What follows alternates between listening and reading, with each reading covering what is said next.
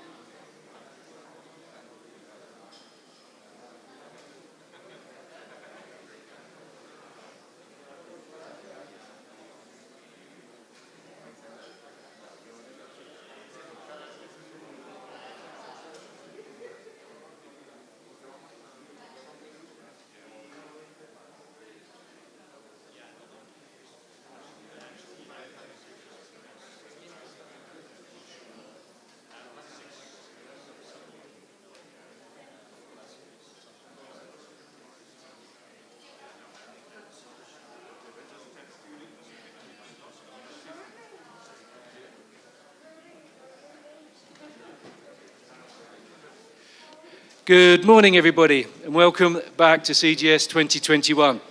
I think you'll agree yesterday was quite an incredible day, full house, a lot of great presentations, a lot of news from the mining agency, from some of the projects that are under exploration and starting to be developed.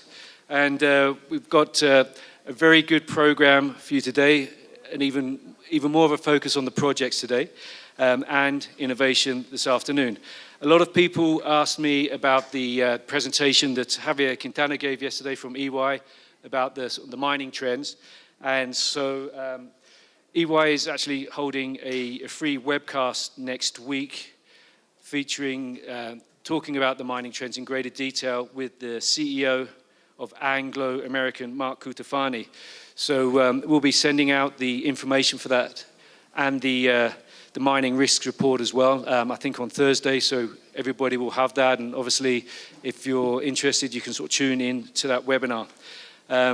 Again, a few points of housekeeping. I'll remind you to sort of turn your cell phones off or put them on vibrate as a courtesy to speakers and delegates. Lunch, again, is being provided by Royal Road Minerals. The same format as yesterday. The buffet, the lunch boxes will be available at the back. And a couple of sort of changes to the program. Vice Minister Sandra Sandoval is on her way down from the airport, so we're going to get going. And she'll be giving her presentation as and when she arrives. With that said, we are going to start, therefore, with Gran Colombia Gold. And I have great pleasure to invite to the podium Julian Ceballos, who's going to talk to us about Segovia and the exciting exploration things the company is doing there.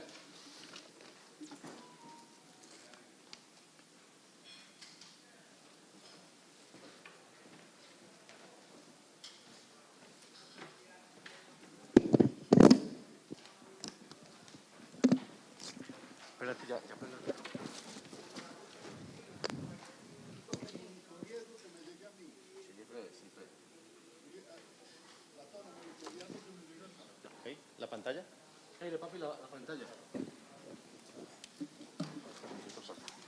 Espérame. Ay,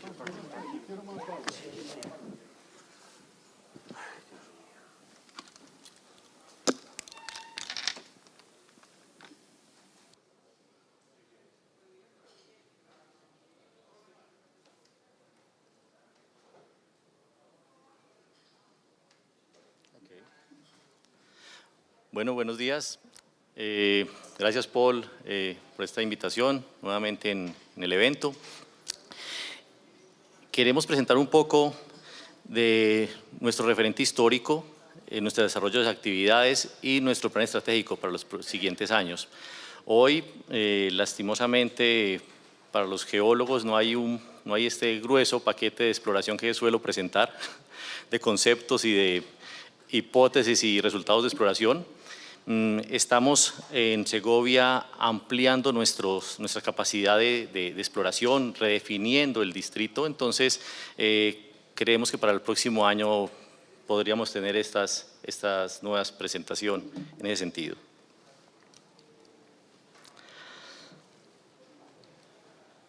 Bueno, el distrito minero de Segovia Remedios, propiedad de la compañía, se encuentra en el departamento de Antioquia. La compañía también cuenta con unas inversiones y participaciones en el proyecto de Marmato, ayer lo presentaba AngloGold, y también contamos con una participación en el proyecto de El Zancudo en Titiribí, también en Antioquia.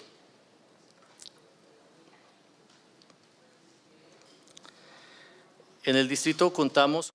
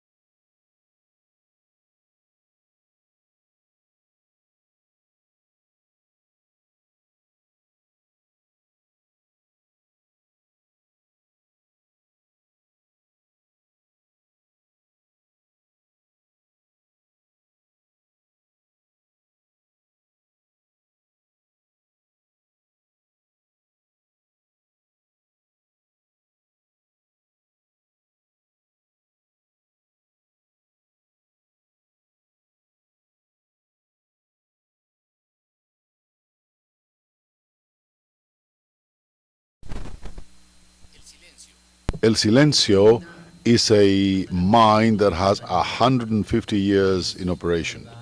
It is a huge, it's a mine that has close to 3.5 kilometers of extension, 2 kilometers in width. The English opened it up 150 years ago. Then it went to, it was owned by the employees, then the government, and in the last 10 years has been operated by Gran Colombia Gold. Providencia, it's a mine that has 50 years in operation, half a century of operation. It was open, the old Frontino gold mine opened it, and Sandra also. Some ex-members from Frontino Gold Mine operated it and opened Sandra K mine 30 years ago. These are the main mines where the lion's share of production from the district has been produced. It positions us currently with this in the fourth position in the ranking of the highest gold mineral grade in the world. This is not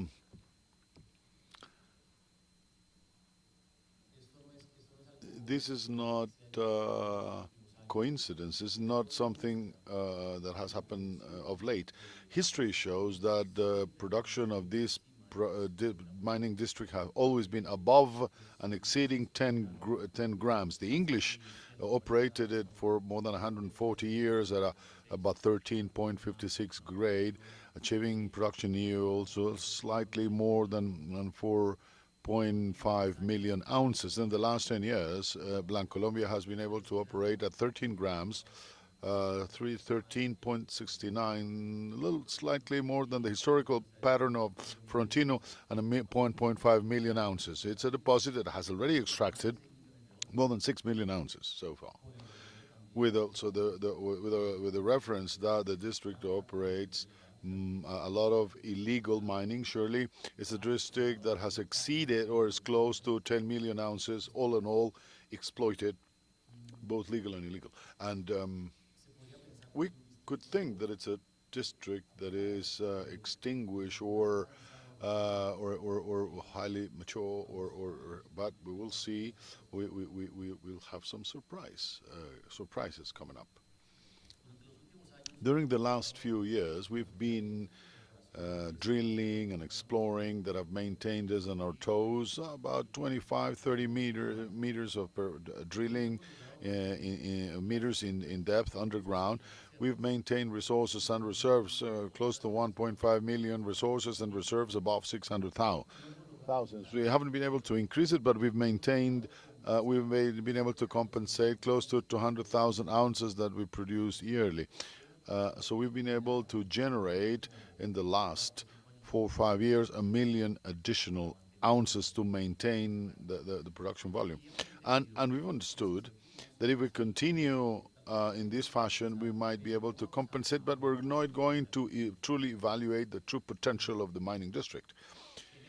We have to go beyond the 3 major mines that we're operating. So from this year, and with great efforts in research and base geology, we've increased our exploration efforts and increased our drilling.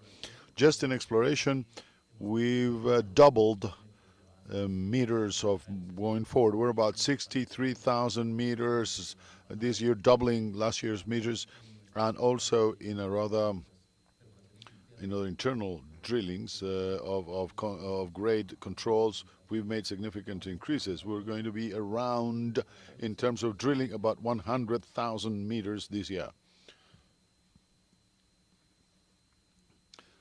Very well then, what does this all mean? It has allowed us to be stable, to maintain the operation, to close to 200K of gold production, generating resources, maintaining a head grade above 11 grams of gold.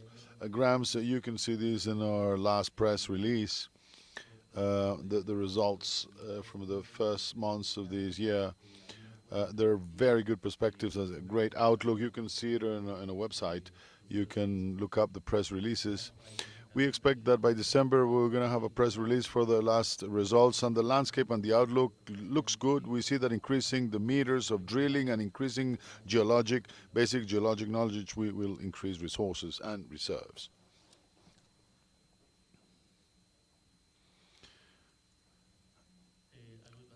A little bit more of what I've told you. We've maintained this line of 200,000 ounces in production. That's we expect to maintain for the following 4 years.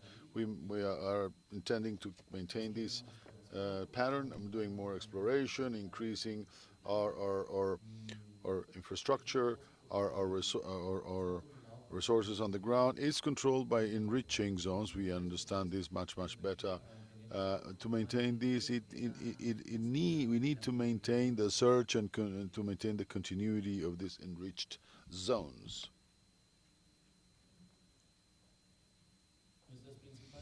Our main operations are then in 3 vein systems: the Silencio system, Providencia, and Sandra K. But beyond this, there are many other structures. Some of them, in fact, are able to communicate between these main structures. So here we've based our main exploration efforts. These structures, secondary and tertiary structures that might communicate with the main structures and generate a higher potential in resources and an increase in production volume in tonnage. To do this job and understanding the district as it should be understood, not as a mine, but as a whole district, we have disaggregated the mining rights or mining titles. This is a sample of what we've done with the RPP. We've made 10 divisions. There's sufficient, more than enough structures in those targets to assess them as independent targets. Site where this is a privileged site where privilege has done a wonderful job and has concentrated a great deal of gold mineralization.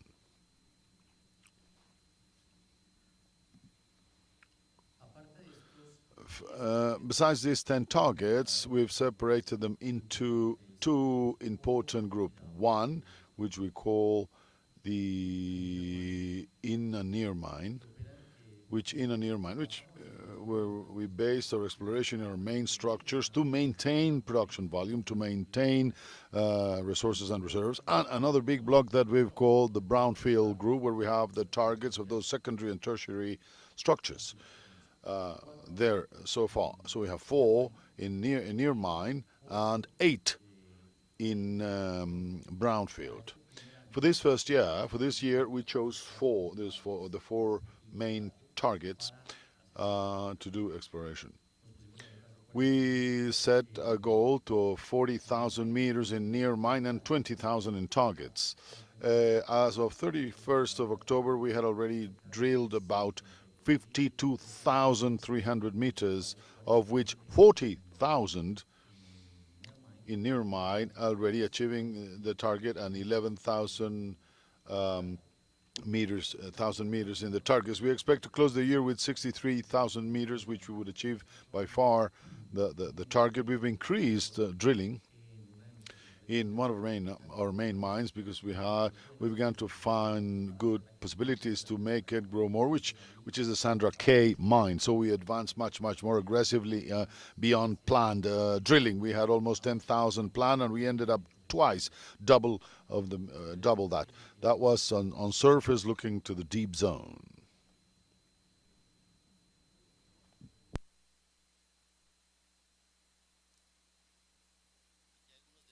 Here are some of the sectors that we have defined as important sectors. Towards Sandra K on the right side of the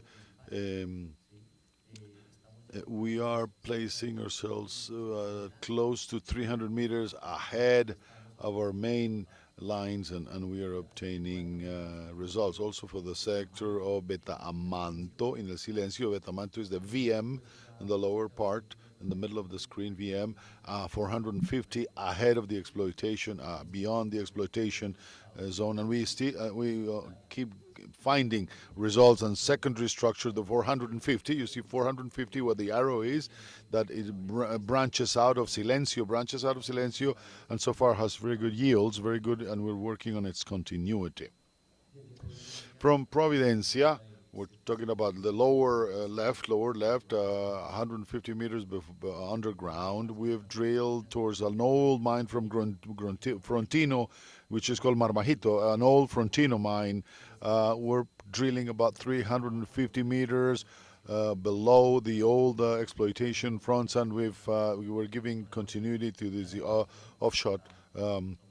The operation is taking shape and developing towards that site. In Providencia, the same thing.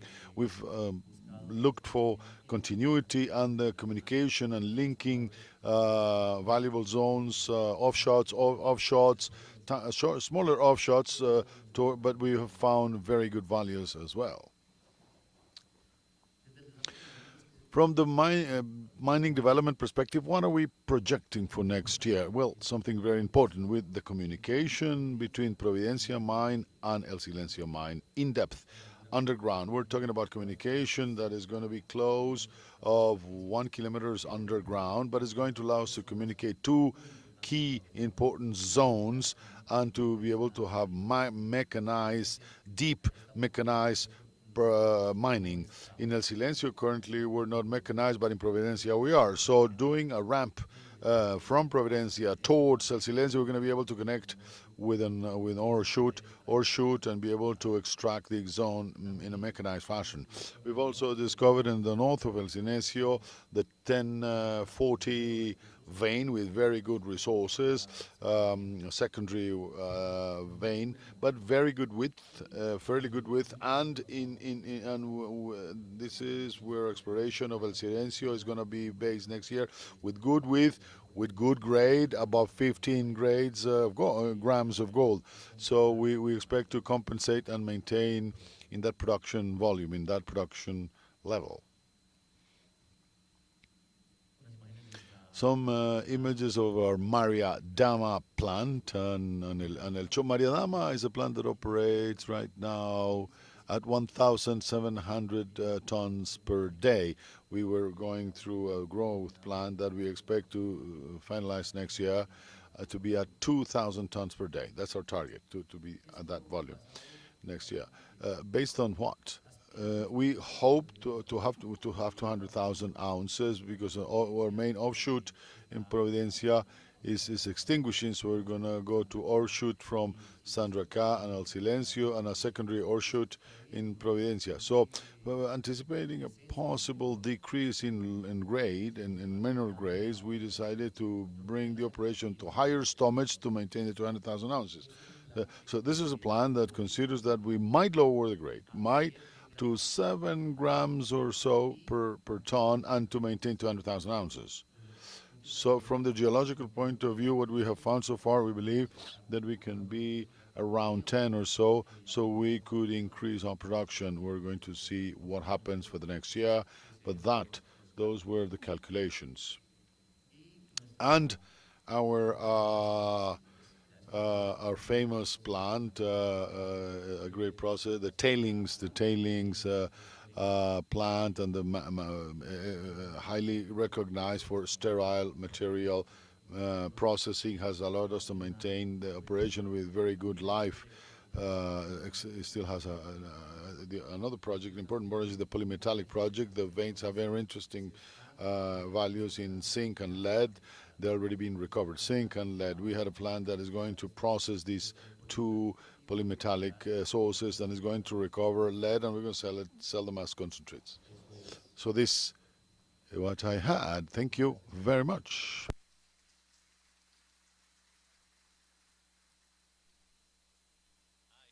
Of course. Thank you very much. Thank you. No. It completed its 10-year anniversary, and there's a, don't run away, I haven't finished with you yet. And Julian, Ben, no he terminado contigo. 10-year book about their 10-year anniversary, and lots of things in there. So that's a present for everybody. I just want to ask you a quick question, if I may, about very interesting what you're saying about linking underground Providencia and Silencio. What's the distance there? What kind of mining equipment are you looking to use there for mechanizing that? Let's start there. Entre Providencia y Silencio a esta profundidad estamos hablando de orden de 1,5 kilómetros. 1.5 kilometers underground. We will starting from level 17. Level 17, we hope to get to level 38 of El Silencio. From there, go on and go in the offshoot, in the main offshoot, which we call Lejanías, and extract the mineral through Providencia. ¿Y qué tipo de maquinaria pretende utilizar como mecanizándolo? To mechanize. We currently have in dumpers, 15-ton dumpers, and we have a few drilling machines. Jumbos, they're called jumbos. And there is electric, what type of energy source? No. The dumpers are they are diesel dumps, but we're thinking in electric for the future. We operate diesel, but we want to convert to electric, and those depths where the air circulation is much more difficult, we will use electric equipment and machinery. Thank you very much, Julian.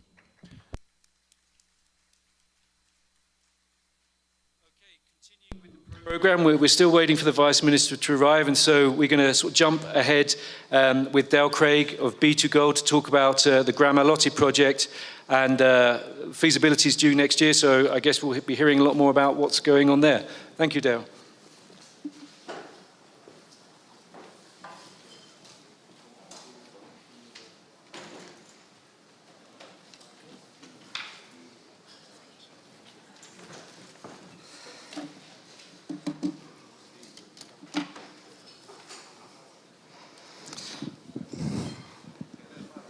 Gracias, Paul.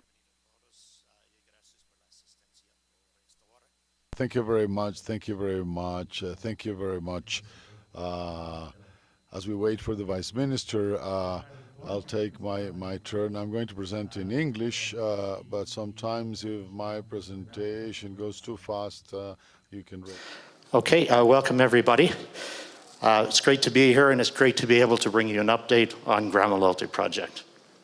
It's a 50-50 joint venture with AngloGold Ashanti, and we are the managers of the project as of January 2020. Now, it may surprise you to learn that at present in the project, we have more than 1,100 people, contractors, consultants, temporary workers, and our core group of Gramalote Colombia, which is the operating company here in Colombia for the Gramalote project.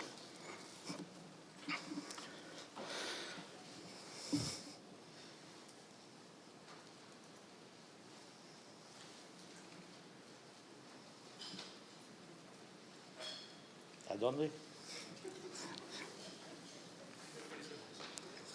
Todos tienen el mismo problema aquí.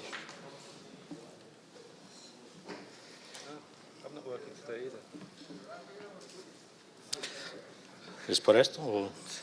Ok, si no pueden avanzar aquí también. Ok, excelente. Gracias. Se puede retroceder uno, por lo menos. No. Okay, primero, la prueba de ojos. First, the eye test. This is our cautionary statement.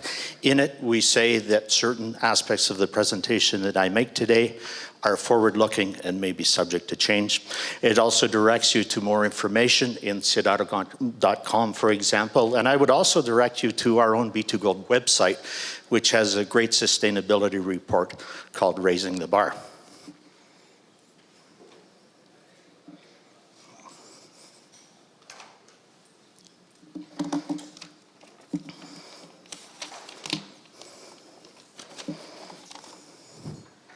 So first, a little bit about B2Gold. You may not be familiar with the company. It's a 1 million ounce producer, headquarters in Vancouver, and 3 major operations distributed through the world. First in Mali, some 560,000 ounces per year. In Namibia, Otjikoto mine, about 190,000 ounces per year. And the Philippines Masbate mine, which will produce about 215,000, 220,000 ounces each year. So total guidance for us is between 1,015,000 ounces and 1,055,000 ounces. We also have some interesting greenfield projects on the go. One in Uzbekistan, near the Murumbal area, which is the largest gold producer in the world. Also, we have a really interesting project on the west extension of the Rupert resource discovery. In addition, recent news, we've divested our Burkina Faso interest in a $100 million deal with West Africa Resources. So that brings us to Colombia. Just to comment briefly about Colombia and the venue here in Colombia. We know by policy and by practice here that Colombia looks to diversify its economy and believes that mining and responsible mining can be one of the strengths to the economy. And our observation over the last year and a half, 2 years, is that other countries are coming to understand the same.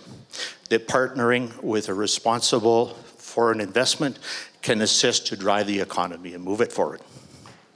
We believe B2Gold is a good candidate for such type of a partnership, delivering on results, being a good partner, and a policy by nature and by culture of fair, transparent treatment of our employees. We're also a world leader in safety. Our safety record is at leadership levels. At the international level, LTI frequency less than 0.06.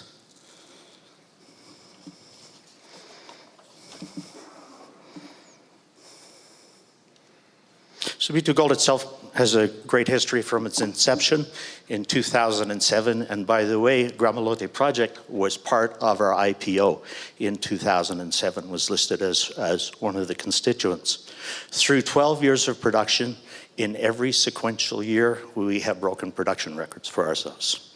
In addition, low costs have accompanied this performance. Cash operating cost in the range of $500 to $540 per ounce, and all-in sustaining costs in the range of $870 to $910 per ounce. We've made a good business of optimizing the resources, expanding the existing facilities at our mines, and optimizing the technology in the mines. So that works very well for us, extending the life of a mine by optimizing the resources and then producing additional with the same facilities.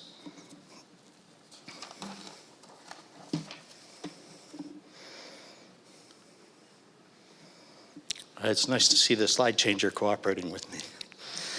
So this brings us to Colombia, and again, Colombia is a joint venture, 50-50. We are the managers as of 2020, and there's a lot to recommend itself. There's been a lot of work done on this property from 2008, and it's really nicely situated, 120 kilometers northeast of Medellin, and it enjoys good local support and great support at the municipal, department, and national levels from the government. The project has good access to infrastructure, paved road to the mine gate, and good access to power, which we will be looking at developing.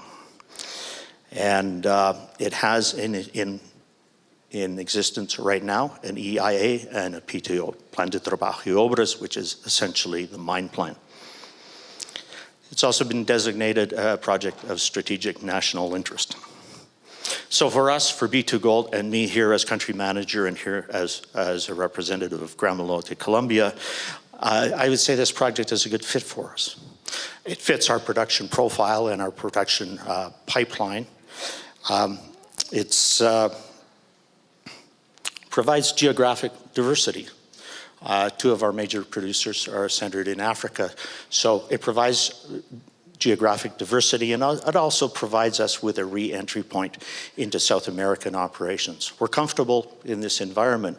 We've demonstrated success both in Chile and in Nicaragua that we can operate in this sort of venue, and for us, being located in Colombia is a great restart for this continent, for us.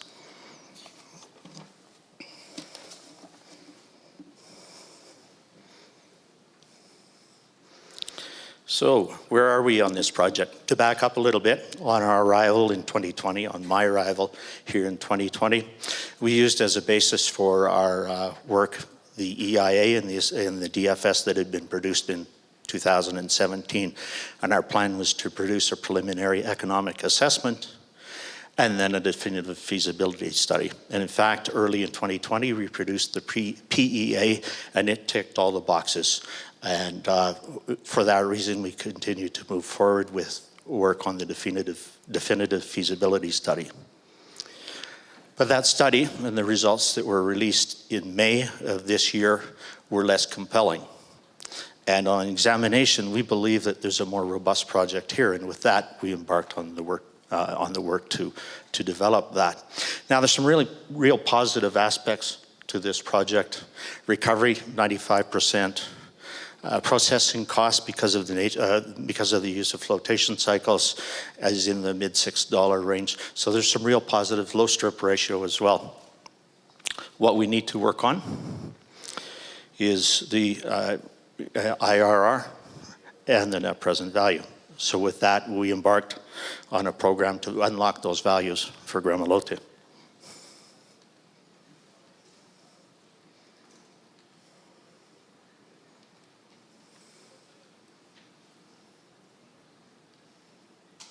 ¿Podemos avanzar de ahí?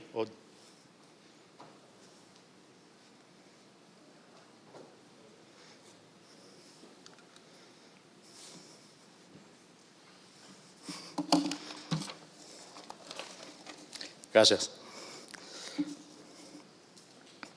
So, as I was saying, from May of 2021, we had our engineering groups focused on identifying the optimization potential of this property.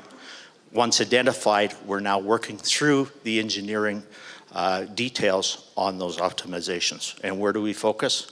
Well, some of them are clearly obvious. CapEx, reducing CapEx. But we also identify opportunities to defer CapEx further down in the development line, which reduces the relatively high threshold cost to putting this operation into play, recalling that the capital investment required is $925 million.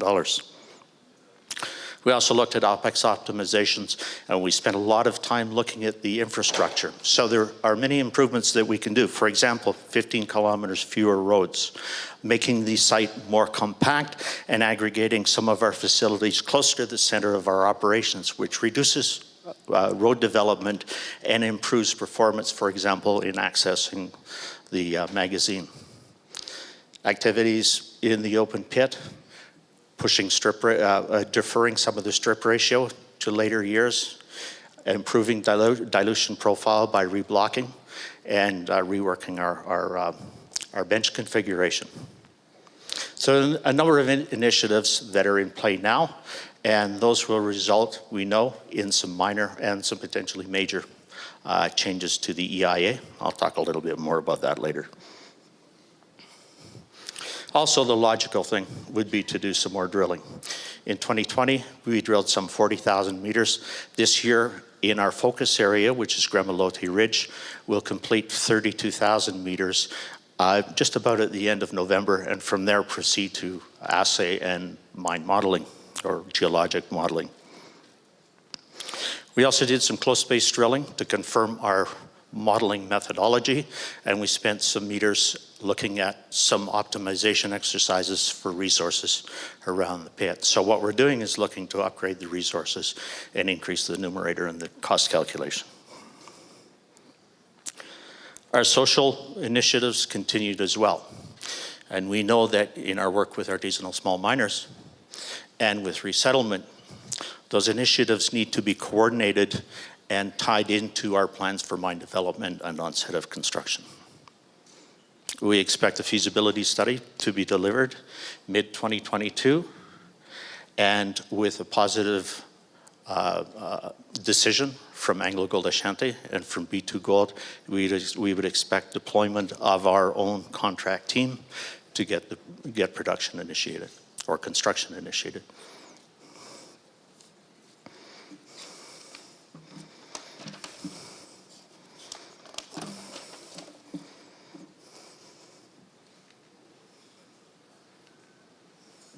So a quick update on geology, and this is a well-studied property. There have been more than 150,000 meters drilled off in the Gramalote Ridge area, which is the area of focus for the feasibility study.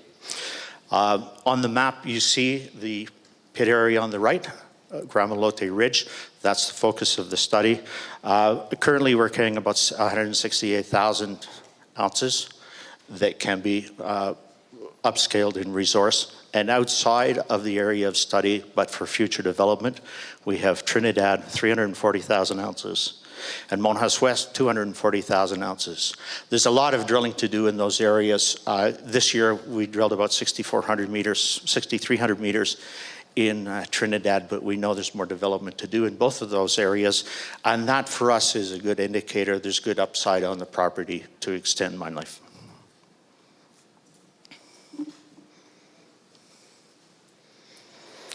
Plan view of Gramalote pit area.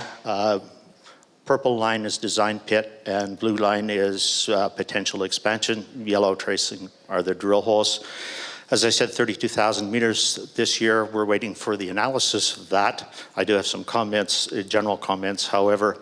And in summary on this deposit, we have a deposit that is 1.2 kilometers long, 500 meters wide, and 450 meters deep. So good size, low grade, lower cost deposit.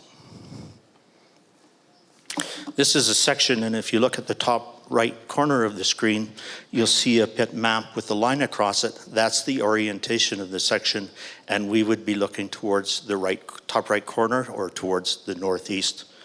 And our drilling confirms what we felt we knew already, is that the core of this deposit really holds together well. And the result are some great intercepts that I've listed, some of them on the right side of the page. 115 meters at 1.5 grams, 207 meters at 1.29 grams, 64 meters at 2.88 grams. So holds together well. Of course, we're completing our drilling now. We'll move into analysis and then model building to follow.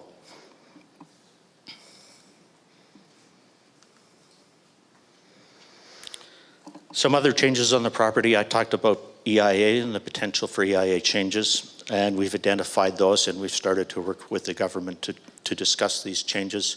And in our scenario, we would look at minor modifications first, which would be enough with the existing EIA to move into construction phase, filing subsequently some EIA modifications, which would then, we would anticipate, return back to us in 2023.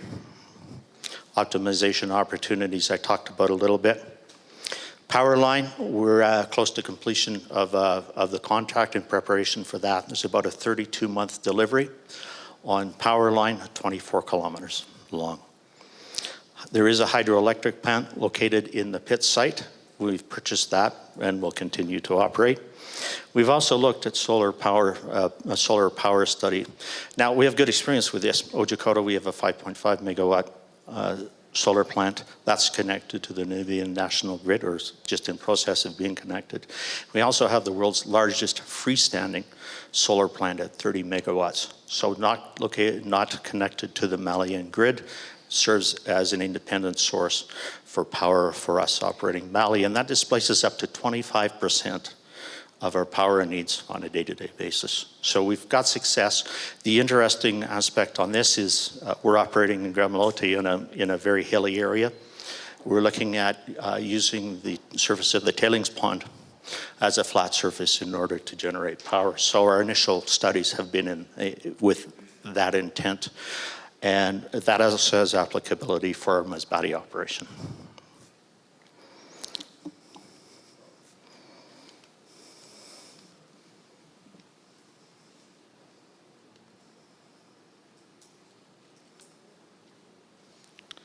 There we go. I'd like to talk a little bit about the social initiatives that we have on the go as well. First, with artisanal small miners.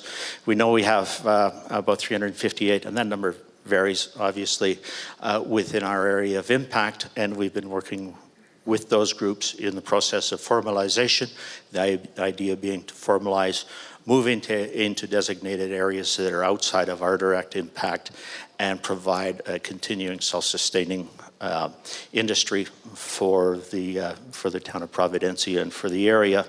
And we've had good success in advancing that. There still remains lots of work to do. Our relationships remain positive, and a significant portion of the miners have signed on to the formalization project with the municipality. One clear indicator of success is the work that we've done, started by AngloGold Ashanti in La Maria project, in which there are 68 miners, and they're working in a designated area with 17 mines, approved EIA, approved contracted PTO, licensed to blast, and fully licensed to operate. All of their employees receive all social benefits, they pay their local taxes, and they have a well-developed HSE program. So here's an indication that with the right coaching and the right support, both from the government and from Gramalote, Colombia, that we can be successful in the formalization process. One work remains, and that's construction of an artisanal mill funded partly by us and in cooperation with the Colombian University. And that will be starting construction soon and to be completed mid-year 2022. So part of the solution with small miners is not only dealing with the small miners, it will be dealing with the process plants that are in the area. Resettlement, we have roughly 237 houses to build. This is a fairly large resettlement project. Key this year was approval of a concept called phased resettlement. Originally, as part of the terms of our preconditions to the EIA was that everybody would have to be moved from the entire area. Well, when you're talking of several hundreds of hectares, we arrived to a potential management problem trying to manage vacant land. When we reviewed the issue with ANLA, they agreed to a phased resettlement in which we would progressively resettle people as we required the land through the construction process. And that, of course, is with community consultation. So with conditions, that was approved. And we're happy with our advances so far. Over the past year, we've been working hard with a concept called consultaciones, which is basically negotiations at the community level. And the reason we've done that is that the agreement or the consultation provides the envelope in which individual agreements will be advanced. So we're very close to finalizing that. 4 out of 6 communities signed on, 2 remaining, very close. And from there, we advance to an individual negotiation, individual agreements, and we anticipate that will stretch through to July of next year. We're advancing on purchases of properties for destinations. We've executed purchase on 1. We're working on zoning for that, and we're about to sign a contract for the urban design and then following urban development for those properties. So again, one of the keys here is to advance these social aspects, but still keep in mind the advancement of the feasibility study and the potential project advance decision mid-2022. Some photos of the people who will be involved in resettlement. And this isn't relocation, this is resettlement. So it involves livelihood change and livelihood support for change or transition to other areas. So we've spent a lot of time to ensure that the people who will be resettled understand the process, agree with the process, and have buy-in. And we've been well supported with our consultant, Socia, in this regard.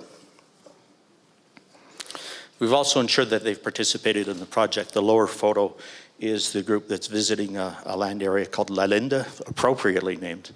And this is one of our resettlement sites.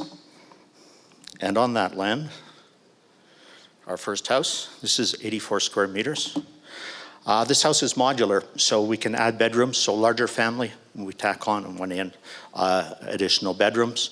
It's a very traditional design to the locality. The one difference with this house is that it's modular concrete construction. So we erected this partly to see what the acceptability would be for this kind of material with the communities. And obviously the alternatives are local construction, brick and wood. So house number one. I'd like to take a couple of minutes as well to talk about social investment here in Colombia. And positive for Colombia is that we've found it easy to partner with government agencies here, and that provides a multiplier effect for our social investment, and it also ensures that additional benefits or capacities are brought to the table.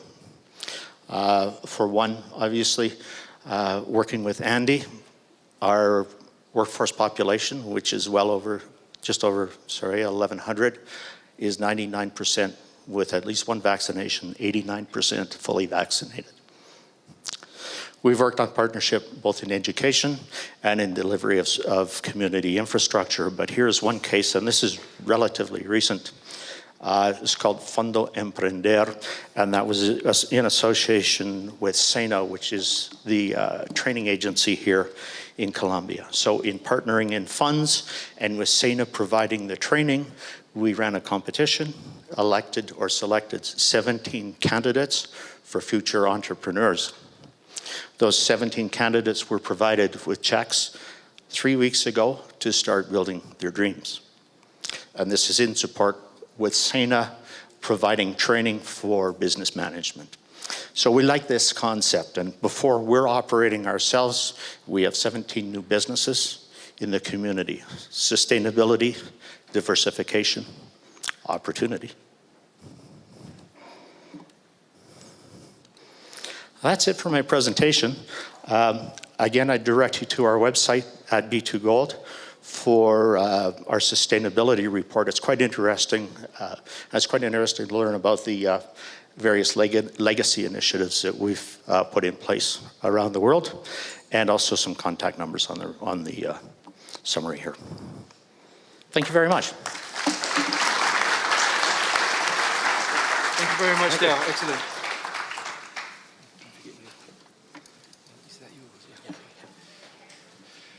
Thank you very much, Dale. I've been following B2Gold pretty much since its inception all those years ago, and it certainly is definitely the type of mining company that Colombia wants and needs. It's a leader in CSG and initiatives like that. It's arguably one of the best mine building teams in the world. Most of its mines have been built in developing countries, so it's very well versed in the type of issues that building mines in developing countries entails, and it's also very, very innovative in its CSR programs, in its in other aspects. As you know, Dale mentioned energy, the solar plants in Africa.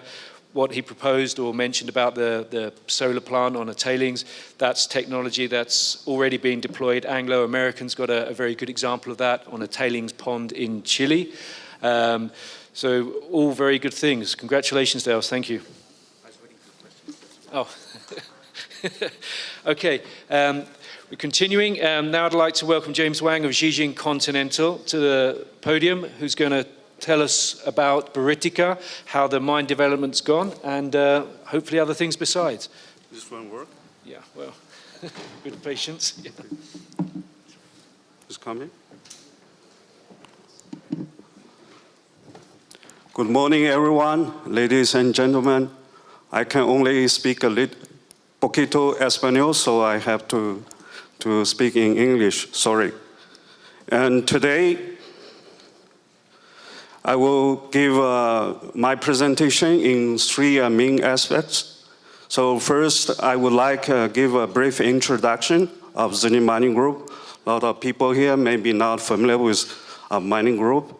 The second part, I would like to share when we take over Buritica project, what we are doing, and I'll give you updates, what's going on the site. The last part, we were talking about our understanding of modern mining and what we are doing for the best mine and Gran gold mine in Colombia, and what contribution we made to these sectors. So Zijin Mining Group is largest mining group in China.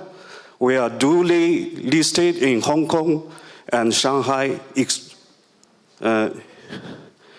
stock market, and we are the the biggest mining company, and our vision is we are making development mining project and also make a contribution to all the stakeholders associated with mining project. And we have 18 mines inside of China, 9 smelters inside of China. We have 14 operations around the world and 1 smelter in Europe, in Siberia. And our key metals, including gold, copper, zinc, and platinum. And also we have another new metals in our pipeline. One is cobalt, one is lithium, because we think it's very important strategic metals, for the new energy trend. So our target is, we're already the biggest mining company in China, and last year in Fortune 500, we're ranking 398. And our target in next 10 years, we want to be becoming the top 10 mining company around the world with very strong record and achievements of ESG performance and driven by innovation and technology. So now the second part is I would like to update what we are doing at the Buritica mine. So our vision is that we are working with all the stakeholders, make a very good contribution to the development of the region, and also make a sustainable contribution to the development of Colombia. So our mine is in the West Antioquia region, and from Medellin to our mine is about 90 kilometers. By drive is about 3 hours. So this is a picture of the mine well and bird eye well, and we are sitting in the valley, and there are a couple of villages, impact areas, including Higabra, Mogates, Naranja, Murapa, and Aslodos.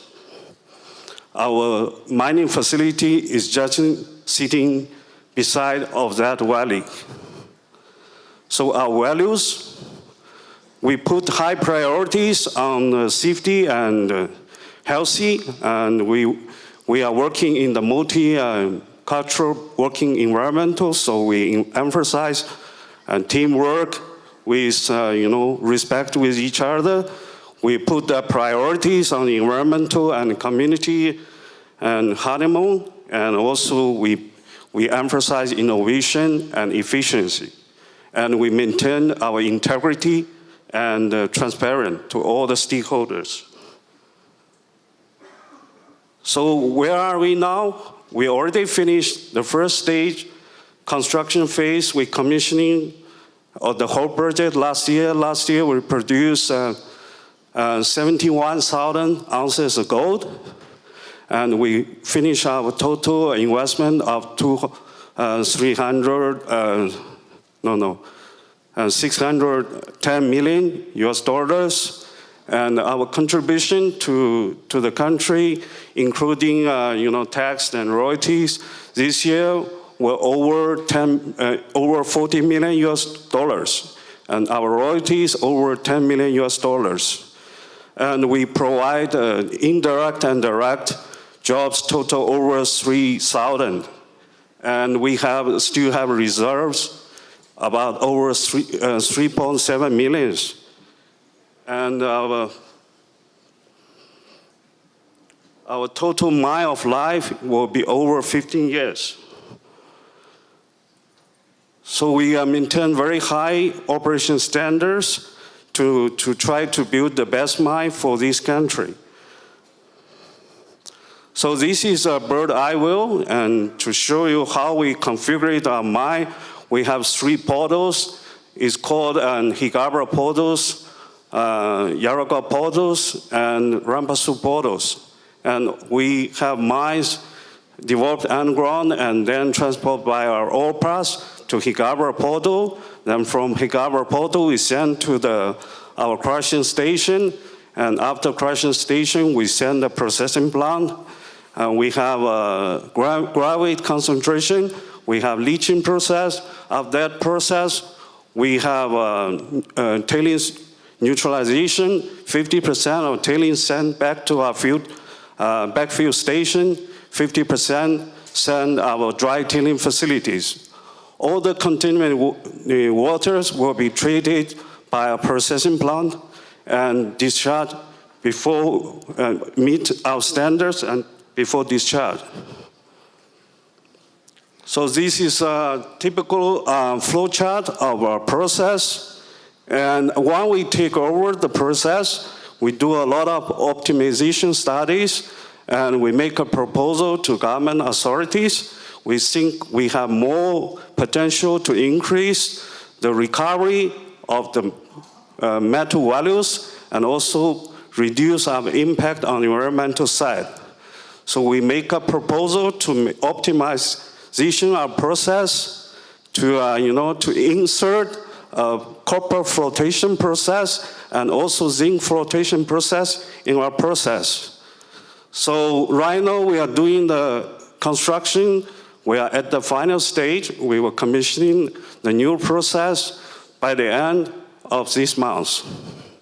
So by this new process, we're going to increase our production daily throughput from 3,000 to 4,000 per day. And we also reduce significantly cyanide containing tailings by 55%. And also we increase our recoveries of silver by 30%. And also we will produce 2 new products. One is copper concentrate, one is zinc concentrate. So this is some pictures on the side. You have a whole bird eye view of the mines, and you have views of a processing plant. You have views of a tramway for the backfill stations. And you have a view of a Maricron, and also a paste plant, and our modern WTP, water treatment plant. And this is a picture on grinding circuit and cyanide leaching, and also CCD circuit and our crush stations. And this is our underground mining tunnels and 3 portals at Jaragua, Rambasu, and Higabra. And very important, and we are very valued people. We would like to make an investment in our people and to bring their talent and to train them, to let them grow up together with our modern mining industry. So we have direct job, 1,500, and also and total employees is something like 2,200. And in these employees, 75% from Antioquia, 20% are females from the region. So we fully believe the talent of females in mining industry. We put a lot of efforts to training female employees. We have scraper operators of female from our region. And also in SINA training program, over 50% of trainers are from female. We also put a lot of efforts to working with locals to provide, we are honored second prize for yesterday's programs we call Simboro Futuro project. So that's provide a lot of business opportunities for the local peoples that can benefit from the development of the mining project. So this is some examples. We make a contribution to the region, and we make a lot of investment since the beginning of the project, and that's is total about Last 2 years total about 1.3 billion Colombian pesos. So we also make a lot of support for food supply chain. We have catering service from the locals. And we also have uniform, these PPEs supplied by just local housewife and housekeepers. And this one is a catering service, provide the catering service and to our mine operations team and also contractors. Right now, they are one of the major catering service to us. And this is a housekeeping service. They provide housekeeping service to all our facilities.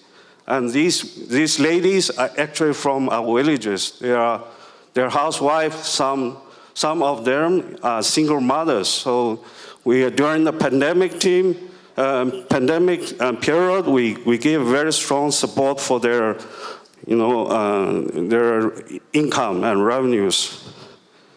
And one of the very good examples I would like to share here is our coffee project.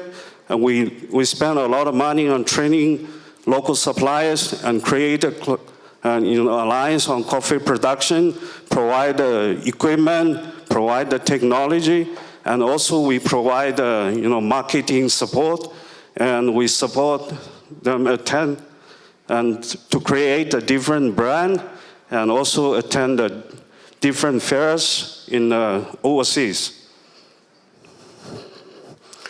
And we give a very strong support, and we believe in, beside modern mining, we should find a way for people anti-cyanide mining in a good way. So we are very strong advocates for formalization in our region.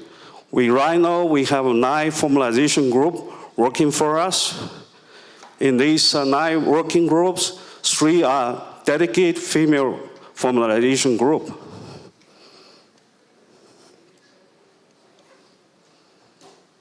And we put a lot of support for education for the young generation in the region. This is including scholarship for high education and also training opportunities for apprentice trip and training in different areas, especially associated with mining operations. And also we make a lot of contribution to the infrastructure development in the region. This is including water supply system, sewage treatment system, access road, and hospital in the project impacted areas. So this is just some examples, some pictures we developed or we contribute in our project impact areas, including Buritica, Santa Fe, Conios Gordas, and Hirado. This is one example, and cultural and museum in Buritica.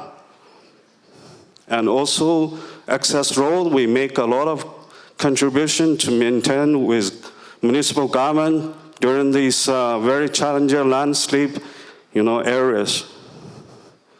We make a lot of contribution in the protection, the environmental areas, because we think environmental is very important for settlement, development of the mining project. And also give a confidence of all the stakeholders we can do good mining with good protection of the environment. So we are the first mine to bring the concept of green mine. We want to bring a green mine, first green mine in Colombia. So this green mine means we have very good protection for all the water resources, forest, or all the areas associated with environmental and key factors. So we have a lot of different protected spaces, including fauna spaces, wild animals in our regions. We recorded and reported, and we have a very exciting findings. We have a lot of very rare wild species in our region show up. So we also have a very big nurseries set up on the site to do a lot of, plantation of the natural species, and we also produce average 50,000 to 100,000 species per year, and we're doing this plantation around my areas to do a rehabilitation. We also make donations to the regions. So this is one of the examples, and show in our site, quite often they visit our site. So a lot of different wild, animal species. So that indication we have a relatively good, environmental conditions in our mindset. And we also have a volunteer conservation agreement with people in the region. Over 133 families are benefit from these conservation programs. And we have strong believing we should keep an open dialogue and transparent dialogue for all the stakeholders in the region. We keep dialogue with them who are willing to support, strengthen their capacities to work with us together to maintain the good future for our modern mining, and also good future for West Antioquia region. So this is some examples. We're working with local peoples to strengthen their capacity and skills. The last one, I will take a little bit of time talking about coronavirus and pandemic impact. When we take over the project, it's just exactly pandemic happened in this country. So we work very closely with Antioquia government and also a municipal government in our region. We make a lot of contribution, over 350,000 US dollars to the region. This including medical facilities and anti-coronavirus medical kits, and also a lot of fundings and testing facilities to the people in the region. And we also promote the bilateral cooperation between Antioquia Department and Fujian Province. That's our headquarters based in. We also progress our vaccination program. Right now we have over 95% of our employees vaccine and over 50% of contractors vaccine. Our mining site is 0 positive case during the last 3 months. So that's give us very strong confidence to run our operation very smoothly. So to conclude, there are a lot of challenges in doing mining in this country. But I have strong beliefs if we can work together with all people sitting in this room and with all the key stakeholders, we can make it happen. We can ensure people, we can do good mining. Mining can make a great contribution to the development of this country. Thank you very much.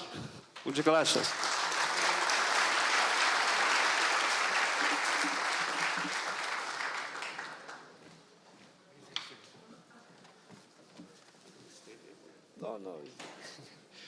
Many thanks, James.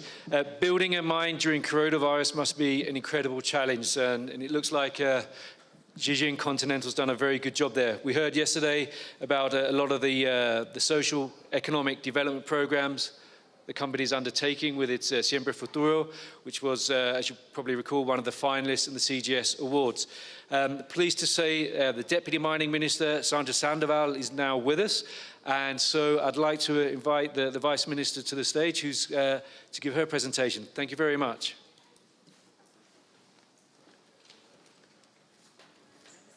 Bienvenida. Disculpas por llegar tarde. Creo que llegar a Medellín en la mañana no es muy fácil. Buenos días para todos y todas. Voy a tratar más bien de ser corta, pero esperando ser contundente en términos de lo que ustedes aquí esperan escuchar. Veo algunas caras conocidas, muchas desconocidas, lo cual para mí es bien grato porque este mundo empieza a ampliarse y esa es la intención que tenemos desde el Gobierno Nacional. Y voy a empezar con una referencia a una columna que escribí hace poco en El Colombiano y es, en términos de decir sí o no a la minería, es que debemos cambiar la pregunta de cómo hacer la minería. Y creo que de lo poco que ayer logré escuchar de las intervenciones, de lo que acaba de decir James, ustedes están en la misma sintonía y necesitamos es ir sumando gente que no se ponga en los extremos, sino que nos ayude a construir qué tipo de minería queremos en Colombia y a qué le estamos apostando, de qué estamos convencidos.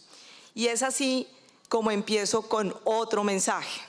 Así parezca repetitivo, yo sí creo que es necesario porque somos conscientes que a partir de la repetición es que empezamos a entender y a apropiar. Cuando uno ve la evolución de la humanidad, ve el desarrollo minero ahí al lado. Uno empieza en la edad de piedra, después descubrimos los metales, después nos volvimos nómadas y empezamos a desarrollar herramientas. Y así vamos, llegamos a la revolución industrial, el carbón disparó esto, llegó el petróleo con los combustibles y nos pusimos más y hoy estamos frente a un tema de cambio climático. ¿Por qué pongo esto de manera rápida? Y es porque siempre tenemos que tener presente que la minería está adaptada al desarrollo de la humanidad y en diferentes momentos nos ha representado retos que nos ha hecho pensar, adaptarnos para responder, no quedarnos vergonzantes, no negarnos al progreso, sino más bien cómo nos acomodamos para aprovechar esa riqueza mineral, hacerla uso para nuestra humanidad, tener mejores condiciones y obviamente elevar nuestros estándares. Luego ahí la minería es evolución y la minería es progreso. Y ustedes se preguntarán, bueno, ¿y eso por qué ahorita? Porque es que hoy el cambio climático nos está planteando esa situación quizás con mayor vehemencia.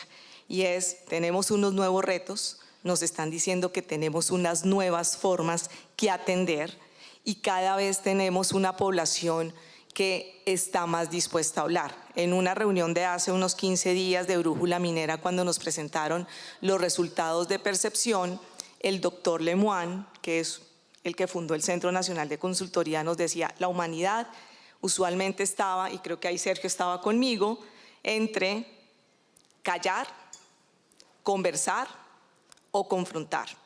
Hoy la humanidad ya no está en callar, hoy está entre confrontar o conversar y en nosotros está por qué camino tomamos. Nosotros somos unos convencidos de la conversación. Conversation in terms of listening to each other and jointly upon the base of having adaptable mining, adaptable to new conditions to be able to find the right path. And there a whole debate is born.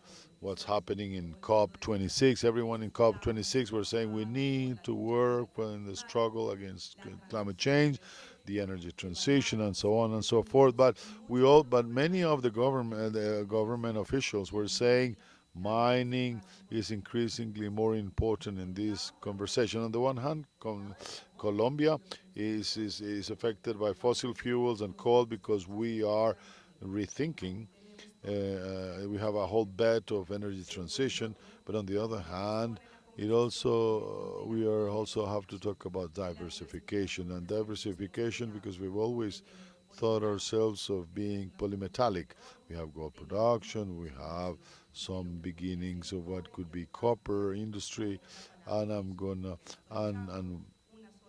a single copper mine in Colombia is still beginning, but everyone says that we have great opportunities in these other minerals and great opportunity in terms of adapting, of lowering fossil fuel dependency, lower dependency from coal, and to try to see what are these true potential that we have in polymetallic mines.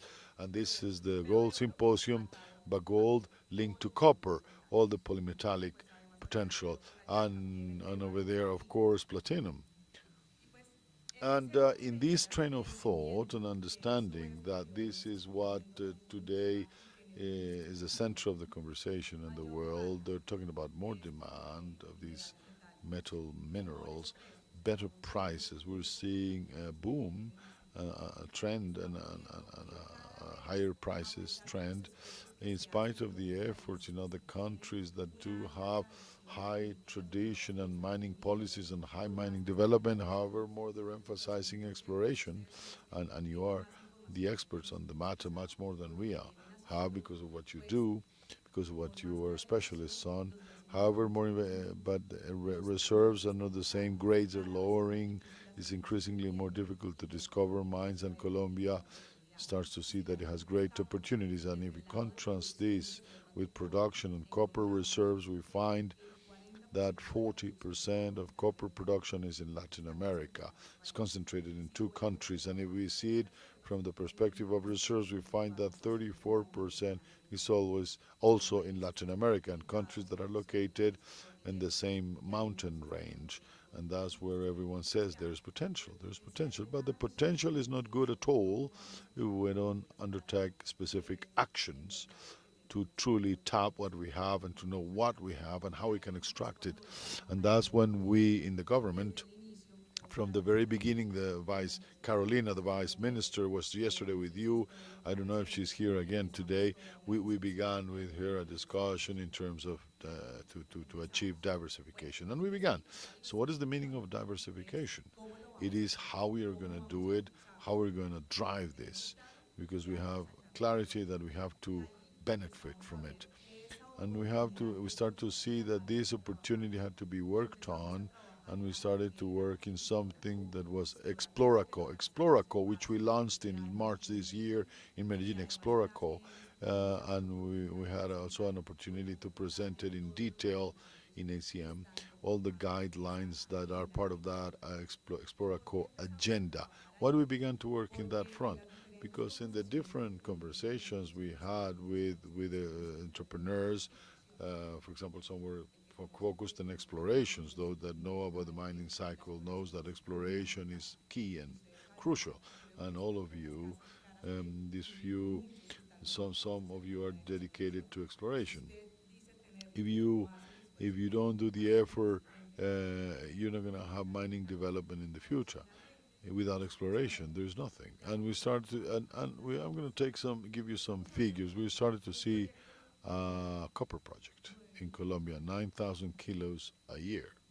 And we have potential, still tiny, and we were believing that we had the potential, but we had stayed stuck with an idea. And when we go to gold production, where there's more knowledge, more experience, definitely the figures are telling us something. More than 40% comes from survival mining. Only 3 major projects are the ones that contribute the biggest production from mining rights, formal. And there's another percentage that comes from what we have called mining formalization applications. There were some efforts to develop exploration, and something wasn't working. And we began to do an inventory of those projects that we could identify. And we found 42 projects for exploration companies, 30 which were doing their job and recognizing in the country this potential. But they hadn't been visible because we continued concentrated in exploitation, and we were never concerned to understand who was in Colombia in exploration. What were the challenges and to begin to build together with them. And we started to disaggregate and detail the basic points. Exploraco was born, and it was born with 3 axes. The first is knowledge. Exploration is knowledge. And we began in the central government, although we had already been working with the Geological Service, working in deepening the geoscientific knowledge. We undertook the task in the National Development Plan to improve and develop 36 metallogenic districts. We were doing important investments in geochemistry and in geophysics. We began to put numbers to districts that showed high potential and interesting anomalies where the Geological Service had to deepen its effort. I understand there is a stand outside of the Geological Service where we have a updated metallogenic map up to 2020. I recommend that you check it out. But this needs money. This needs investment and a bet from the government to guarantee that Geological Service has resources to continue with detailing and deepening this geoscientific knowledge, and with the modification of the royalty law, we ensured that this institution would have enough funds and resources to continue in the future with this research. The second is that we needed to go, and we talk about adapting to new conditions, so what are the good practices in terms of exploration? And there was a big bet in the National Development Plan where we adopted the standards of resources and reserves that are also familiar to you internationally. We want people to come and have trust. We have to begin to talk in the same language, minimally. It's not good that we have exploitations there that tell us that there's some indications and information from the Geological Service if we don't start to quantify them as we should internationally, and the national government already set the example and the base to make the standards as mandatory. 2021, major miners have the obligations of giving all the information within the standards. 2022, medium miners. 2023, small miners. We started to increase the bar and put better standards in place. And followed by that, together with the Geological Service and using the royalties, we began to structure the mining information database or bank.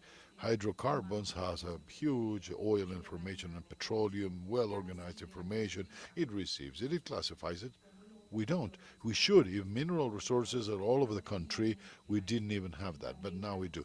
And we also guarantee royalty resources for the Geological Service to do the business architecture of the platform. And they already have the mining information database prepared for the first load of information that the major miners are going to, and the medium size next, and the subsequent year, the small miners. And we have big challenges because one thing is to have the database, but we want to have a lithotech, a lot of information. But we also have to begin to bring this information to the government to make it available not only of miners, but also of other authorities, because this geoscientific knowledge that you identify and that the Geological Service creates with its exploration, in prospection, and you in exploration, we have to make it available of people for better decision making. And there we expect in a month to this led by Thyana Aguilar, which is here by business and mining, the geoscientific guidelines, where we're giving a guideline up to 30-50 of where it should focus its efforts on geoscientific knowledge, both from the government as well as one of the signals that we expect the private sector needs to continue working in terms of, but there's one point. How are we going to make sure that there is a sense, an appropriation, beginning by ourselves, a sense of ownership? We don't take the effort of understanding what we have. The minimum, when we go into discussions with communities, we have a lot of big information available that we don't use, that would facilitate the conversation. There's geoscientific knowledge appropriation, making understand different stakeholders, both at the national, but very especially territorial level, the importance of understanding this to be able to have informed conversations and organization of the territory. We have this capacity to contribute with information that would facilitate the organization of the territory with all its productive vocation, including mining, because it's one more that has the possibility of leveraging progress and development and a whole issue of communication. And we have an additional challenge with small miners. part of medium-sized miners. These challenges in 2022 and 2023, and those that are in formalization efforts know well that it's a big challenge with these people to be able to bring them to achieve, to comply, and to understand what is exploration, how it should be done, and how it would facilitate their life in the future. And we're including a promotion line with a mining promotion agency to promote these miners so that they can achieve these standards, because we need all of us to be organized, not just some there and some here, because it wouldn't be good, this effort, if we don't formalize them all. And ending the access of knowledge, there are people that are betting on the country. Of these 42 projects, 30 are in exploration, 1 in construction. We hadn't made them visible, and there's some others that are not visible yet. We have to look at them one by one. There's a team from the Mines and Energy Ministry dedicated completely to accompany each and all these projects, accompanying them so that we understand what we're talking about, what is exploration about, but to help us to identify where the major gaps are, and to do something that was reserved for strategic national interest. In these national strategic national projects, only production projects were there, but now exploration projects are as well strategically national interest.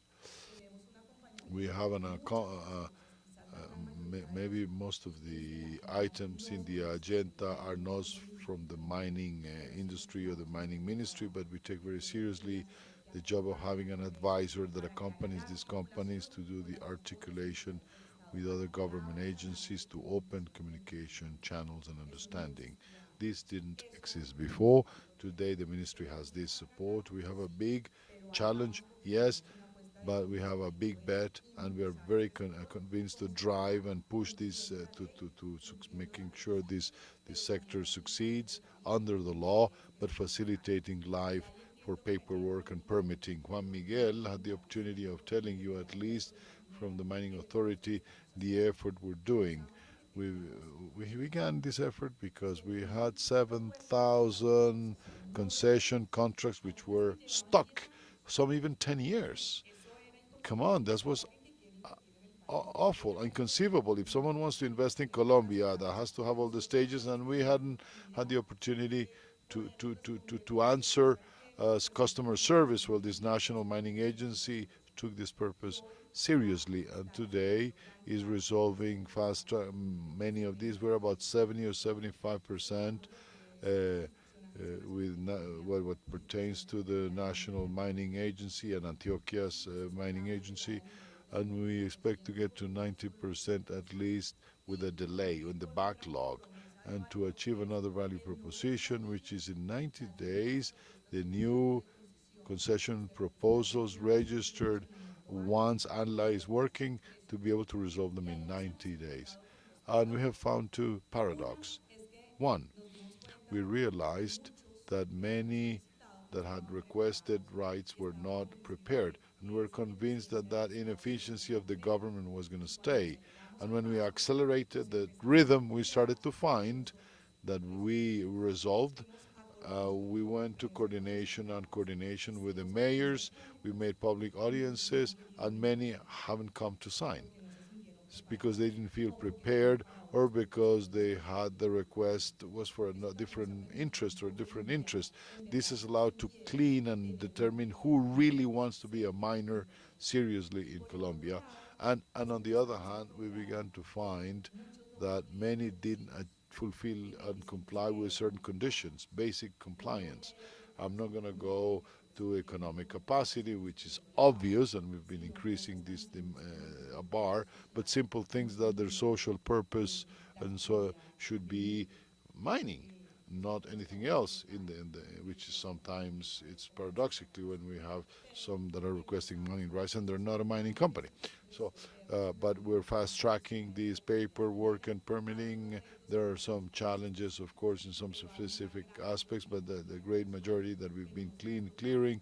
But we found some people that weren't really interested in developing the mining, or they had asked for many, and they had to begin to prioritize, because when we talk seriously about the business, well, there's not enough capital in some cases. So Then we started to work, and we have to recognize the National Mining Agency. I was in the agency when the mining strategic areas were created for the first time. Someone took the challenge. I have to recognize the agency. Juan Miguel worked in it seriously. David Gonzalez was the vice president of promotion, and they were able to regulate a long time later, but they did it. We are testing a new method for contracting, a new method. We don't know if it's the best, but it's at least a step forward, and we're giving ourselves the opportunity to have more knowledge, to have qualified investment, demanding more, and promoting exploration, which we didn't do before. We began with copper. We would have loved it to be more. There is also a learning curve. We understood that the areas were too small for what is needed in exploration, something that we will adjust in the second polymetallic rounds, but at least we tested this mechanism, and for our great surprise, there were some people that began, were enabled, and they began with a single contract, but we had to begin by something, and we're seeing how in La Guajira region in the north of Colombia with a block of copper.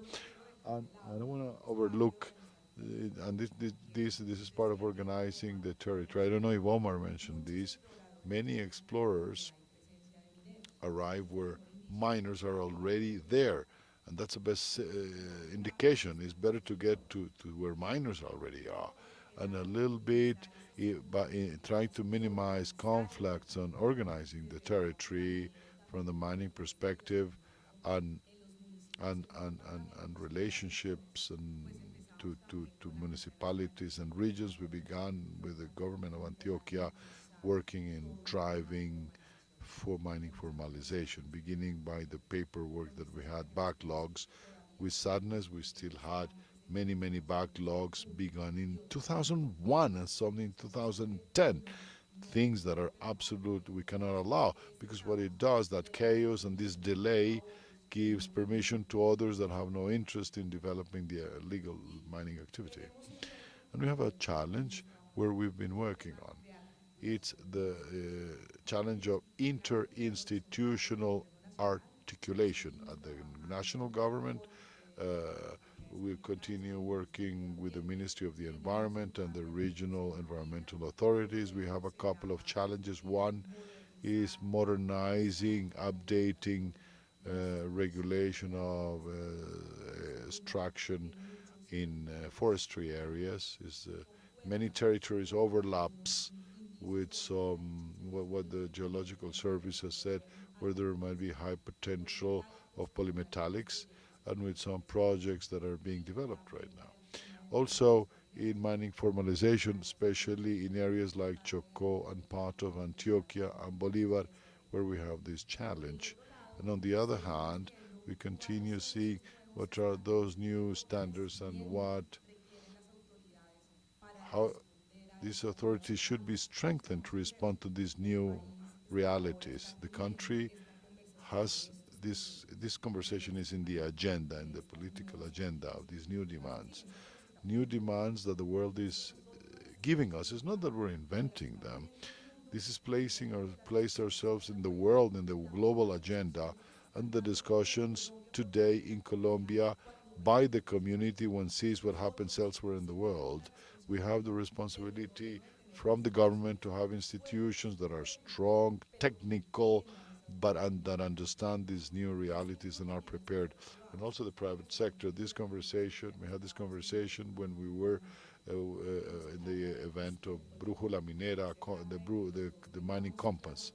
We should all have a clear ulterior purpose and intention, and we have to strengthen together and have a technical discussion.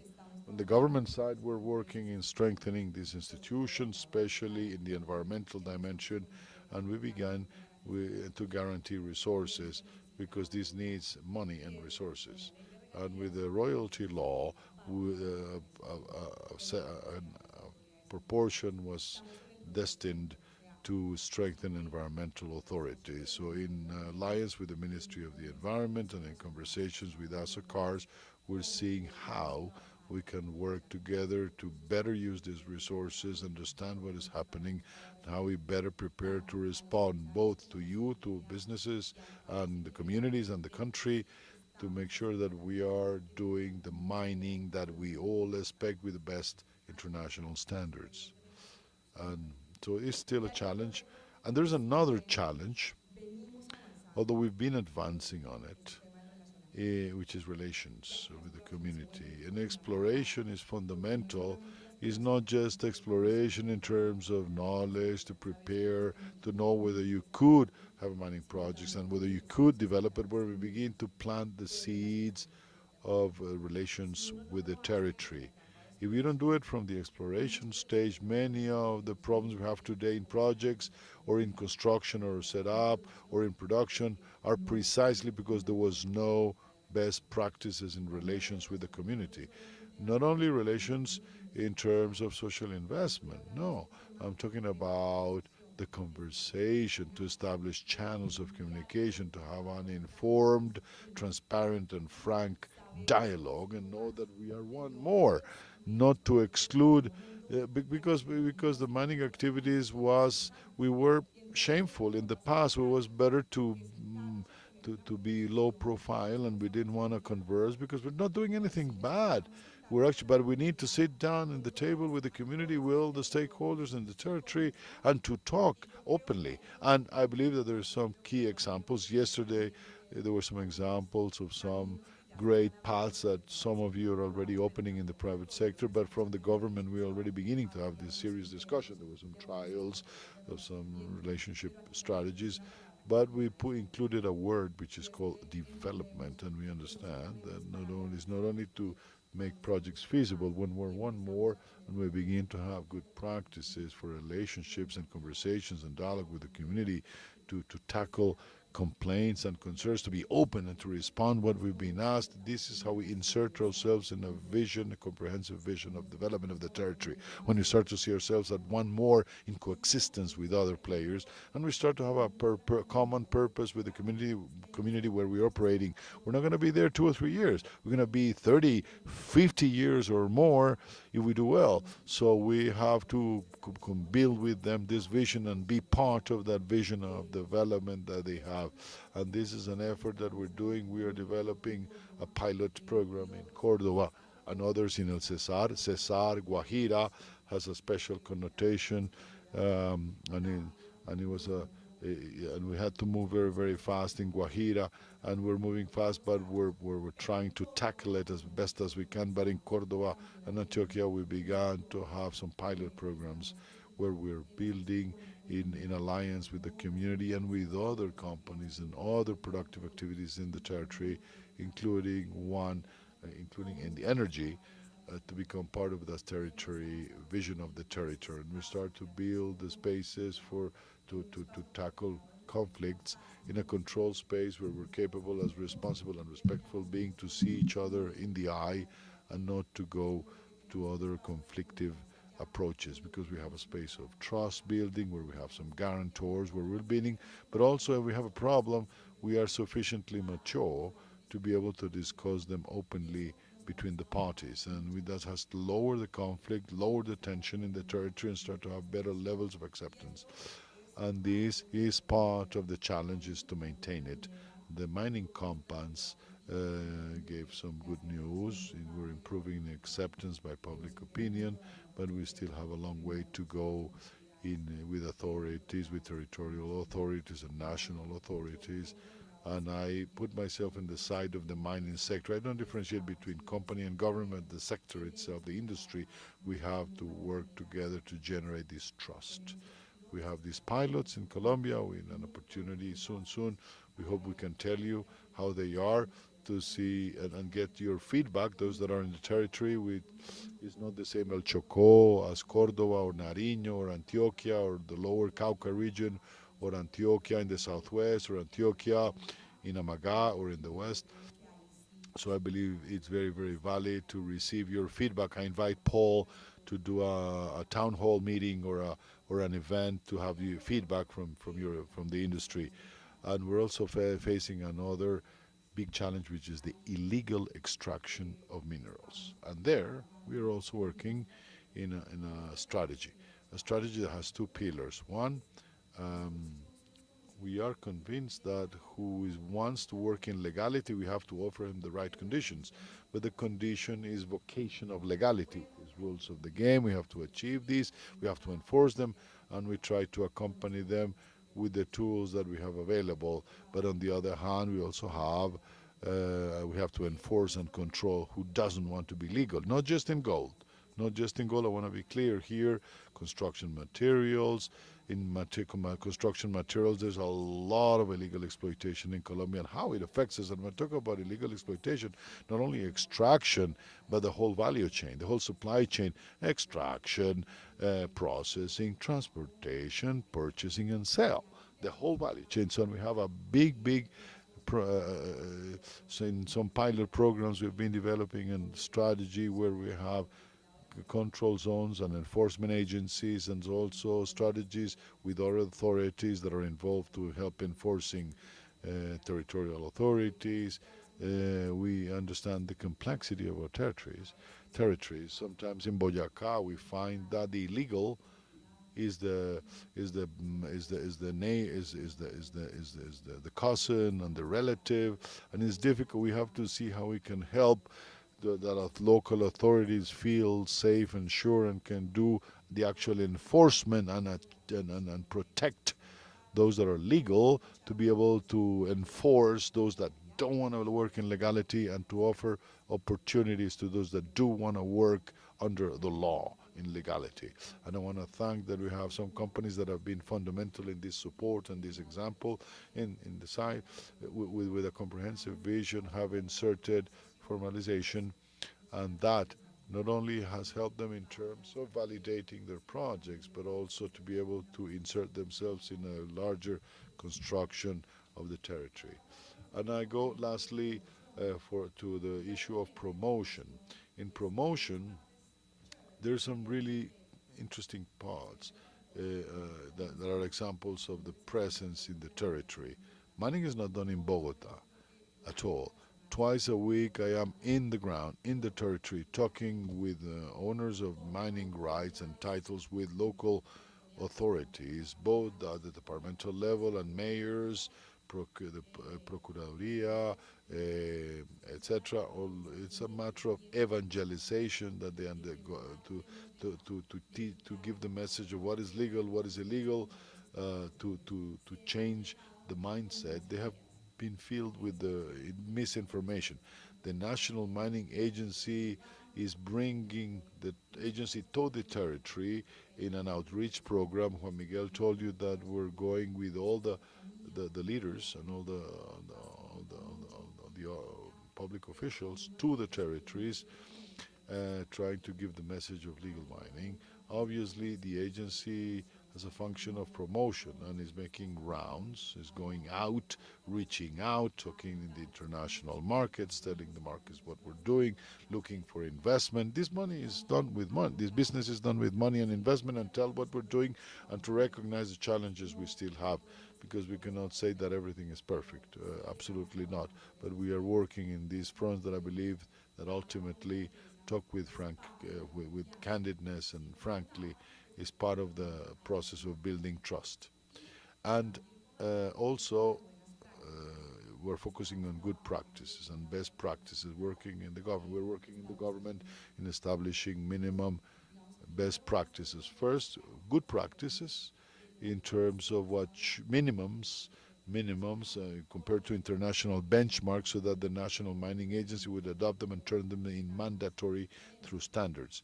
And it's not because we invented this, it's because we are hearing and listening what are the fears that people have, and we have to guarantee people that we're asking the very best, the minimum. We're talking about a standard for acid drainages and leaching technologies and circular economy aspect. We're working in a law project or no bill where we're including some international standards and regulations that help us to drive secondary benefiting and reusing mining waste and reintegrate and managing climate change. The mining sector is increasingly involved in this in the hydrogen path, even though especially in coal is fundamental, and the energy transition law that put on the table a series of incentives. We also have to continue, this industry has a lot to do in terms of climate change, in energy efficiency, and we put together both words, hydrocarbons and coal, in the same table. And together, we, in the royalty law, we were able to include a couple of things. One, incentives to exploration, even anticipating royalties for certain municipalities, especially for producers, didn't exist before. Anticipating or advance payments of royalties. Maybe when we told this, the mayors immediately are super interested, immediately, and they want to go to companies to see how they can use this incentive to exploration, which is an advance of an advance payment on royalties. We put in this the recent financing law and funding law. SOMAC is not the only one that covers the scheme of civil works in exchange for taxes, translation parentheses. So other agencies are also going to allow these schemes of translation parentheses, civil works or infrastructure in exchange for taxes, scheme, translation parentheses. Some municipalities need some sort of investment in their territory on civil works, so they don't depend from social investments only, but maybe their own revenues. We could work in these fronts. And why do I emphasize these schemes? Because we also have a challenge that we shouldn't be looked like the saviors. In many territories, they say, we don't want this. But when I get there, they say, no, I want the mining company to do this and to do that and to do this. But come on. I mean, there are other companies, not just the mining companies. The mining companies, of course, they have taxes, they have royalties and social investment, yes, and relationship, but they cannot fulfill the government and supply the government. The government has the central, departmental, and municipal level. I can identify other sources with the productive activities that you have in your territory so that you can lever public goods and you can improve. And this is a calling. I say Dale here because I think this is a conversation we have had in the past when the mining companies have to begin to teach authorities to get the mechanisms that are to access different sources of funding and financing and to use the presence of our industry in your territories. Now, and the last point is financial inclusion and financial inclusion. This, of course, this is relevant to all the stages of the mining cycle. Explorers sometimes cannot monetize and exchange their currency. Exporters, some banks don't open accounts or they close accounts, or those that are producing is difficult for them to sell, or we have something related. There's plenty of restraints and limitations. It's always linked to AML, money laundering, and funding terrorism. There is a cooperation with Switzerland, and with the tax office, tax authority. We've been moving along. The National Mining Agency is working in traceability and monitoring. I suppose that Juan Miguel had a chance to tell you. I believe I met someone that has worked on this at the entrance here. But instead of telling you that you don't understand us, that you don't know how we work, and that nothing is bad, we changed the strategy. What is it that hurts you? What is your headache? It's because we believe that we're good, but tell me what hurts exactly. What is your headache? And based on that, we started to build specific tools that would generate trust to operators. And when someone in a mine reaches a bank or an institution, understand what we're talking about. the mining sector is a complex, diverse in minerals, in cycles, is diverse in stages, in etc., and has regulation for everything. Because here, like you find a problem and there's regulation. A problem, regulation. So to understand it is difficult and it's complex. So let's try to understand this sector. When someone reaches out from mining, we have. I'm not saying that all of this is perfect, but we're at least trying to generate tools and instruments to those that have to evaluate mining customers when they get to any agency or an institution to have a minimum checking list and verify who these miners are.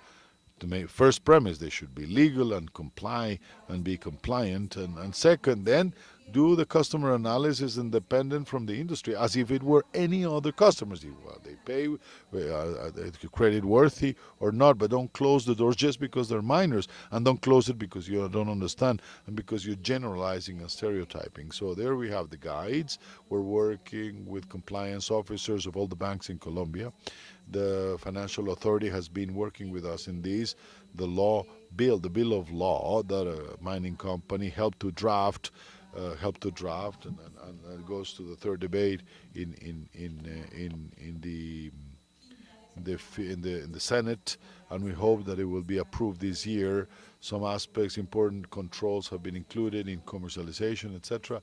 And there we are, moving along. It's still a challenge, still a big challenge, but we're moving along. And lastly, I want to bring the challenges to you. First, perception. And this is a work of all of us. It's not a work of one or the other, but as it's, we get together and we work and we have the same purpose. If we continue blaming each other and we are giving flame or fuel to those that don't love this sector, this industry, and we need to work together. We are convinced that we have to show what's good, show what we're doing, the need of having better standards, and the capacity of talking, not to get to confrontation. Obviously, there's a relation. We have to see ourselves in consistent with other activities. We cannot be the do-it-alls, but we cannot isolate ourselves either. So we have to generate these spaces. I insist. I'm going to sell the pilot as receive the feedback and see how we can move along in the development of the energy and mining industry. Rules of the game. Yes, we need to fine-tune some things. We are aware of this, especially in terms of where mining can be done and where mining cannot be done. That's a challenge in articulation, in interinstitutional articulation, not only nationwide with territorial authorities. We have challenges there. And we're moving along. And lastly, illegal exploitation that we cannot overlook.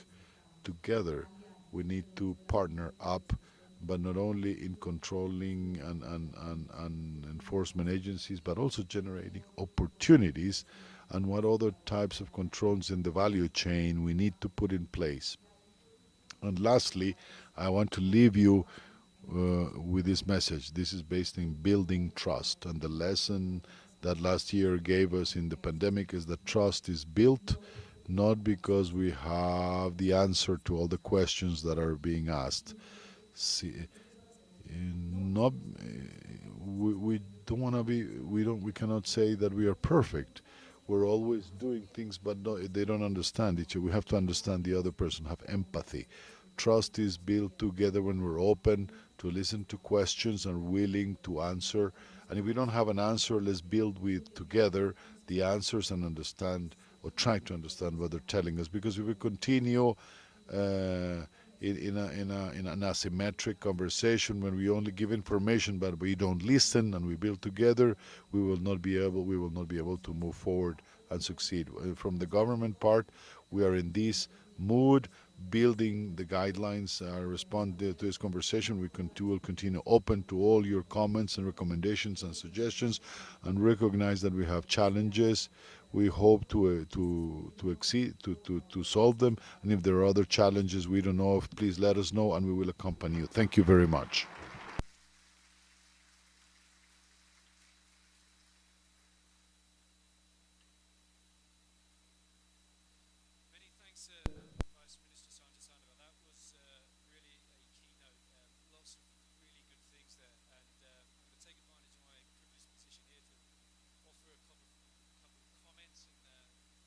questions if I'm allowed, and hopefully I won't exceed myself.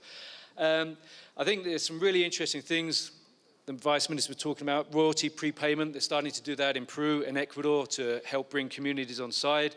If you want to talk about exploration, you're certainly in the right place at CGS 2021.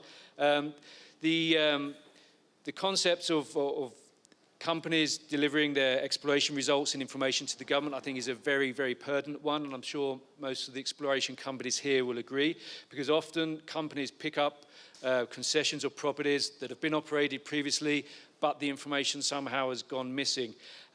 Is there potentially the possibility of that being included in the blockchain that Juan Miguel Duran was talking about from the National Mining Agency yesterday?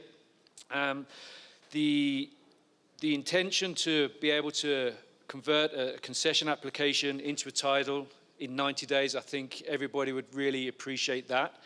And for a long time, I've held the view that one way of getting rid of the backlog, the 7,000 application backlog, would be if the government sort of signed everything and said, okay, now give me your canon payment. I'm sure that 7,000 applications would reduce dramatically. You'd get rid of a lot of the people that just speculating concessions when you're asking for a check from them. Colombia's got huge copper potential. Going beyond that, you're talking about one of the trends in the world now is for the full exploitation of a mineral resource. That's included in sort of ESG, and the E of that, obviously maximizing the benefit of the resource, both for the government and the host nation and the communities. And it's also potentially a more efficient way of doing things. If you're going to move the rock, take all the minerals out of it, you can. We heard this morning from Gran AngloGold, they're looking at producing zinc. Zijin is looking at producing zinc as well from their gold projects. Quebradona is known as a gold-copper project. There's also molybdenum there that I believe the company is also looking to exploit. So that's very much a key thing that companies are looking to do. And what else? Reserva Forestal. I think a lot of people are very interested in how that is advancing, what the progress and what the timeline is there, because that's perhaps getting some kind of reform or improvement there is perhaps the one change that will really unlock exploration for copper in Colombia. So I'm going to shut up, and maybe the Vice Minister can come back with a couple of comments on some of those things I've just made. One final thing, I completely agree with the Vice Minister about development. I said yesterday that we believe that regional development is key in Latin America. Any mining company operating in Latin America has to be a regional development company with the development based around the fact that it's a mining project. That was why we started the CGS Awards, and we're fairly supportive of that, and we think that really is the way forward.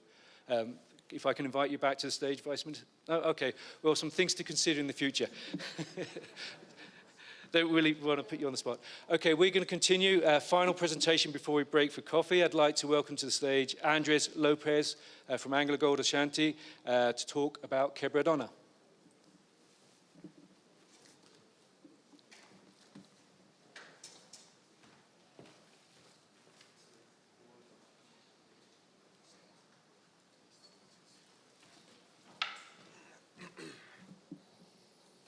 Muy bien. Muy buenos días para todos. Un saludo muy especial. Paul, gracias por la invitación. La presentación que traigo no va a detallar específicamente nuestro proyecto. El enfoque que le quiero dar a esta presentación es acerca de la importancia de la innovación. Un resumen rápido, AngloGold Ashanti es una de las 10 compañías que están en el Dow Jones. Companies in Dow Jones in sustainability, in Standard & Poor's, the last measurement came out.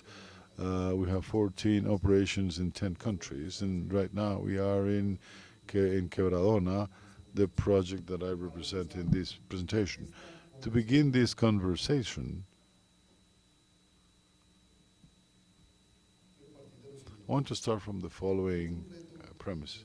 We have a challenge, as all of us, as mining companies, all of us, that is going to be more difficult to keep and maintain the social license and, of course, the environmental license for the development of new projects. This is because the changes and the narratives that we start to see in the market And I want to bring a specific example. When we look at the narratives or speeches of those that don't agree with mining in Colombia, we have to locate them into 4 quadrants, 4 types of narratives. 1, which is called the energy narrative. 2, a narrative where land is a priority. Land is more important than what is below the land, and the spirit of the land, a narrative that we call gypsy, and a moral one where they talk about damage and deceit, and a narrative which is postmodern narrative which said the country doesn't have a standard to do good mining. And usually when we look at our narrative as miners, we are in a modern narrative, which is a technical narrative where water, the phreatic level, where we're going to guarantee the environmental conditions, and we see that we're surrounded by lots of narratives, and it's a growing conversation, and that's why it's important to emphasize the conversation around innovation. We need new narratives, of course. We require and need to identify amongst all of us good practices and to show and make success cases visible, because our main competitor is misinformation. We, in the mining world, we see mining with a technical potential, engineering potential, technological development. Of course, our social bets are reflected in the conversations that the different presenters have had yesterday and today, and that I will present here. But when we look at the reality, people, when they think in mining, immediately they imagine illegal mining right away. That's the real paradigm that people, common people, laymen have, and if that's our main challenge and competitor, we need to change the narrative for people to know the true potential and the good practices in reality. In this innovation narrative, mining plays an important role in climate change. We all know this from the point of view of exploitation of metals, of course, but also from the utilization of wastes that are a result of mining and the mining process. We talked about circular mining and circular economy. We're going to emphasize this conversation, and climate change is lived in 2 fronts. 55% are emissions and 45% are the rest of residues and waste we generate, and we don't do something with the waste we generate. We're able to develop industrial symbiotic exercises. No one's going to see mining with a real change, because leaving wastes on site, it has to become a discipline. And when we think in innovation, what happens is that people imagine innovation as technology. Technology is an enabler. We as mining companies, we buy technology. When buying technology, of course, what we do is to enable regional capacities, developing suppliers and vendors, and evolve and increase the talent around mining projects. But innovation is not just hard, it's also soft innovation in communication, innovation in relationship with the communities. Innovation is understanding what type of business you are, what is your business model. If you're in mineral extraction business or in a business of territorial development through extracting minerals. And that's what I'm going to mention here. So innovation, I want to put it on the table. We've understood it in the following fashion. These new ways of adding better way to add value, generating sustainable businesses is not just IT or devices or machines. This is the result of the innovation process of companies that supply that technology. But for mining companies, the new ways of adding value, of transforming these territories, are part of the DNA in the conversation of innovation. And I want to connect the dots on this in this train of thought with this view, this scenario, which is called the hype cycle. I don't know if you've seen it in different technology conversations. This was a development we did in AngloGold, where we looked up to 2050, the possible changes in methodologies, the possible changes in exploitation models, in extraction models. When you look at the red dots, red crosses is a growing wave. When the wave goes down, is because what happens there is that moment the expectations are in a bubble, inflated in a bubble, and this technology is not so promising anymore. After the bubble bursts, it's not so promising anymore. AI, for example, a lot to be developed yet, is not so concrete. You need real capacity in data to be able to do a good predictability exercise. And when the curve stabilizes, because it's more mature, the market adopted it, it's much more productive and real and long term. So we start to recognize that there's going to be important important changes coming up in the future in precision drilling, in molecular soil analysis, mining in space. You're seeing some investment of mining in space, in the undersea, in deep sea, biomining, the focus in decarbonization, and most mines have been betting up to 2050. And with this in mind, I want to put on the table what is the meaning of having an innovation strategy. An innovation strategy is based, of course, in the culture of a company, and it has 5 stages. Plus one that substantiates it. First is, what are you going to do innovation in? We're going to talk innovation to transform the community. Information for what? To optimize, to make processes more efficient, because we're going to include more technologies, new developments, plus predictability exercises with the determined portfolio. We're going to do it alone, with third parties, with outsourcing. We have to look outside and inside for innovation to really produce itself in a solid fashion. Not all people with the best talent are within a company. People are all over the place globally, and if we thought someone might have thought about it elsewhere in the world to define metrics and KPIs and discipline, a permanent sport, training to achieve the innovation objective. And with this, we have decided on 3 project horizons as Quebradona in the short, medium, and long term. Horizon 1, where we've talked about digitalization of an autonomous and electric mine, open data and circular economy is our first point of focus to resolve the waste problem. Is an obsession that has been part of our strategy. And the second horizon, neutrality of the Quebradona, to have a neutral carbon footprint, bringing to the closing of the mine to net present value from the beginning. And we open a touristic park, biodynamic, that grows as the mine grows and as it closes. From the very first day of extraction, the first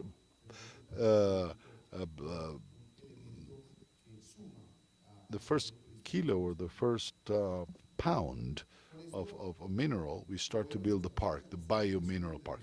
This is the summary of our innovation strategy. At the center, we define that mining with a purpose is our DNA. The purpose is that mineral wealth has to become economic and social development and environmental development for the territory where we are. If we grow, we make the territory grow. That is our obsession, and we divide it into 4 fronts. I'm going to enumerate 2 to emphasize 2 specific ones that I brought for the conversation. The first has to do with regenerative mining. We need to regenerate. We need to deliver more than what we take to compensate what we consume in history.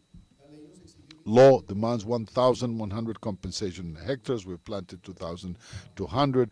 Biodynamic park, completely circular, fed by renewables, but it becomes a touristic focus and magnet for the southwestern part of Antioquia, and we became a collective company. Mining has to be focused in the community. Centered in the community is with collaborative processes required by the municipality and the plan, the zonal plan, the area plan. With the other companies in place and with institutions, we create Progerico Foundation, a foundation created before we started operation, has invested 8 billion pesos in culture, in tourism, and in agriculture and productive transformation of local companies on the ground. And to open our data, open access for people to recognize, and the community recognizes what's the real information the company has, and to be able to have conversations around this subject. I'm going to emphasize specifically 2 fronts.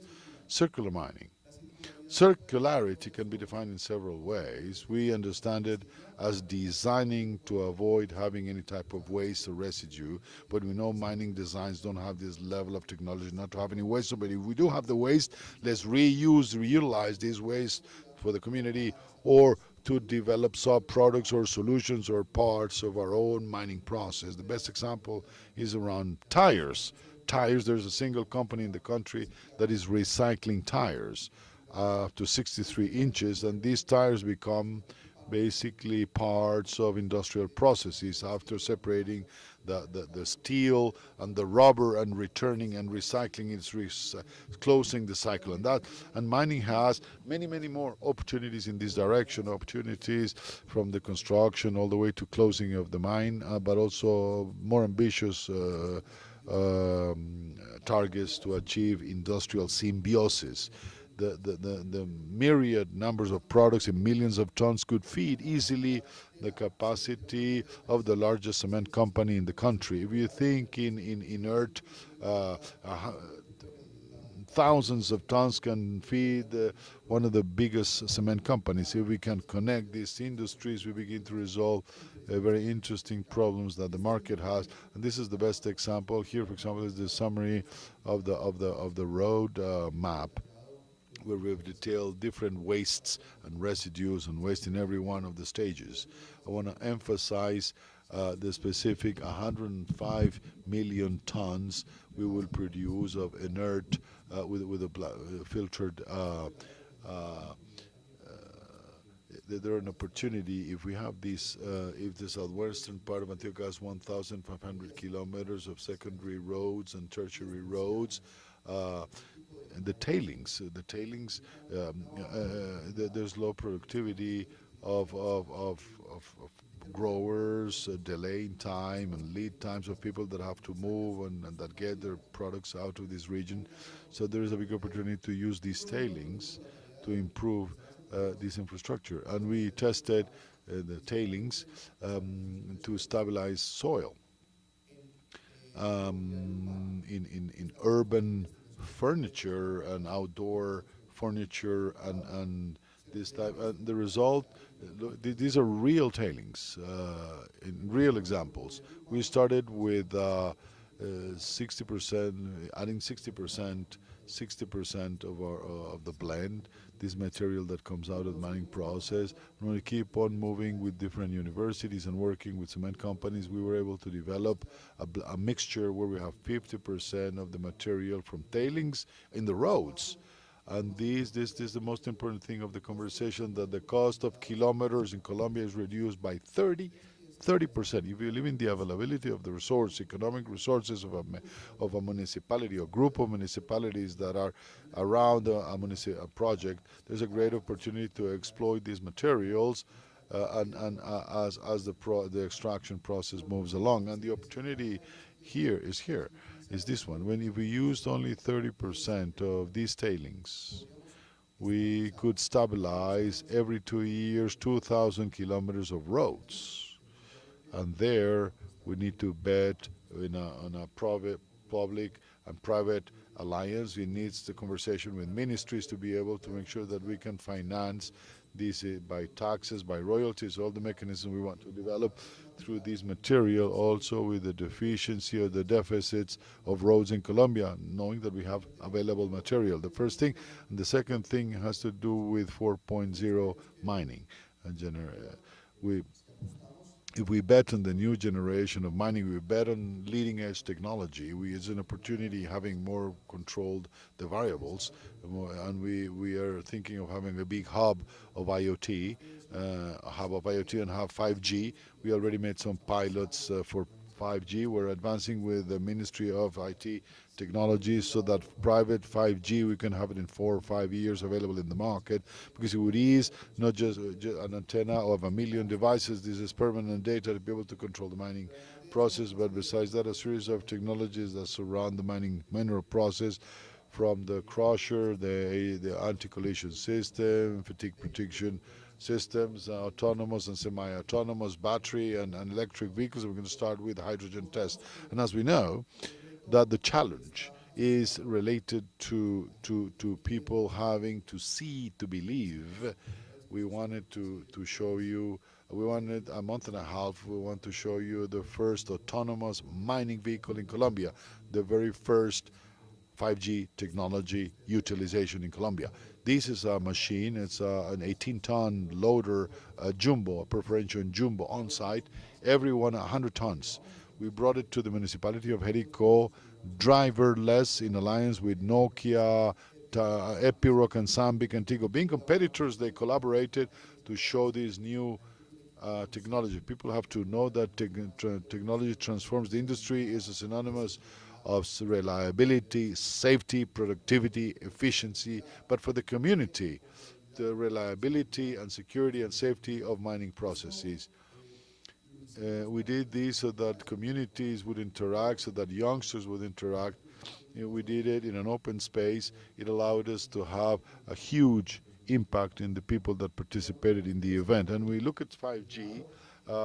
In the left of the screen, you see latency up to 2 milliseconds, and on the right, you see the speed, 980 megas upload and download. When you look at a typical network in Colombia, in Jericho, this is 300 times faster than the current network. So if a mine can get this technology and make it available, a part of this technology for the community definitely is contributing to the development of this region. I close with two things. This was a little bit the deployment of the news in mining magazine, mining news, many mining journals in different media nationwide. And I close with this, that the Vice Minister talked about trust and confidence, and trust is also built opening our data portfolio, opening our variables, putting them, making them available, talking about clarity, with clarity about this. We were trying to improve women's participation. We're in 20%, we're in 30%, we're a long way to go, but here we are. Make it visible. If we have 1,902 without accidents and something happens, the data are there, and we tell you what, but we know how to correct it, and I believe this is a construction of trust. And lastly, it's an invitation to all of you. We've talked about collaboration, and the fortune that mining has is great, that mining doesn't compete, mining companies don't compete amongst themselves. We don't see that the gold that I get is competing with the gold of the neighbor, and the copper is competing with my neighbor's copper. If we don't compete, I think we should collaborate more and make a team to tell with more emphasis the good practices and success cases that we have. Every one of us is telling the story in their own territory. What about it if 50 companies plus 100 suppliers in the country would tell a single narrative recurrently and strongly to compete against that big competitors that we have, which is this misinformation, that top of mind that the country has in illegal mining, that doesn't see legal mining as an opportunity. If we were to do it together, I believe the conversation would evolve much better in Colombia.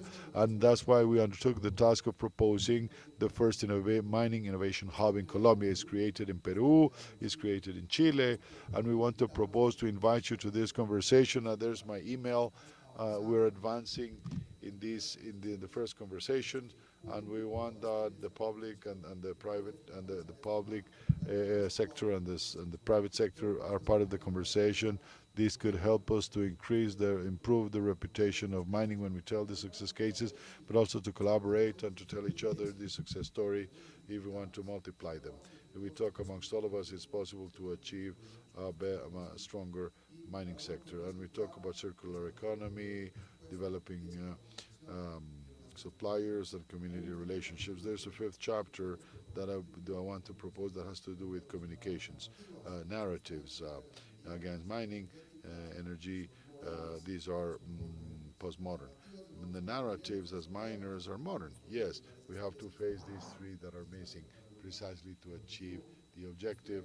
This is what I wanted to tell you. Thank you very much to all of you. Thank you very much, and I hope you enjoy the rest of your event.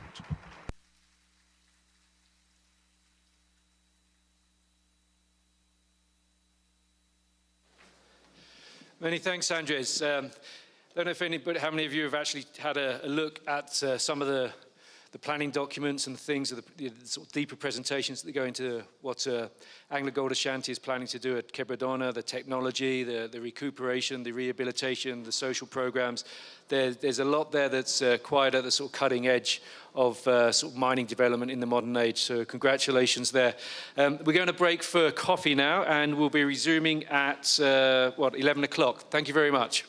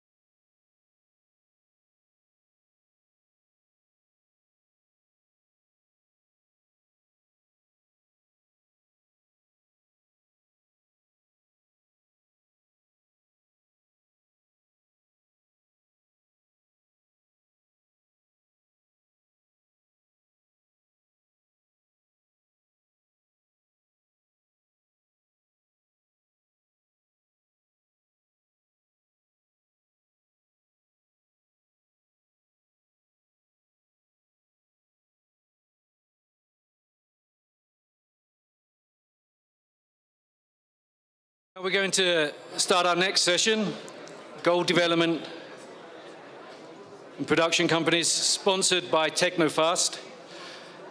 First up in this session, I'd like to welcome to the stage Diego Benalcazar, Lumina Gold and Luminex Resources. He's going to share with us the developments of his projects in Ecuador. Thank you.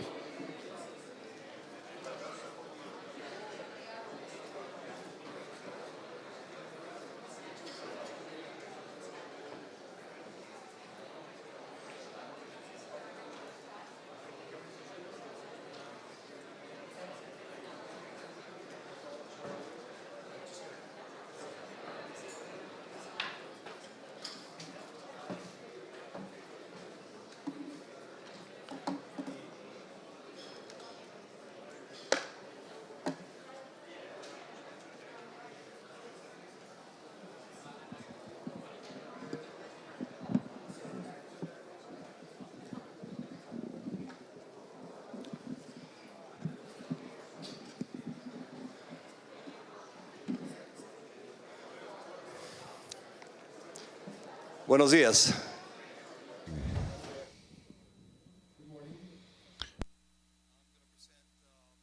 The stage of development of two companies in Ecuador, several projects, and we'll start with the Lumina Gold. Forward-looking statement, obviously, and a little background on the company. 15 years of dedicated exploration in Latin America. Lumina is actually a developer of projects, and it's been around advancing and de-risking projects to the stage of bankable feasibility. And in the course of 15 years, we have invested $275 million raised in the markets, and we have delivered $1.6 billion back to shareholders.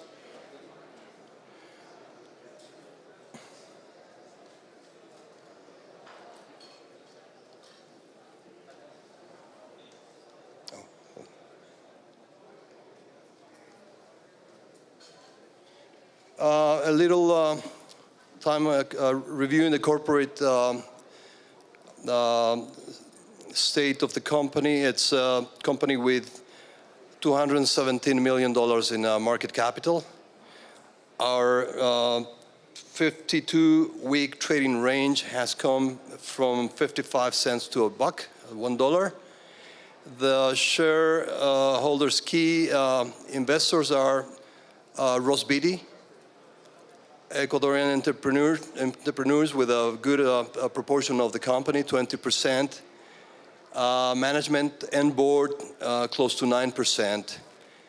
This means that we have an important interest in the development of the project. So, what are the highlights for Cangrelos? Cangrelos, first of all, is the largest primary gold deposit in Ecuador. I'm saying primary because gold is the prime metal. It has an indicated resource of 10.4 million ounces with copper credits and an inferred resource size of 6.7 million ounces. Cangrelos is actually a top 15 global development project. According to the PEA that we actualized in 2020, it has a possibility for a very large production. It can sustain a production of an average 366,000 ounces per year, a long life, 25 years, and it's growing. Low cost of operation, $604 per ounce, all costs included. Robust economics, $1.6 billion in net present value at $1,400 per ounce for gold. And besides that, it's actually working on one of the most important emerging jurisdictions in South America. Currently, we are advancing the project to the pre-feasibility stage. Cangrejos overview. A prime location. It's in the Loro province in Ecuador, fairly close to the coast. It has access to power with a national integrated grid just a few kilometers away. It's only 45 kilometers away from the Port of Machala. No more than 20 kilometers to the paved road of the Pan American Highway. Water sources are vast. Elevation is low, about 1,000 meters high, and no community problems, no indigenous populations, a lot of tradition in the mining sector, because the province itself has a, as you can tell, a lot of province comes from a lot of mining history.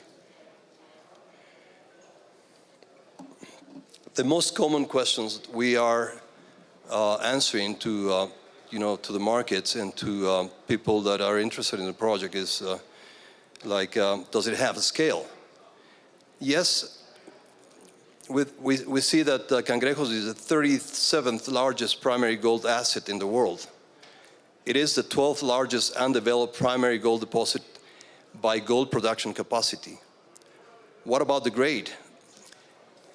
M&I is 0.73 grams per ton with copper credits of copper equivalent 0.5%. Recently, we can see other mines in the sector being built with the same size and same tenor, like Cobre Panama, Mount Milligan, and Red Chris. What about the capex? In order to build the plant, we will require $1 billion for a $40,000 per day operation. Similar constructions, or maybe in the range of that, we have in Ecuador itself, Fruta del Norte, with an investment of $700 million in capex, and Mirador, which is a copper operation, with $1 billion. Precisely the same size as we are planning at the beginning, 40,000 tons per day. How about, how advanced is the project? So currently, we are already advancing the project to pre-feasibility. We are drilling a program of 30,000 meters, 2 rigs that will become 4 rigs in January. And this will allow us to really sign in the near future a production investment contract that will help us with permitting and probably commence operations or production in the following 4 to 5 years. The deposit itself is an open pit. The model is it's a disseminated gold copper porphyry, which is of Miocene age, and the mineralization occurs on different phases of granodioritic dikes and breccias. The main alteration zones, which are potassic, are the richest zones. And this defines actually 2 pits, the Cangrejos, which is the largest pit, and a nearby pit that is so-called La Gran Bestia. Gran Bestia remains open to the northeast, and Cangrejos remains open in depth and remains open to the south. So the pre-feasibility study will actually aim to add these resources to what we have already. You can take a look at the cross-section here. We have the two future pits drawn by the blue line, the actual drill holes, which are in total depth of about 800 meters, and mineralization continues. So we will probably produce 1 or 2 very deep holes just to see if there's enough resources for the future underground operation of that pit. So PFS is quite exciting. It's exciting to be back, especially to find out the step out of the Gran Bestia deposit. The step out should add more ounces to the already 17 million ounces of the deposit, and will potentially reduce the stripping ratio, especially of Gran Bestia, which is already low because the mineralization is already in surface. As you drill, you have grades from surface down.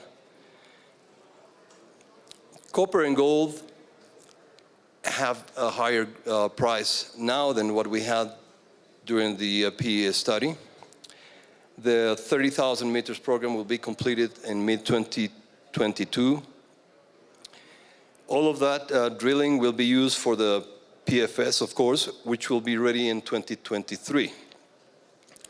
The PFS will allow the company to negotiate in the future or near future this production investment contract. Just to show you, within the pits, the Cangrelos zone, we have the infill in red and the priority drill scale, which is focusing to add and migrate the resource to a proven category. And also at the Gran Bestia, which is at your right, the Gran Bestia, as we see, will be much larger going to the northwest towards the upper ridge, which will probably take this resource closer to $20 million ounces at least. Before we stop talking about the actual resource, we can actually define like 4 more peripheral epithermal deposits within the concession. So the potential here around the green line within the pits is that the size of the future pit is twice as much or twice as larger than what we have now. It's a unique project because of its scale. There's only 28 active primary gold development projects that can produce more than 250,000 ounces per year. And Cangrelos is the 5th largest primary gold development project controlled by independent company.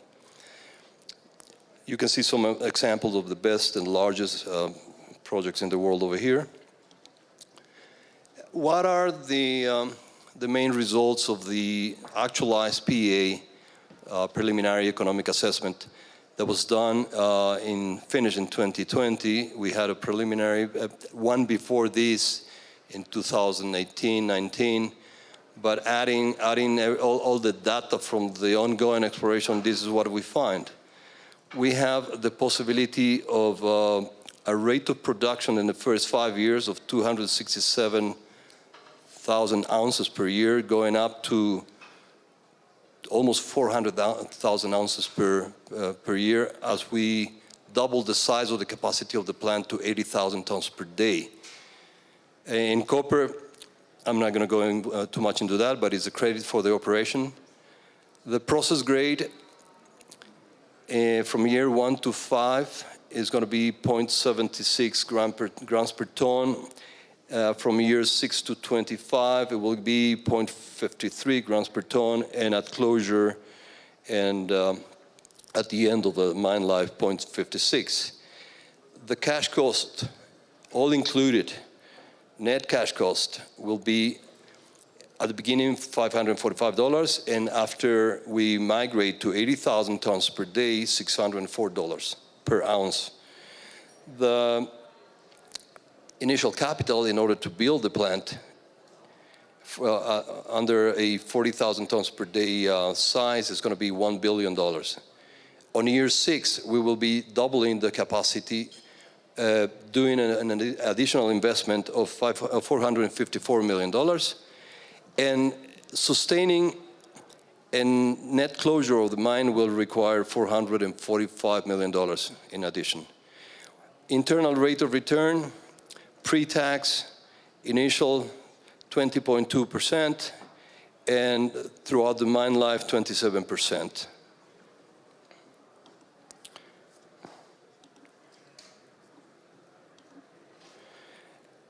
Just to show you how we have come to this so interesting project. We started in 2014 And we've grown the resource up to date in the order of 448% of what was there at the beginning. The gold performance or price has increased since 2014, 147%. And the market capital of the company, of course, has grown 100%, a little more of that than that.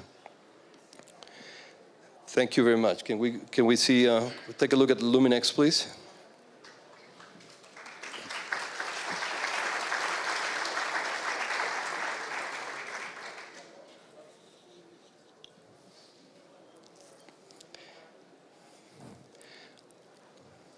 Thank you.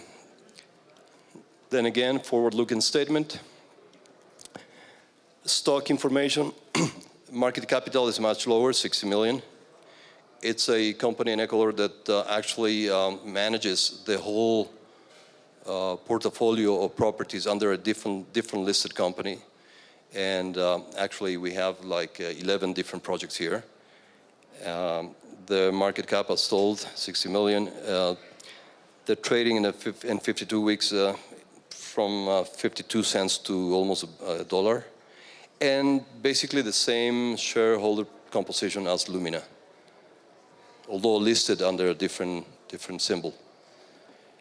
And so what is Luminex?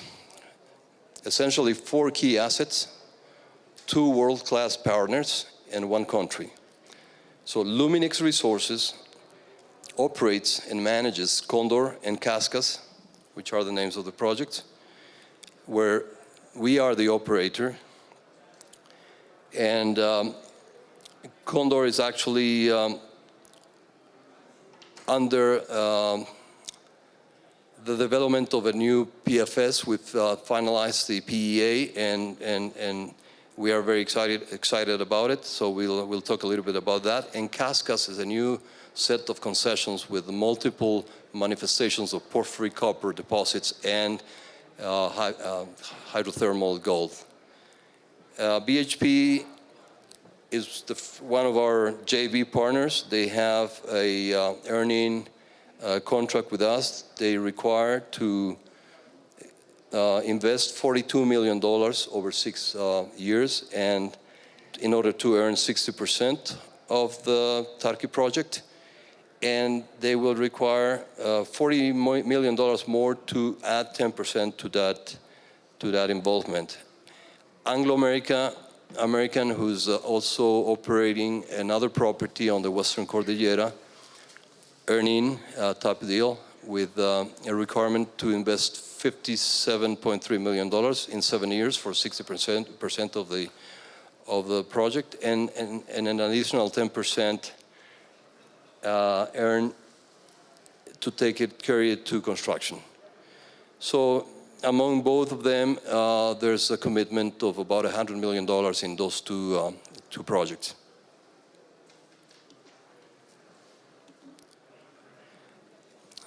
This shows you where we are in Ecuador, basically in the most proliferal districts or mining districts. And we have plenty properties in blue in the Zamora, Morona, Santiago, copper gold corridor. The green ones are the JVs, Pegasus A and Pegasus B at the Western Cordillera with Anglo American. And the other green one, Tarqui, is the JV with BHP and Morona, Santiago. Condor, being our main project, is a large property with 10,000 hectares. Pegasus A and B is 67,000 hectares. Tarqui, 4,000. And the rest of concessions are in a 5 concession package with 25,000 hectares. So we have a very good position in Ecuador when it comes to, having control of very potential ground. Where is Condor? Condor is the flagship of Luminex. So Condor is 33 kilometers south of Fruta del Norte, 55 kilometers south of Ecuacorrientes, Mirador Copper Project. The total gold resource at Condor is 2.3 million ounces indicated and 4.3 million ounces inferred. not fully defined because there's still a lot to do there and keep on drilling.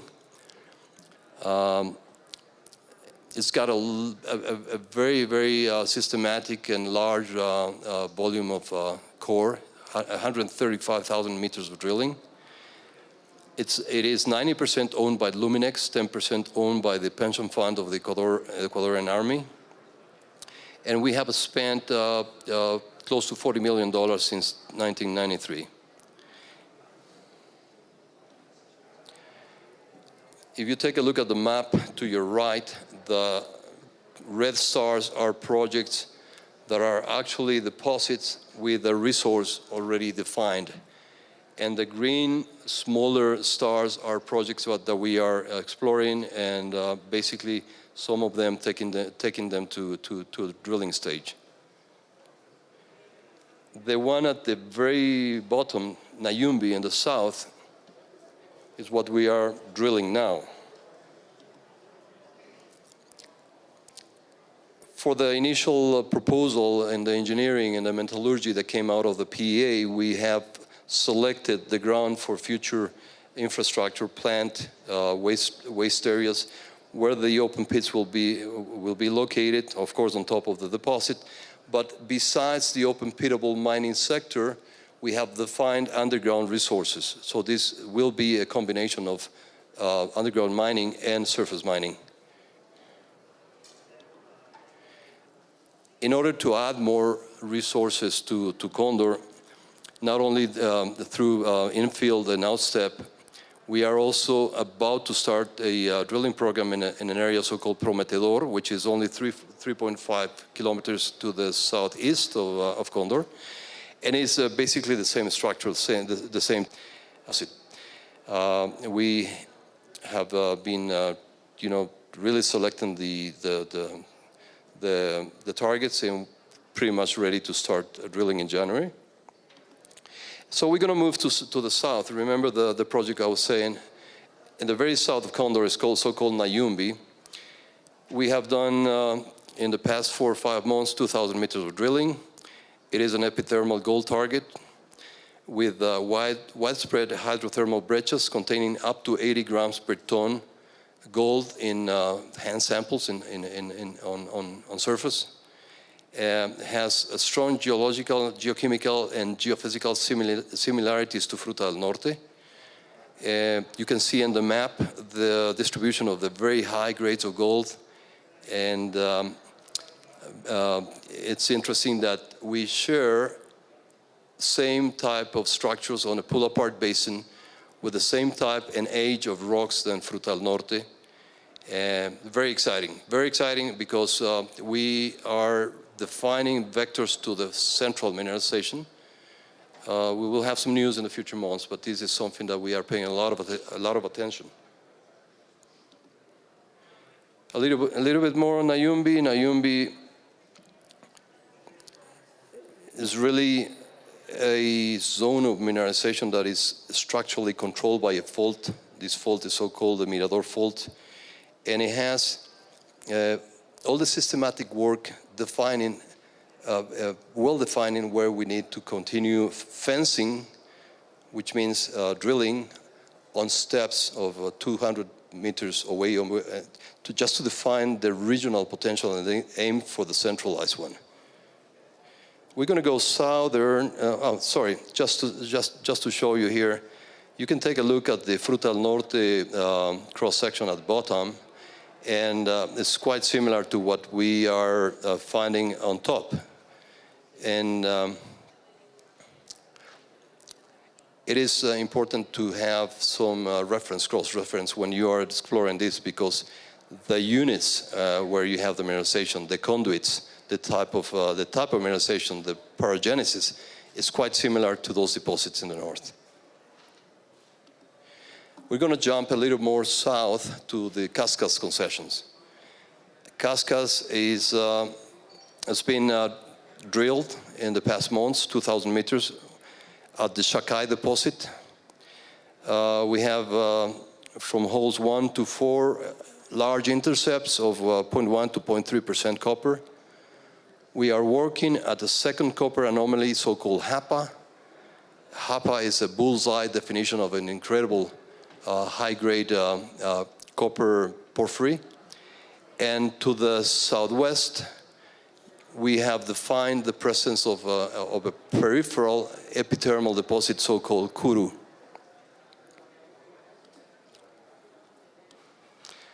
Just to show you some of the samples from the Kuru area: banded quartz, pyrite, galena, chalcopyrite, veined outcrops. Truly spectacular mineralization, you know, as when it comes to hand samples. And we haven't drilled that yet. We're defining targets. It's a sub-parallel system of veins. Japa, which is the bullseye definition of a copper porphyry deposit, incredible grades on the surface. We have detail mapped the alteration type. So we have a center potassic alteration, which is truly important in this type of deposits, and it has surrounding this primary alteration a morphilic, and then of course in the outer rim propylitic alteration. This project is pretty much ready to drill. We just finished the camp, and we have started already building the trails and the platforms. Some samples from Japa.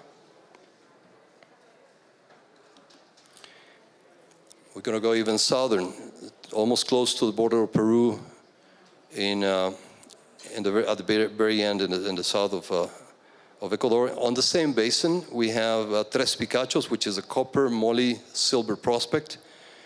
It is the southern extent of the porphyry-rich Zamora copper-gold metallogenic belt. It has several pulses of Zamora batholite. Initial exploration has copper soil anomaly and outcropping copper moly veins. It's 22 kilometers from SolGold's Porvenir discovery, along splay of the La Canela mega thrust. Just to show you Tres Picachos, a copper magnetite vein breccia system with up to 9.69% copper. We've run magnetometry in 2018, have partially delineated copper vein swarms, and in 2019 we've identified a new zone of mineralization to the southeast of it. Some samples from Tres Picachos, very spectacular, again, samples of M-type veins. And just 2 slides to finish. Tarqui is the project where we have BHP operating under a JV. You can see in the map the soils anomaly for copper. It's located 24 kilometers northwest of Mirador. Is in the same geological belt of the San Carlos Pananza, Mirador, Fruta del Norte, and Santa Barbara. It has an identified fertile mineralized porphyry system in the property with more than 1% copper samples at surface. BHP has started in September drilling up to date 2,100 meters and plans to keep on drilling 5,000 more meters. And lastly, our JV with Anglo American is in the central western Cordillera, a different geological setup, different aged rocks. It's important for copper and gold copper porphyry deposits of Miocene age. Pegasus so far has identified more than 7 very important anomalies. This image shows the inverted magnetic response from the ZTEM initial geophysics that they run. And basically, the first target to be drilled in March 2022 is the so-called Pegasus, shown on the top. Thank you very much.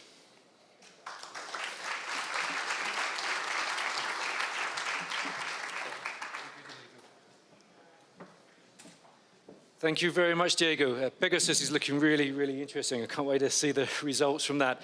For anybody that wants more information about either company or the projects, Diego and Lumina have a booth outside in the exhibition space. A lot more copper to come this afternoon as well.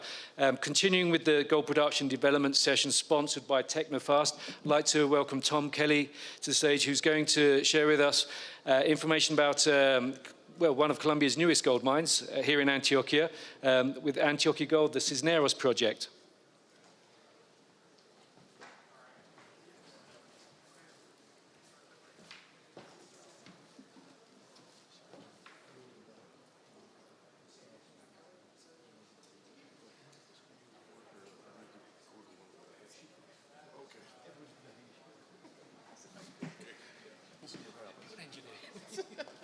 That's a bad thing.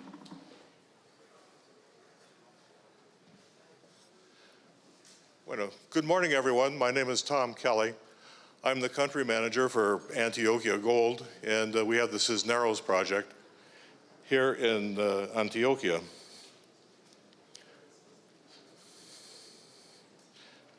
We'll see what happens.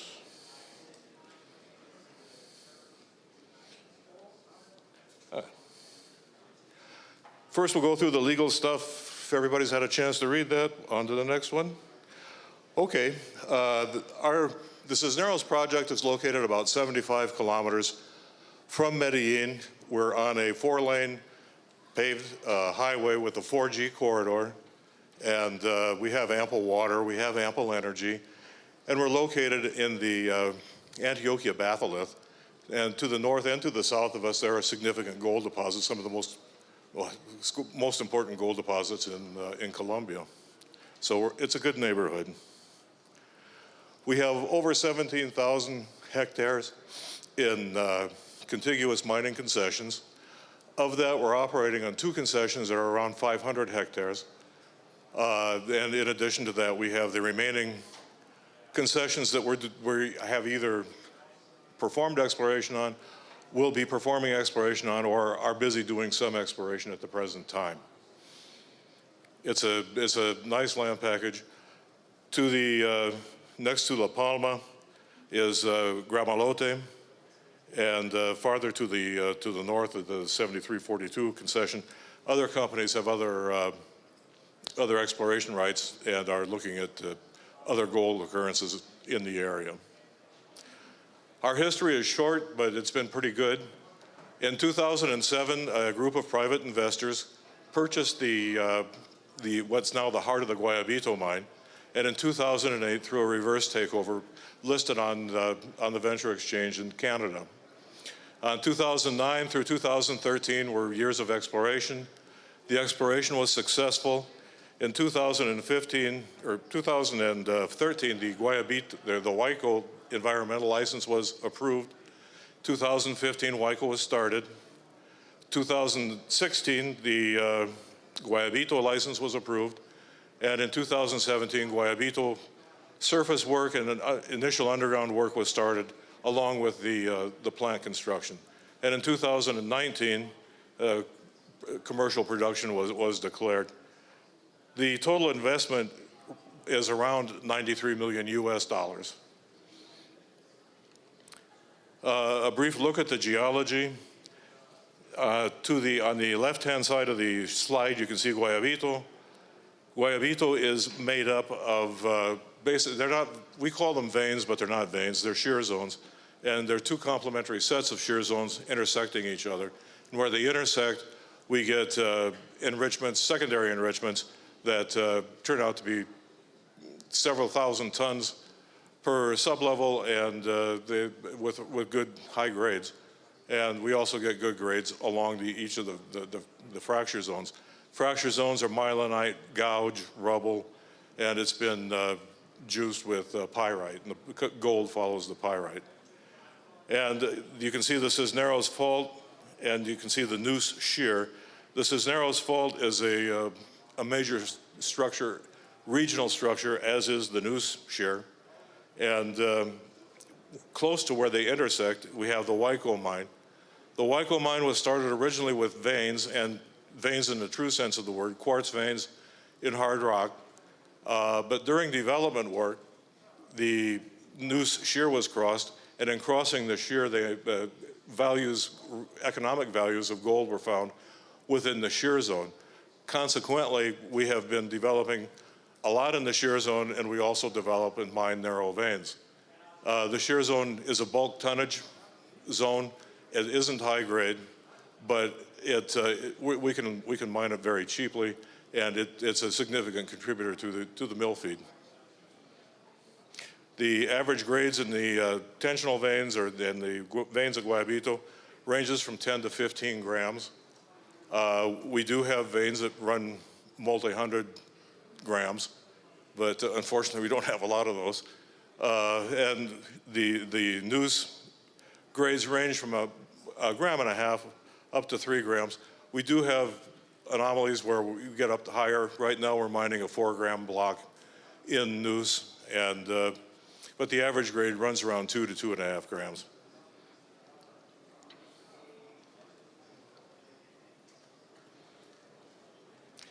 Okay. Yep. This is a long section. You can see that Guayabito is about 200 meters higher than Huayco. We have,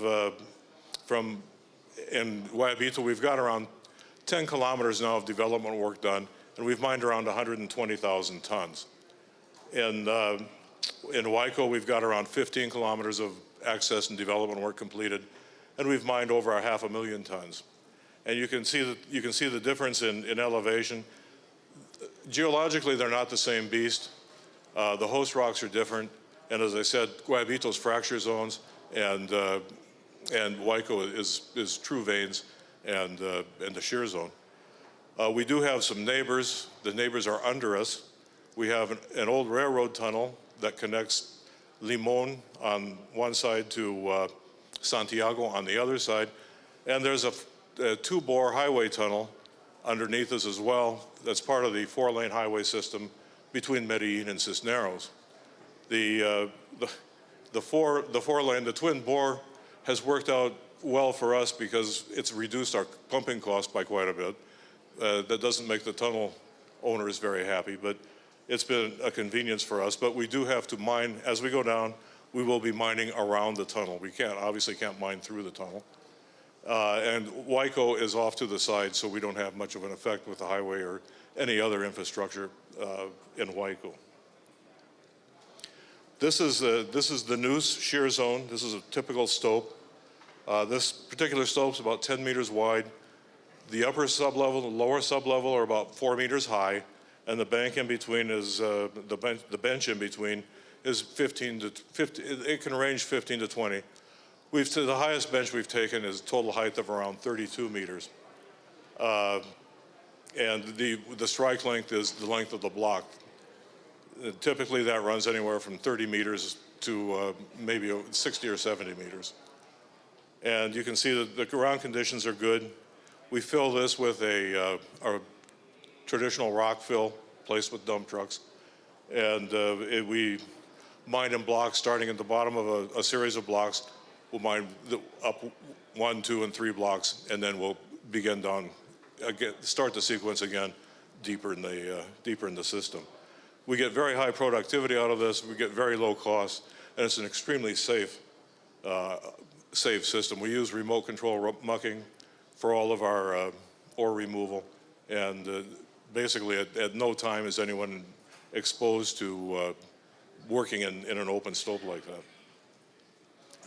This is our long hole narrow vein stopes.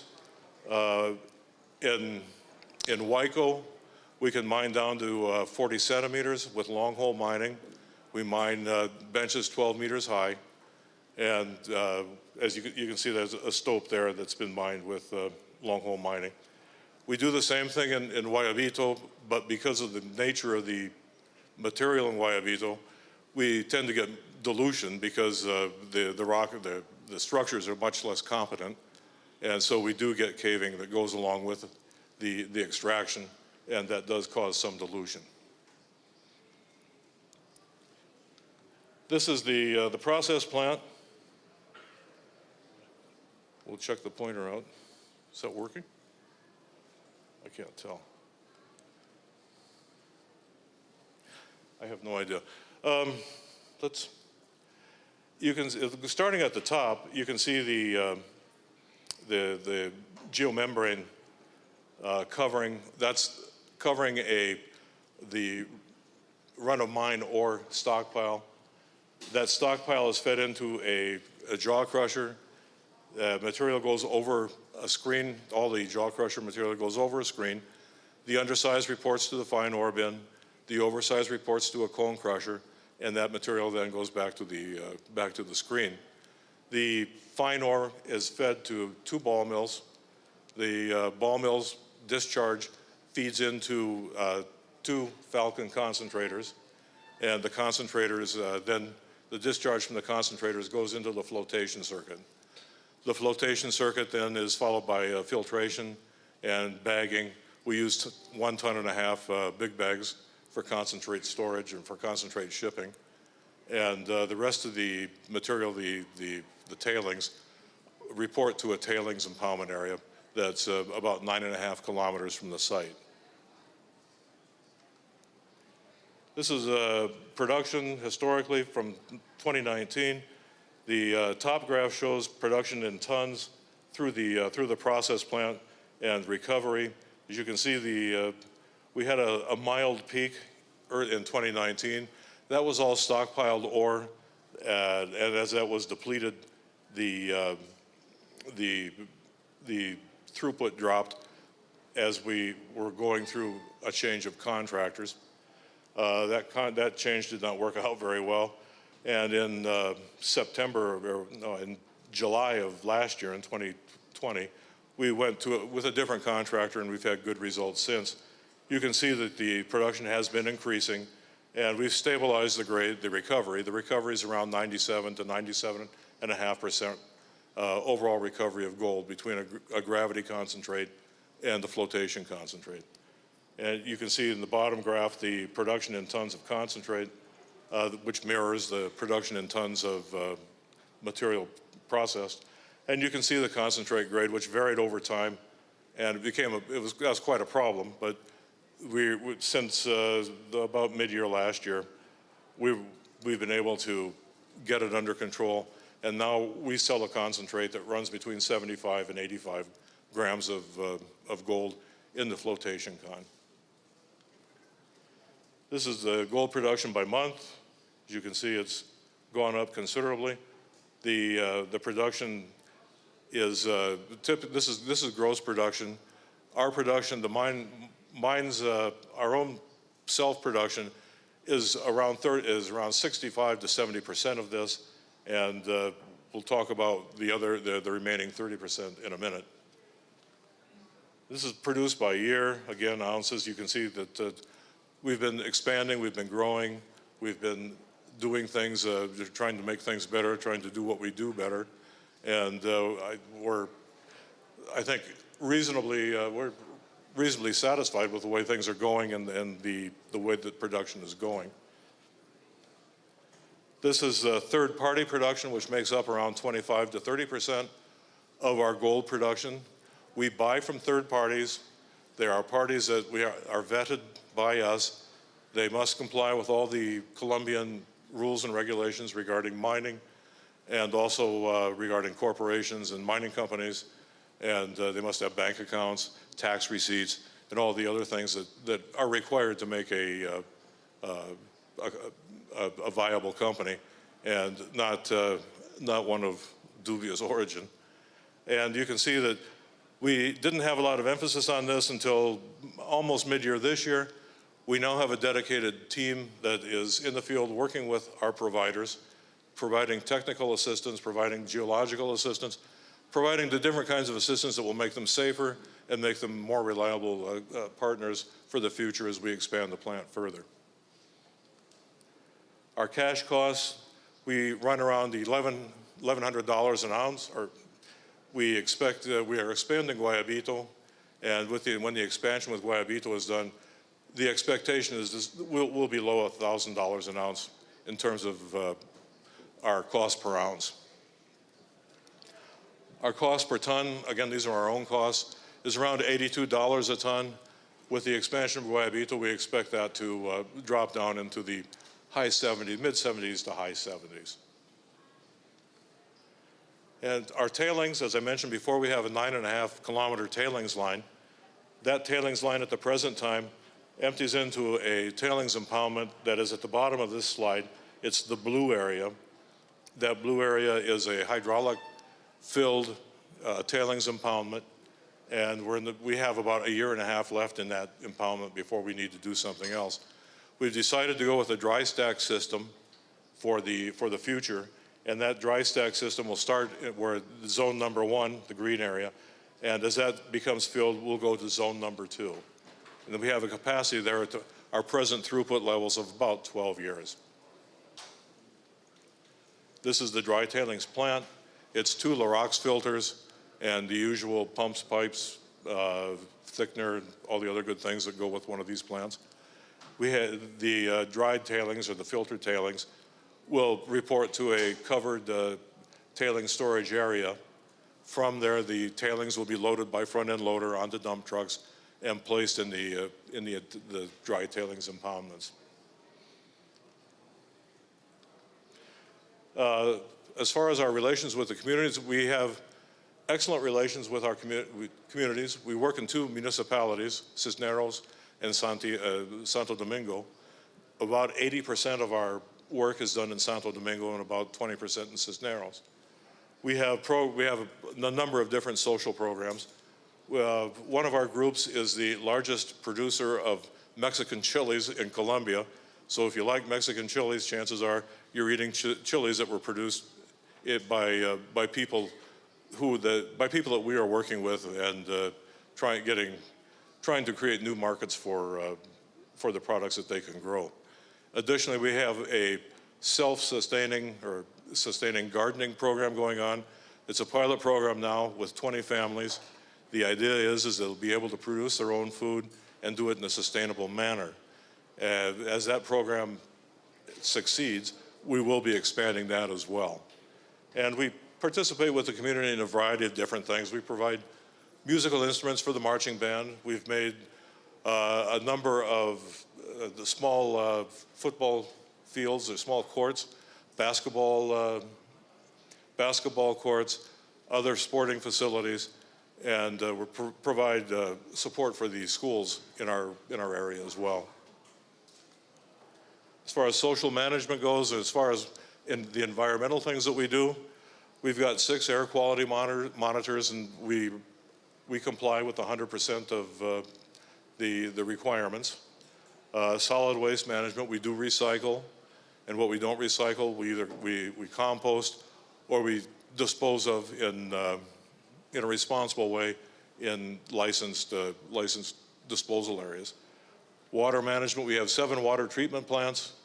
We treat all the water from the mine discharge, all the tailings pond or tailings impoundment area. Water is treated before it's discharged, and we have 12 monitoring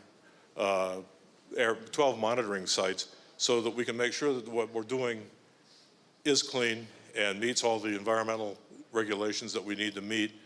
And we also monitor water discharge that comes off of our concessions, but not necessarily off of areas where we are mining or doing work that would disturb the soil.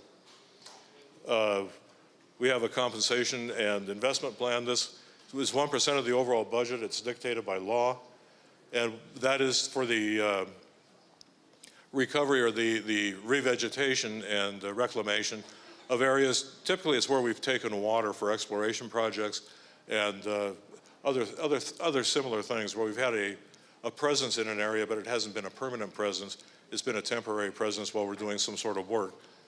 Once that's done, we use funds from this investment fund to go ahead and refund the vegetation and the other things that go along with that.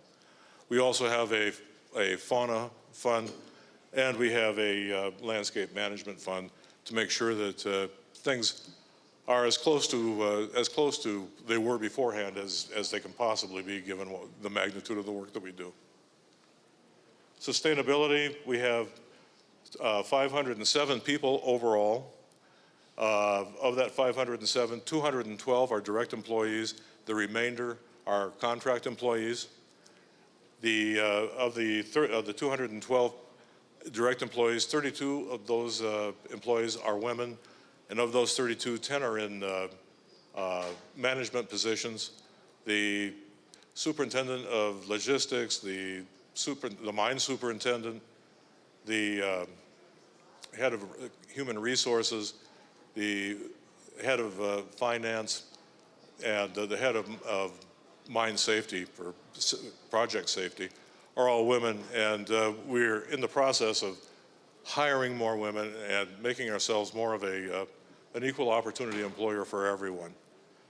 We're 48% or 50% of the people that work with us are local people. 50% come from outside. And as far as the makeup goes, we're 99.5% Colombian.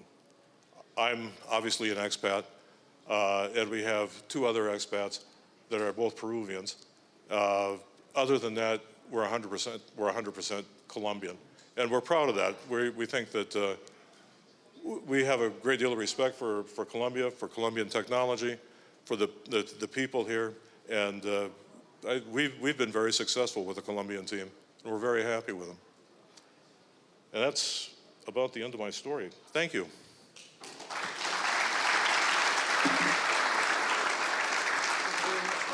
Good. Hopefully you guys will participate in the awards next year. The Mexican Chair project. Yeah, we'll see. Thanks very much, Tom. Continuing with the sort of gold production and development session sponsored by Technofast, I'd like to invite Joseph Hebert up to the stage to talk to us about Outcrop Silver and Gold and its Santa Ana Silver Project in Tolima. Welcome, Joe.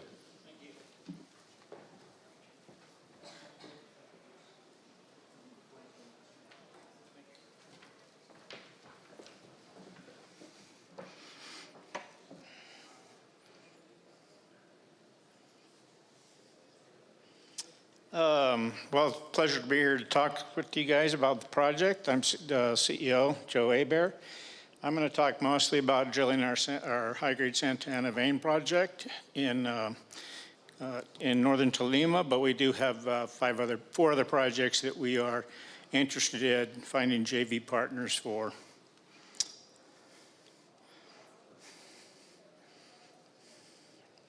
Where do you point this? Oh. Forward-looking statements, everything I say has a high-risk component related to it.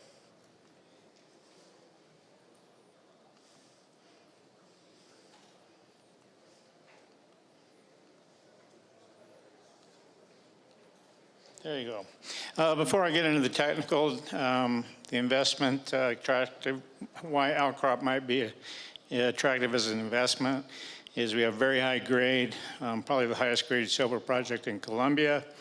It was a Spanish colonial mining camp with that averaged 4 kilograms silver over 1.4 meters of up to 17 kilograms. That was actually from 14 mines that are all entirely on our project. Outcrop was drilled up to 10.8 kilograms silver per ton over 0.95 meters. So at least locally we can drill the same sort of grades that the Spaniards were mining.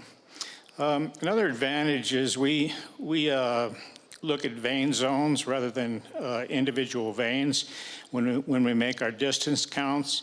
But in places, particularly in the high angle portions of the vein systems, you can composite 3 to 4 veins together. We can locally get doing that, we can locally get 15 meters mine width of up to, or true width of up to 450 grams equivalent. We've got 7 high-grade shoots discovered to date. We've explored on less than 10% of the project. We have a 18,000 meter program, which is what we call our phase 4. It started in October and will go to 2022. We hope the results of that are to produce a total of 12 shoots. And at that point, we think we might be able in the position of making a decision on a maiden resource. Beyond what we're working, which is about the 10% of the property I mentioned, we have a world-class silver gold system that we know we have about 60 kilometers of vein zones mapped or inferred.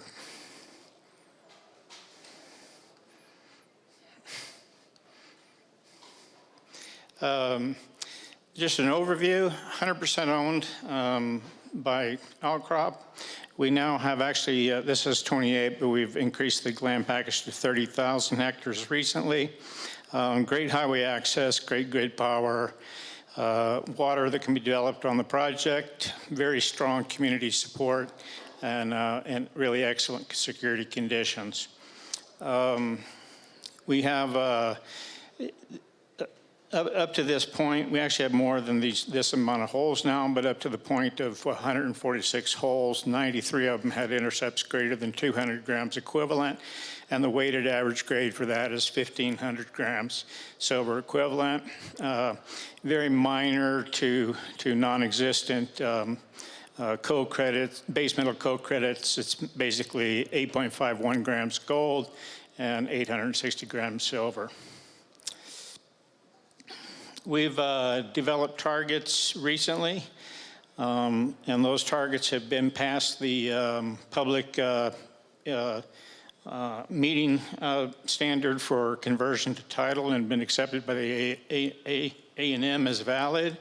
To the north, we've got targets that we can cut up to 3.3 kilograms gold in the vein. To the south, up to 2.4 kilometers. We can cut up to 5.5 kilograms silver per ton. So again, Spanish colonial era. Probably most of you know that a lot of the Spanish colonial era mines have actually become modern mines. And again, we have 14 of those Spanish mines on our property. And I am not doing very good with the... Okay, 7 chutes discovered in 20 and 21. It's from an area of about 1.5 kilometers by 4 kilometers. You can look on the right and see some of the highlight holes for each of 7 chutes. You can see Megapozo has 0.95 meters of 10.7 kilograms equivalent silver. Roberto Tovar is notable because it's wider, and that's where you have 3 to 4 veins clustered together. You can see 5.16 meters of 800 grams equivalent silver per ton. Our exploration goals, again, are to discover 12 chutes by next June and then continue with regional exploration. So this is an oblique looking from west to east of the 3D modeling we've done on some of the chutes. That's a 750 meter scale bar. They're clustered, they're segmented into different distinct chutes, but they're they interrelate well, and they don't have a very high distance between them. You can see the San Juan, San Antonio, and Roberto Tovar. They have a 400 meter spacing. We're assuming up to the north we'll drill another chute there. La Ivana and Megapozo are actually low angle chutes that appear to be in ramp structures between the high angle vein zones, possibly as a compressional or reverse tectonics event. And then if you look at El Dorado out there to the lower northwest, as we go north and as we go south, again, we expect to hit chutes similar to those on a 400 meter spacing. So those chutes that you just looked at, basically, you can use the Frias mine, which is also on our property and has good production records up until 1902. In a little bit less than a 20-year period, they mined 7.8 million ounces of silver at 1.3 kilograms silver recovered when you back calculate from the cons and the actual pit and the mine volume. 240 meters along surface, 310 meters down dip. And importantly, all the chutes seem to have a rake, in this case 460 meters down rake. Frias compares to any one of our chutes. It doesn't, I'm not saying that each one of our chutes may have 7.8 million ounces, but it is definitely a framework to look at the scale of the potential of our chutes. All of our chutes are open at least one direction laterally, and all of our chutes are open at depth.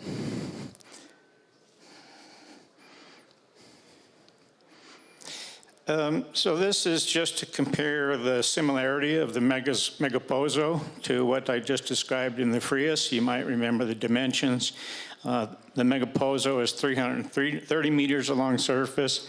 That 400-meter plunge along its long axis, which is actually a rake within the southwest dipping vein, and 310 meters down dip. Mineralization open in three directions. That lightest blue contour through the orange red is all greater than 300 grams silver per ton, equivalent silver per ton. And the red zones are over 2 kilograms silver, I believe. So we're calling these potential resource areas. This correlates, but as a preliminary grade model, as the 3D model I showed you just previous. Again, good spacing. This is in the Royal Santa Ana mines, where the Spanish would have concentrated in this area. But something to take away from this is this is a 200-meter scale bar. You have 200-meter slopes, 200-meter contours of very, very high grade that would present a very favorable mining situation. This just shows the El Dorado, open at depth. We're waiting for some permitting for El Dorado to the north. Again, very high-grade contours at above 400 or above 360 grams. And I just show the Megapozo again as another resource area. This was interesting because La Ivana, we modeled the footwall and it looked kind of like a scrunched up blanket. When we were actually able to get enough drilling into it, we realized it was two separate chutes of about equal size, stacked about 30 meters apart. The Megapozo, I'll just illustrate here, is a pinch and swell system over a fairly short distance. You can go from 0.3 meters to 2.8 meter thicknesses. We don't have just a district or a mine area or a district. We really have a prolific silver gold belt. The dimensions on it are roughly 12 by 30 kilometers. This is where we have 60 kilometers of cumulative inferred strike. These vein zones would probably represent multiple veins within each of them. And there are 4 historic mining areas within our project. And then we go down to the Gran Porvenir mine, which is operated by a private Colombian group. When we get this all together and explored, I mean, we really are putting together a world-class district. This just is an illustration in the Roberta Tovar of the close-spaced nature of the veins, but they're grouping, and the advantage of being able to take 3 or more veins together. This is the central Roberta Tovar chute, and you can do desktop compositing here and get a 15-meter true thickness of 450 grams. That's a big thickness number. That's a decent silver equivalent grade number. This just shows the same thing happens in the center of the El Dorado. The center of the El Dorado is actually made up of at least 4 to 5 close-spaced veins. This will be a case where, again, you'll be able to composite together if you want to balance bulk, long-hole production, mechanized production with less with more intensive selective mining. This is just a rock picture.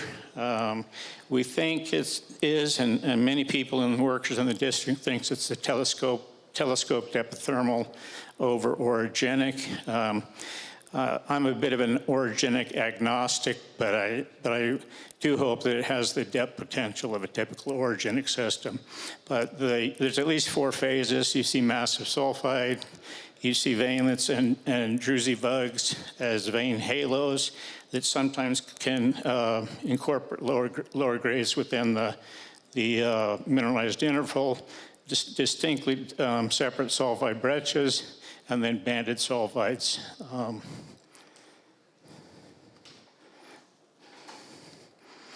I think this pretty well says epithermal with respect to the adularia. You get just beautiful classic adularia that you would see as a reflective of boiling in an epithermal system. There is a fair amount of free gold. When you see free gold, you usually have gold in excess of 40 grams. You see native wire silver, you typically have in excess of 3 kilograms equivalent silver per ton. I just show this because it's a good graphic of the chute density. Again, the San Antonio, Roberto Tovar, and San Juan, about 400 meters apart. This is something I think is going to be recurring through the district and region and help us do more efficient exploration. And also, all these being open at depth, it's possible some of these chutes will actually join at depth. In the case here, if these 3 chutes joined at depth, you would be looking at 1,200 meters of continuous mineralization. I just mentioned that the low-angle, high-angle veins are more common. They are connected by low-angle veins with high-grade low-angle chutes. This is a case, again, where you have close enough spacing on the veins that you could group them together in a mining situation, and in this case, mine 6.3 meters of 338 grams equivalent silver per ton. So narrow vein comparisons, we like to say that Outcrop's exploring and drilling what Silvercorp is mining. If you look at the vein average width, 0.7 to 0.8 true thickness is what we're looking at. That's the same that Silvercorp is. We have 1,500 grams equivalent gold undiluted compared to Wisla's 482 grams and Silvercorp's Ying mine 415. We have, if you look at it on a GT basis, we're at 1,100 grams meter versus 1,600 grams meter for Wisla. But substantially less than that at the Ying mine. We have 7 chutes with good drill definition. Basically, in summary, the Silvercorp in the Ying mine is mining veins like what we have at much lower grade and producing silver at $7 equivalent per ounce, all in sustaining costs. This is an interesting exercise just because there's a natural aversion I've found to narrow veins. But if you just take, as a simple exercise, if you take our average thickness for 175 intercepts times the weighted average grade, if you do a 1.2 meter shrink stope, you're still mining an 875 gram silver equivalent. If you take it down to a narrow mechanized of 2.2 meters, you're mining 480. That's essentially what Wisla's mining, going to mine mechanized. If you do a Resu mine, a conventional Resu mine, which is not uncommon in the industry even now, you contain almost 1.3 kilograms. If you do a modified Resu, where you have a minimum vein cut previous to taking out the waste, you still have 1.1 kilograms. And so I just said, okay, all methods applied equally within the mine, potential future mine, 936 grams. If you did 50% mechanized, 30% shrink, and 10% of each respective Resu method, you're still looking at 742 grams equivalent silver per ton. So really nice numbers. This just shows the recent expansion we've done to the north and south, bringing the immediate mine exploration area up to 18 kilograms. Regional exploration, again, we've got 5 historic mine areas that we have geophysics run over. Basically, if the geophysics, if the mine has a geophysical response, and we see that response elsewhere, we have a great target. Again, 30 kilometers by 12 kilometer vein zone and over 60 kilometers of veins. Social responsibility. Obviously, everyone knows it's a serious business in Colombia. Our foundation is to build trust, build operations currently with equivalent to what our exploration is at that point, but also let people see the future of having a well-run, clean mine in their community. We've done some innovative things. We did a nonprofit purchase of wheelchairs. We're providing 400 wheelchairs to the disabled community of North Tolima and Falan. We've started microcap business startup ventures, the first being beekeeping. We're providing primary and secondary education programs to adults, and we're providing supplies for urban and rural vegetable plots to deal with some malnourishment issues in the area. And we're working with the University of Medellin, the agronomy people, to generally increase farm productivity in the area. And just go to outcropsilverandgoldcorp.com or my email, and I'll be happy to answer any follow-up questions.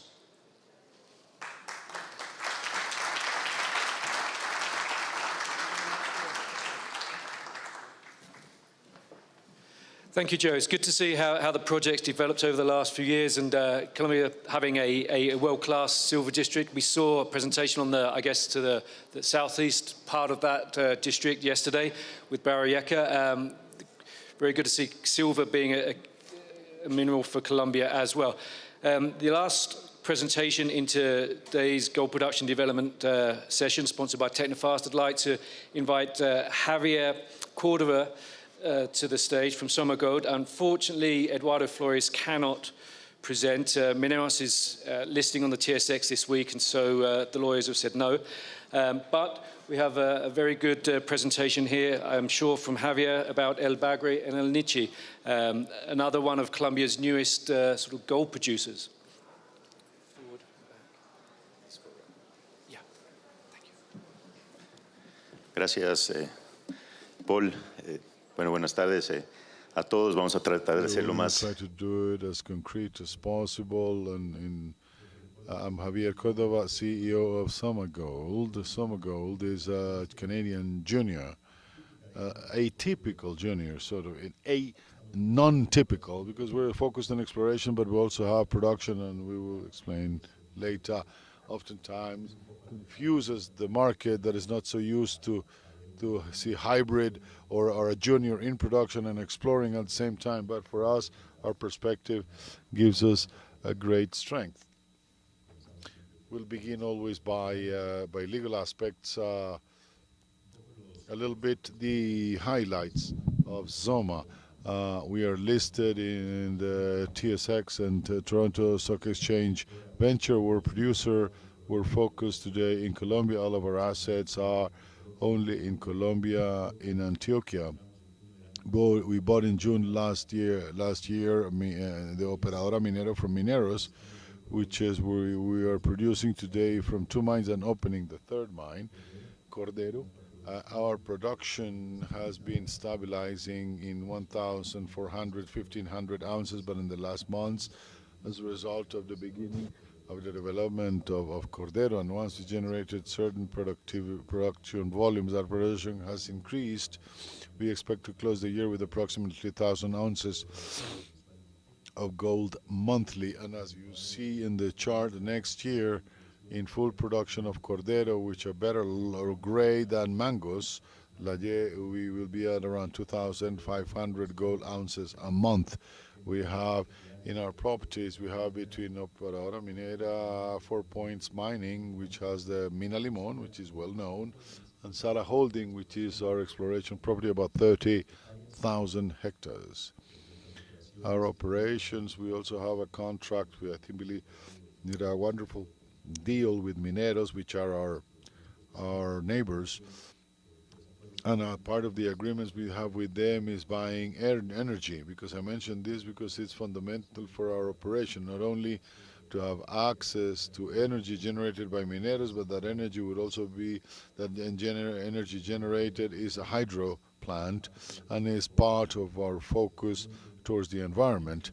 In the property that I'm going to mention, we are highly active with the government and with Antioquia's government, mainly in the zone of Sara and 4 Point zone and Limon, and we have a top-notch team, very capable, technically Colombian, local.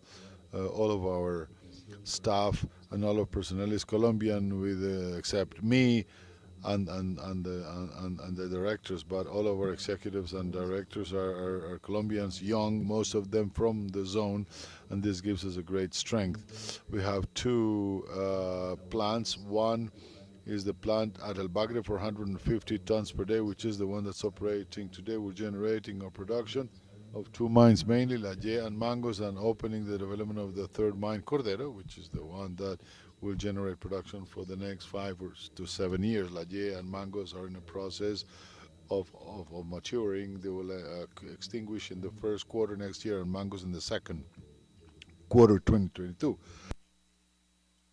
2030, we had a production of 17,000 ounces this year. We're forecasting 20K, and our forecast for 2022 is 30K, 30,000 ounces or more. And we have another plant, which is Limon, is not working yet. We are reactivating it to put it in production from next year with the material that can come from Cordero.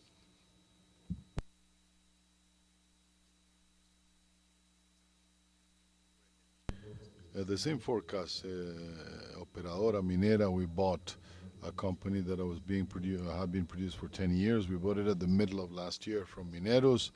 This has been the recent history production volume. You see it in the screen. This year we will close with 20,000 ounces. And our projection is to continue growing, not only with the production we generate through the Operadora Mineros, but we can expand in additional production from our own property in El Limon and Sara. Our location, I'm not going to go into much detail because I'm not going to sell you the potential of Colombia. You know it well. We're in Antioquia. We're on all the property belongs to Zaragoza. Operadora Mineros is closer physically, mining-wise, to El Bagre. So these are our the two plants are very close, 20 kilometers separation between the two. There you can see more or less where properties are, 600 kilometers to the north of Medellin. To the north also, within we have an additional property which is more to the north, which is called Nechi. I'm going to tell you a little bit about Nechi. But the access, infrastructure, roads, we have an airport, El Bagre, which has 2 flights per day, and very favorable, close and nearby infrastructure and roads. Zooming in, these are our concessions, 30,000 hectares in the high zone. To the north, La Ye and Mangos are the mines that are in production today, and a little more towards the south where it says Balbina Cordero is the third mine that we're opening up. This zone, we have a 43-101 with approximately 200,000+ ounces, and the whole property towards the south, from Limon all the way to south, is a property that is not explored. We're exploring it with 2 drills, and the small stars you see there, all of these are mines, or were small-scale minings in a formalization process, many, but these mines have also allowed us to access information, have allowed us to be able to size and sample. And our geology team has a better idea of where to focus our exploration programs. again, producing from 2 mines in starting production of the third. You can see how production has been increasing gradually in the first semester of 2021. Average monthly production was 1,380 ounces, and the third quarter average production was 1,760, and we expect to end the year with an average of 1,800 ounces, which a couple of months we hit 2,000. This month went down. If everything goes as it began, I hope to be around 2,000. So I believe it's very positive, the evolution of the company, and as I mentioned, 2022 we should be at least in 2,500 ounces a month. With 43-101 we have today, with the information today, and it's worthwhile to clarify that 43-101 was done in the time that Mineros, when Mineros was there. Since then we've drilled 60,000 meters. We're going to make an update in the first quarter of 2022. With the information we have, our life of mine is about 7.3 years, but we're working and we were exploring actively to be able to grow, extend the life of mine. I mentioned that we're going to make an update in 2022, more than 50,000 meters of drilling from the last 43-101. And we have targets. I mentioned a minute ago that the presence of all these mines in our property, the good relationship we have with these mines, thanks to this formalization process, have allowed us and the technical team to have access and to be able to generate exploration targets that estimate about 650,000 and 1 million ounces of gold in the next, up to the year 2024. Nechi, had mentioned Nechi. This is a property towards the north, is part of the 43-101 with 120,000 ounces in gold. Here, of course, there are some interesting aspects. Mineros for some time made a development in Nechi. There is knowledge of the zone. As you see there, our team already has designed a mine plan with production blocks. There's the technical team is advanced. Of course, many challenges, of course, in permitting. This is a zone of what we call second law, ley segunda, and the second law in Colombia. It's more restrictive for extraction, where there's some alternatives that were approaches in Cordero. It's an interesting property that we expect that if the permitting allows, we will be able to produce in the next few years. This is a little bit of the detail about Cordero. What's interesting about Cordero, the new mine, is that we're going from a method of production which is typical, less productive, and to a method which is mechanized. That's the portal of Cordero that we're building. It's totally mechanized with jumbos. It's 1,500 meters development towards the deposit. We've reached level 2 and level 3. We're advancing in the 2 levels. This is generating not production yet, but developing the 2 levels. We're generating certain tonnage of production, which are the ones that are positively influencing our production levels. These are the 2 plants. On top is El Bagre, that's working today, and Operadora Mineras for 150 tons a day. And the lower picture is Limon, which is not in operations yet, but it's available. We're doing adaptation and maintenance so that it can join production from next year on. Between the 2, we have a total capacity of 675 tons for 150 El Bagre, 225 tons El Limon mill. These are two properties in the zone. There is a very good relationship with the community, and we have very good security. We have presence of a battalion of the army very, very close to our operation in El Bagre. I had mentioned before that we are we're not a typical company, because we're a junior that it has production and it's profitable, that is generating positive cash flow, and that allows us, amongst other things, not only to develop and invest in the new mine, but also finance all of our exploration projects. I mentioned that we have 2 drills owned by the company and with the whole team, And equipment, we have a 4-year plan for exploration of about 26,000 meters, 26,000 meters a year in exploration. All of this cost is coming out of the cash flow generated by the operation. We haven't needed to go to the market to loan resources and get resources to fund the operation. We mentioned 29,000 hectares targets for about 750 additional ounces, an addition 750,000 ounces, with our own drilling equipment or our own lower costs for exploration is very, very low if we compare it to other companies, approximately $60 per meter of exploration. An additional datum is the cost per ounce discovered, approximately $32.50 per ounce. We're also in this process of exploration increasing ounces faster than we are consuming them in the operation, which gives us a lot of optimism for the future. 2021, we're going to end up with 26,000 meters of drilling, and evidently in the process we are finding, you will know the zone where we are, we're finding a lot of information that we didn't have before.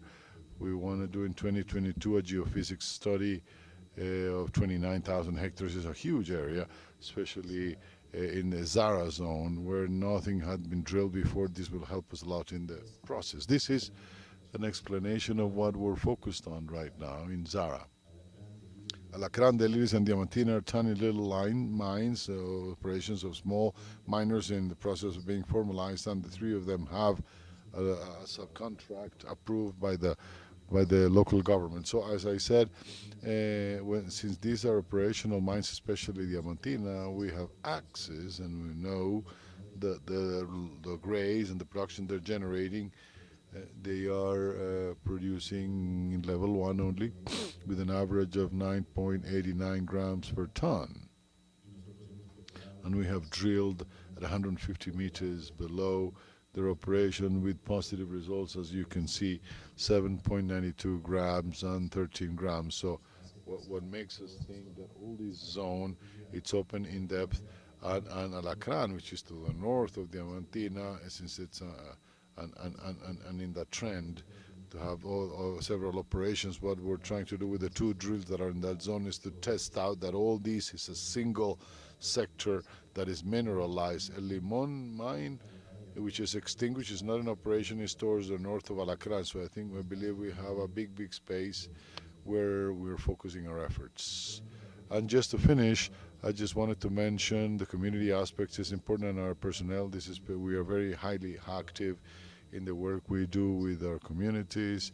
We belong, as I said, we belong to the municipality of Zaragoza, but since we're close to El Bagre, 90% of our staff is people from the zone, from the local zone, which makes us be very close to El Bagre.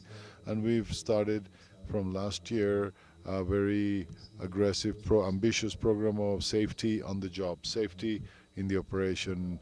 We needed to work more. We identified we needed to work more in safety as a company, safety, so we've given it a lot of emphasis. Thank you very much. That's my presentation. Thank you very much. Thanks, Javier. That draws to a close our morning session, gold production development session sponsored by Technofast. Now, break for lunch,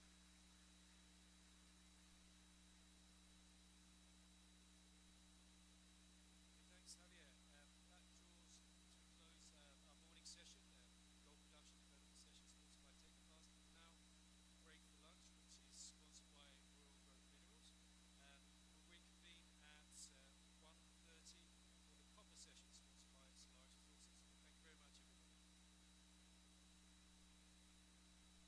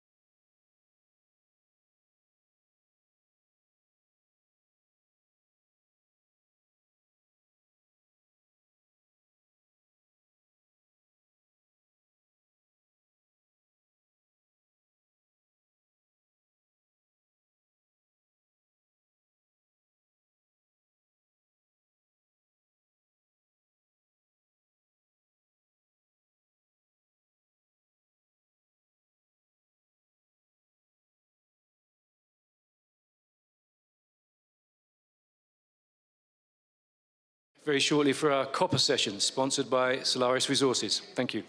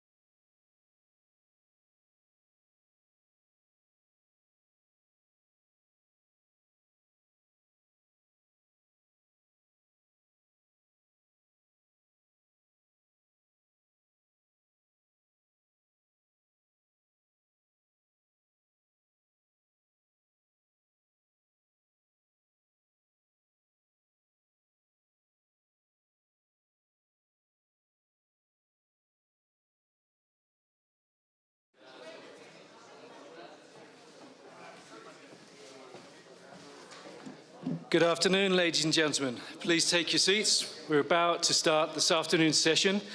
The first session is copper, and this is sponsored by Solaris Resources.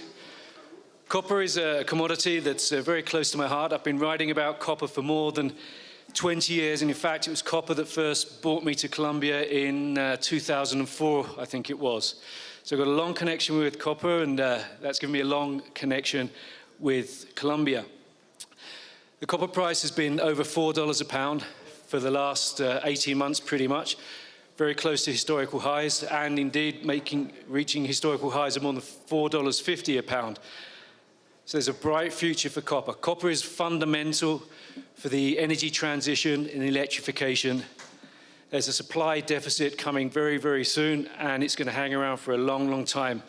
So I very much suspect that $4.50 a pound is going to go north of $5 a pound and stay there for a long, long time. The copper resources are depleting. The pipeline for new projects is very, very scarce. And so copper exploration projects are very rare and in short supply, and very much needed. We've got an excellent panel for you this afternoon, well, not panel, program for you this afternoon with several copper exploration projects here in Colombia and in Ecuador. A lot of these, I think, will get developed, and these are going to be very big projects for Colombia, for Ecuador. They're going to employ a lot of people. They're going to generate a lot of resources for the host governments. To kick things off, I'd like to welcome to the stage Thyana Alvarez from Libero Copper, who's going to talk to us about the Mocoa project in southern Colombia, pretty close to the Ecuadorian border. Thyana, thank you.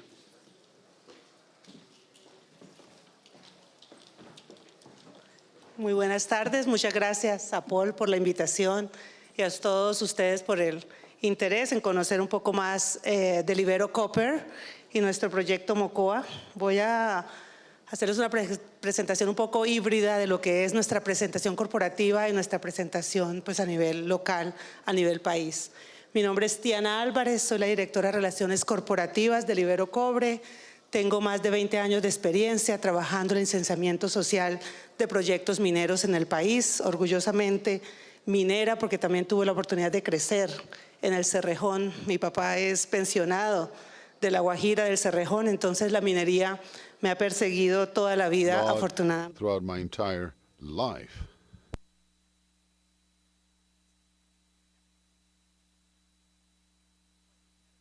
First, I'd like to tell you that Libero Copper and Gold has a very important portfolio of projects in Latin America. We have the Big Red and Big Bulk project in Canada and British Columbia, La Esperanza project in Argentina, and of course our project closer to my heart as Colombian, the Mocoa project in Colombia. We've achieved since 2021 group put together a very important group and a strong group of leaders and directors and executives in the country and internationally to strengthen our team. For example, Ian Harris, our president and CEO that couldn't be with us, he has 12 years of experience in Latin America, 6 years of this experience specifically working in Corriente Resources as country managers and VP of the El Mirador project in Ecuador. And of course our director Ernst Mas, which was president and CEO of Copper Panama. So we have a top-notch team with great experience in copper projects to succeed in these projects. How is Libero? How was it born? Libero project was born as in the Mocoa, with the Mocoa project, with the acquisition of the Mocoa B2Gold project, from B2Gold. Our company acquires Big Red in 2020, and the operation of Big Red starts in 2020 December. We obtain positive results that motivate us to continue moving forward in 2021. It has been a strong work year. We acquired Big Bulk in Canada, the Esperanza project in Argentina, and we structured the entire top management team at the country level and internationally. We strengthened the team to move forward in 2021 with all of our strength. with the words of our presidents and the aim to turn Colombia into the third largest producer of copper in Latin America, it motivates us even more from Libero Copper to move forward in our Mocoa project. That's why this year has been a crucial year for us, a year of a lot of work. In 2021, in July, we began new drilling in the Big Red project, and the results came out very positively, very not long ago, and after an arduous effort, we will show you later, we began geophysics in Mocoa again and geochemical studies, and we're ready to start in 2022 new drilling. A little bit more about Mocoa project. As I said, this is a project that the Libero project acquired in 2018. It's in the Putumayo department in the capital, Mocoa. The Putumayo department in Colombia is a department made up by population from many regions in the country, specifically Nariño. 54% of this population is from the Nariño department, all of them attracted by the oil boom. So the mining energy sector in Putumayo is not foreign to them. It's part and parcel. Only 8% is native. That more than 30,000 inhabitants in Putumayo are Indians. Of the 10,000 are located in the municipality of Mocoa, a municipality of approximately 53,000 inhabitants. Putumayo is located in the southwestern part of our country, very close to the border with Ecuador and the other neighboring countries. Here we can see the location of Mocoa. We're located at 10 kilometers of the urban area of Mocoa. It encompasses peasants, settlements, and communities. We don't have Indian communities within the area. They are neighbors. There's some neighboring communities, very tips of some reserves, some Indian reserves that you see in the map. And we see in white our central government land, our national land. Here we worked strongly in relating to these areas and the settlers with the reserves and the communities, with the authorities, but also with 130 settlements or towns to move forward in our process. Talking about the Mocoa project itself, located in the Putumayo department in 2000, between 1,300 and 1,600 meters above sea level. It's a porphyry, copper, porphyry, and moly. Contains inferred resources of 636 million tons, which encompass 6.4 billion of pounds of pure copper and molybdenum. If we consider the volumes, the world production of moly, which is around 600 million pounds, we are truly, this project could put us in the map as the first producer in the world of moly.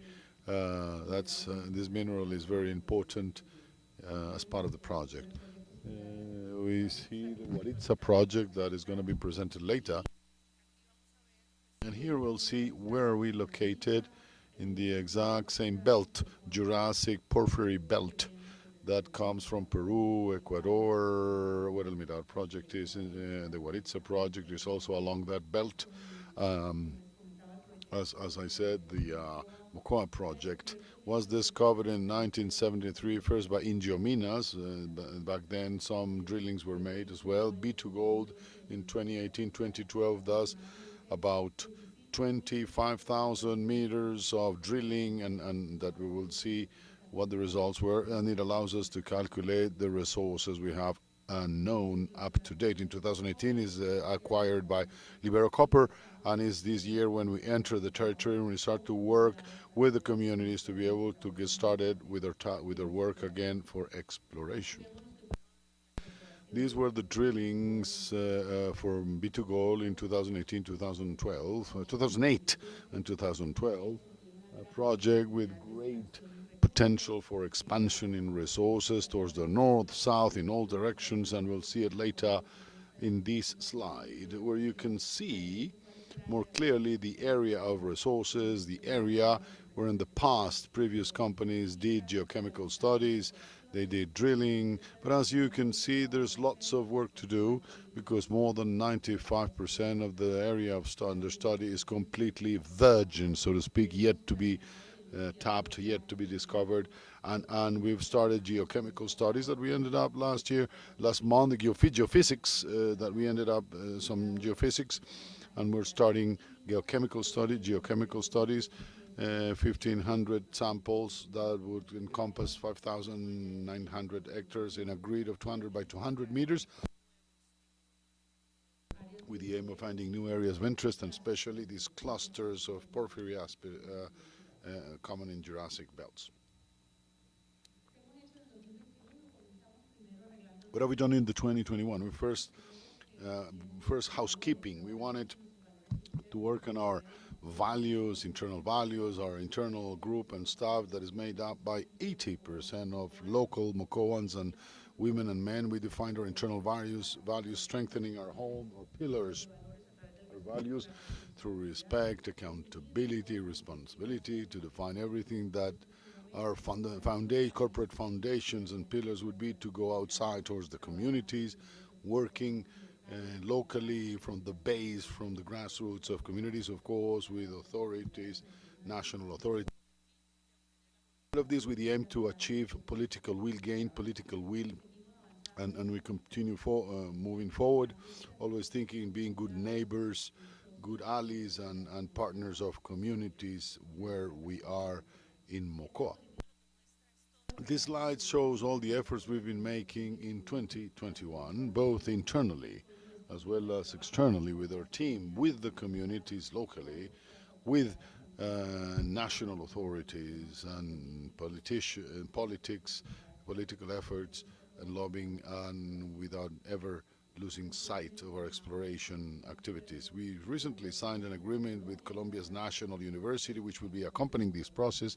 We're about to sign another cooperation agreement with Putumayo Technological Institute and El Sena, the Government Training Institute. We want to create this group and team that we're going to require throughout the whole life of the project, and the local labor we will need, which have been our two fundamental values: dialogue and collaboration, two key pillars of relations with the territory. We want Mocoa to be a participative project where communities are the stars, that they always know exactly what we will do, how we will do it, when we will do it. That's why we launched the strategy slogan, Let's Explore Together, through a pedagogical slogan from STEM, from children, from adults, so that they get to know the importance of copper for energy transition, copper for the future, but also exploration, how is it done, and how we get to do well done mining, because they're used to illegality in those regions and they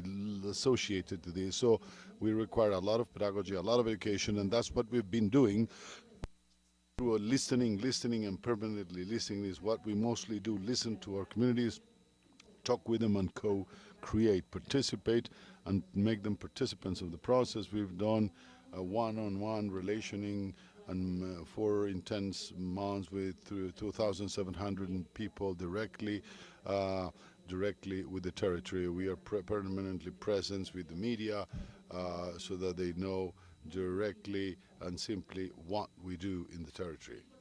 And of course, the biggest,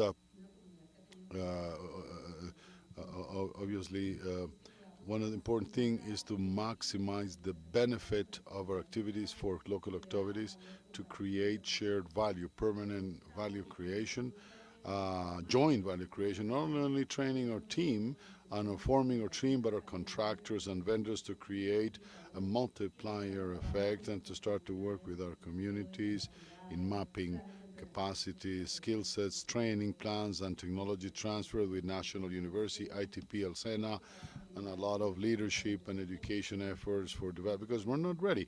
Our communities sometimes are not ready for the demands of these projects. The commitment of our suppliers and contractors in Mocoa is to work with local communities as well, and we've done this from day one, even before putting one foot in the territory. And to finish, This is one of the most recent news from the company. We just acquired more than 100,000 hectares they're not mining titles yet. Their requests. They're in the whole Jurassic belt of porphyries. We're requesting these titles, motivated with the results we've had and the acceptance with the communities and in the desire of El Putumayo to have allied companies that generate employment, to reactivate the economy, to be able to help to leverage development in this territory or sometimes forgotten in our country. So this is the most news, the news we have for you. And thank you very, very much for this space. And we're always in Libero Copper, we're willing to receive your questions and your comments.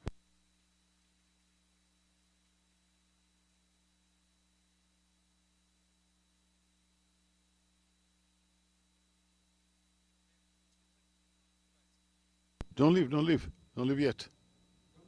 El proyecto. Okay, muchas gracias. Okay, thank you. Continuing with the program, now I'd like to welcome to the stage Federico Velasquez from Ceballos Resources, the sponsor of this session. Ceballos Resources is a company that went public July 2020, I believe, and has since grown to have a market capitalization of more than $1 billion on the back of some very big, very long, high-grade drill results at the Warintza project in southern Ecuador.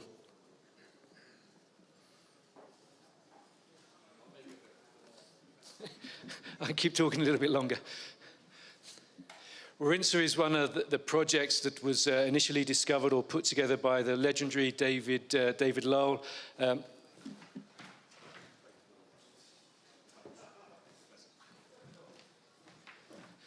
A remarkable person who made an awful lot of copper discoveries throughout the Americas, and I'm sure that Federico will tell a bit more about that. Let's forward and back, and if you need a pointer, there's a pointer. Thank you very much.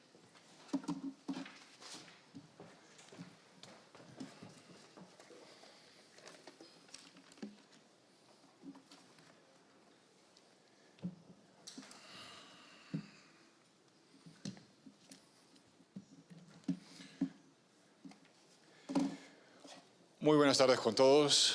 Good afternoon to you all. My name is Federico Velasquez. I am the Operations VP, Strategic Operations VP of Ceballos Resources. Above all, I'd like to thank Paul Harris for this warm welcome.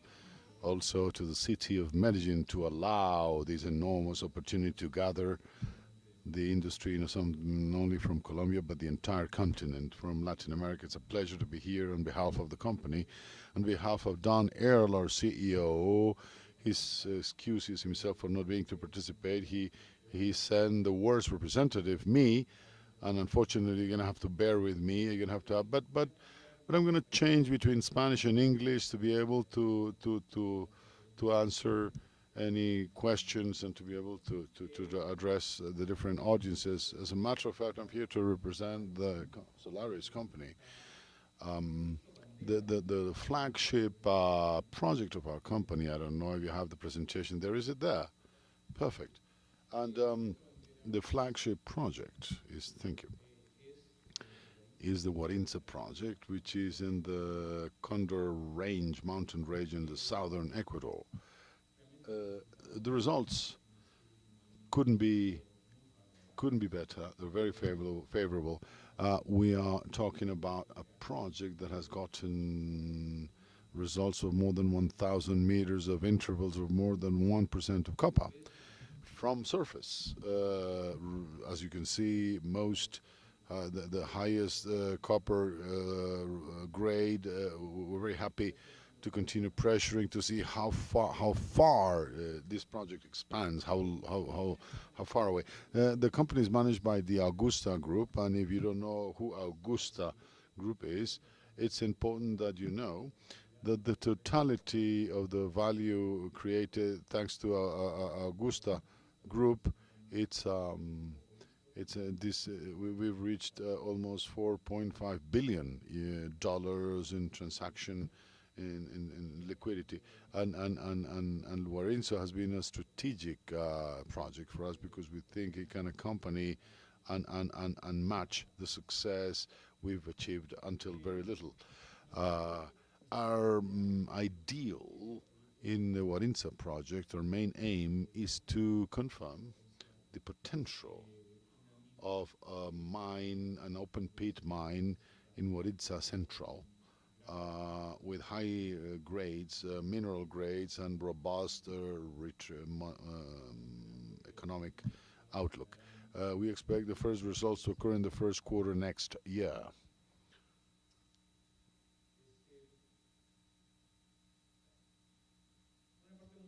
A very important part for us is the level of trust and the trust achieved in Ecuador. This has been thanks to a great leadership of Guillermo Lazo's administration, the president. I had the opportunity to meet with him personally in an event where I had the pleasure of meeting the Indian communities of the project, and he met them too, and we're very honored that the president of the country is the one that appointed, named Solaris as an example to follow because of its corporate initiatives in CSR, in corporate social responsibility, that we've assumed from the very beginning. Our slogan has always been perseverance, humility, and good faith, and everything we've achieved so far has been based on that. We are right now truly collecting, harvesting a silent effort, a silent work that started not necessarily in the development of political relationships, but on the contrary, to focus in the community, in the project, and growing from the very bottom. It's obvious that the President Lazo has priorities, one of them being the environmental protection, development of the community, and effectiveness, and of course, developing projects.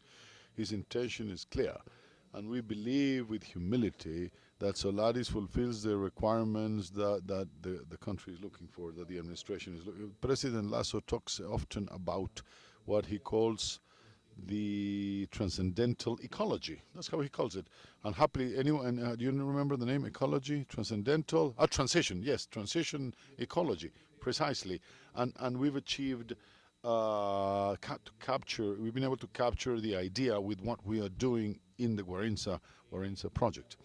The support has been significant. It's not a surprise to anybody that in spite of the difficulties that exists in El Condor corridor, where there is no road access, there is no infrastructure, where radical changes of geography and topography are noticeable and drastic. We have the most of the machines. We have more machines than any part. We have 12 machines active all the time there. We have 33 helicopters, thanks to the help of our strategic allies in Ecocopter in Ecuador, and the 3 helicopters are fully dedicated to the operation of the project.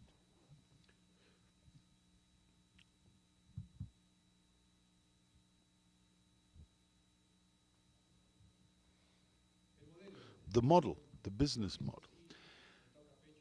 This touches my heart, and I'm going to talk about this in Spanish. This is a model that got started thanks to the conversation between our CEO, Dan Earl, and other 4 major allies of the Solaris company. Happily, Canada has achieved obtaining a series of executives and leaders and mining leaders that have identified, I believe, rightly, the problem of the social conflict that exists in different parts of the world.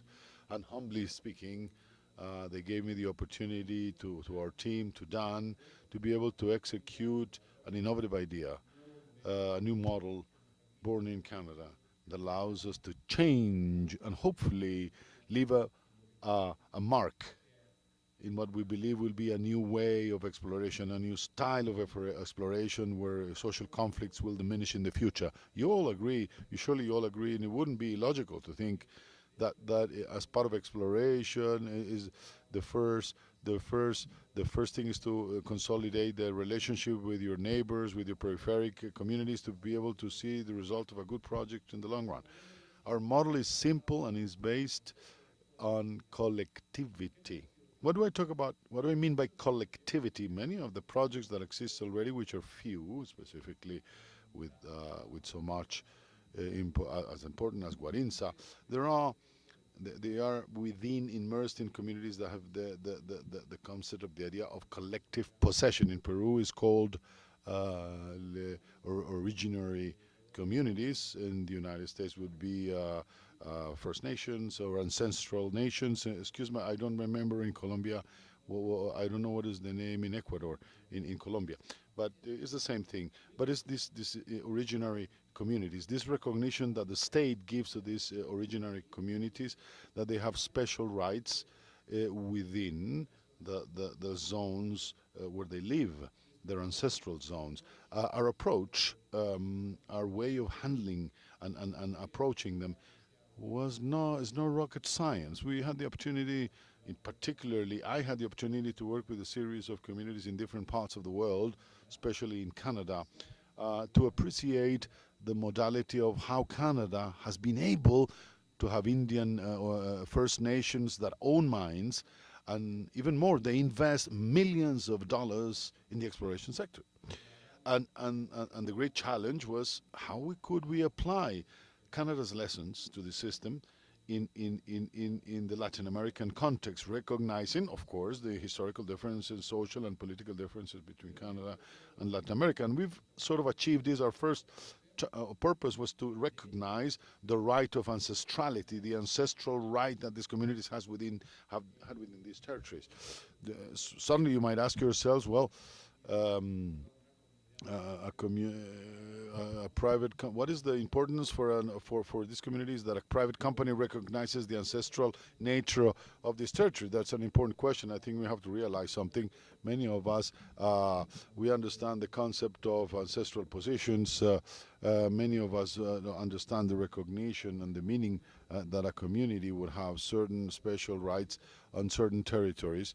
And if we lose, and it would be almost impossible to succeed in the project. We reach a reconciliation process with Guarinciabe in the Guarinza project, and I say reconciliation because I say there was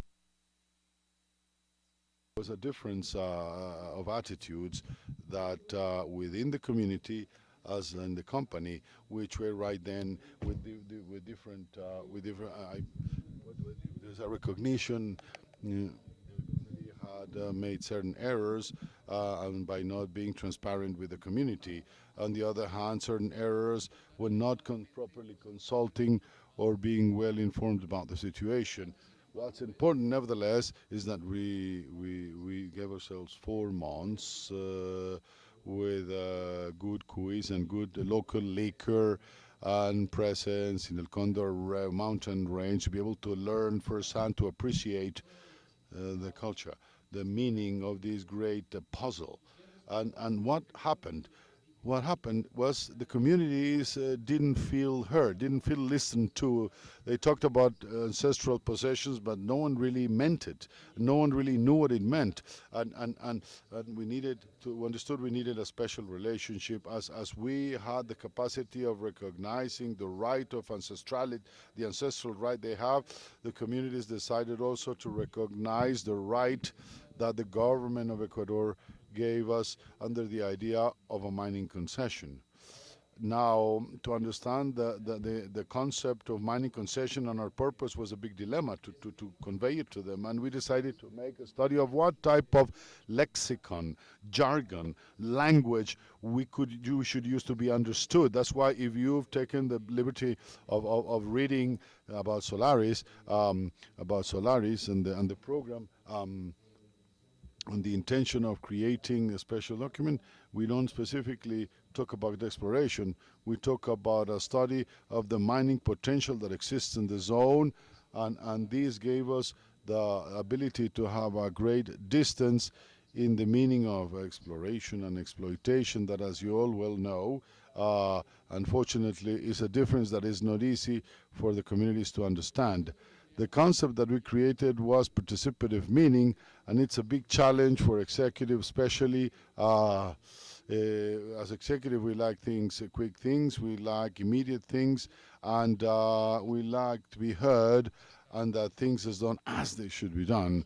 We made a decision, a central decision in understanding that this project was only going to work if we understood that the community had to be part of it.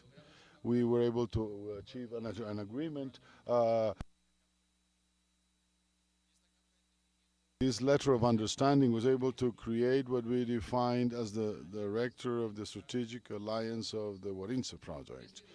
This directory has representation of the Solaris company and has representation of the community leaders.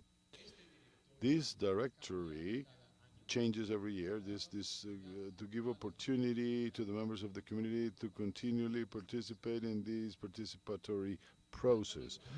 So much so. But what is the meaning of participation? And this was the most difficult thing to explain to the community, was to explain to them and to teach them about the business, to understand that this is not that we are Santa Claus and we're coming, no, that they understand where the business is, what is the mining potential that exists in the zone, and they immediately understood they understood the idea. And I don't believe, I mean, you might have asked the same questions to yourselves. How is it possible that the Americans dare to be investing millions and millions of dollars in a place without having any guarantee that there is a mine? Sometimes I wake up at night and ask myself the same thing, but it happens because we all have faith and confidence in the good of our industries, that we never lose faith, we never lose hope. In a few words, they understood that if there was an opportunity in the exploration process to create development and promote opportunities for them, it was precisely the idea to work with us so that a percentage of that investment would reach social programs that we had developed. On the other hand, and an important part that to mention about this, as part of the Warinsa model, is the capacity that we had as executives and they as leaders of the community to understand the needs and to see how far we could support them. We talked a little while ago, yesterday, some presenters talked about artisanal mining. Our company decided to consider it not as a problem, not as a challenge, but as a great opportunity. I want to thank certain members of the audience of the panel, Carolina Orozco, Stevie Gamboa, that is right here, because generally they were big support for the Solaris company in developing for the first time ever in Ecuador, a process where we promoted, with the support of the government of Ecuador, thanks to the vice ministers of mines in Ecuador, Mr. Javier by supporting us in this initiative.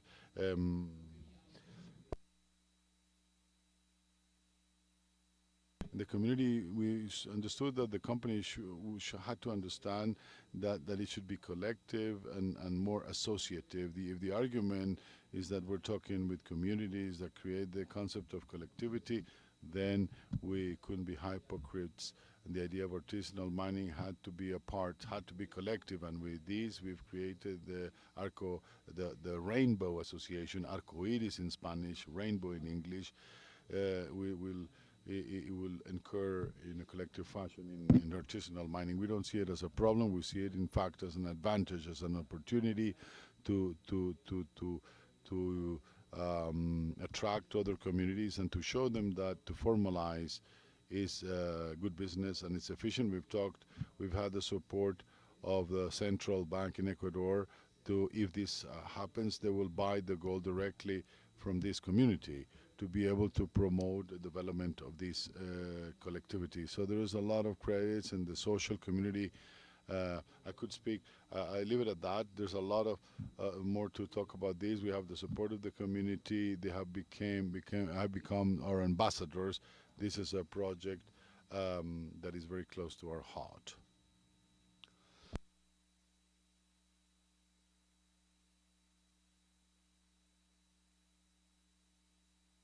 Have a series of programs and corporate responsibility, which is in the concept of, in synthesis, we have 6 projects. Warinsa, sports, what INSA green in the eastern part, what INSA undertakes, what INSA as the women, and we're lacking one, I might remember. But in reality, the intention is that the community, with its leaders, have the opportunity of participating in each one of them. We have as a mission, and not only we should work with the community, we should identify partners, external partners that might support us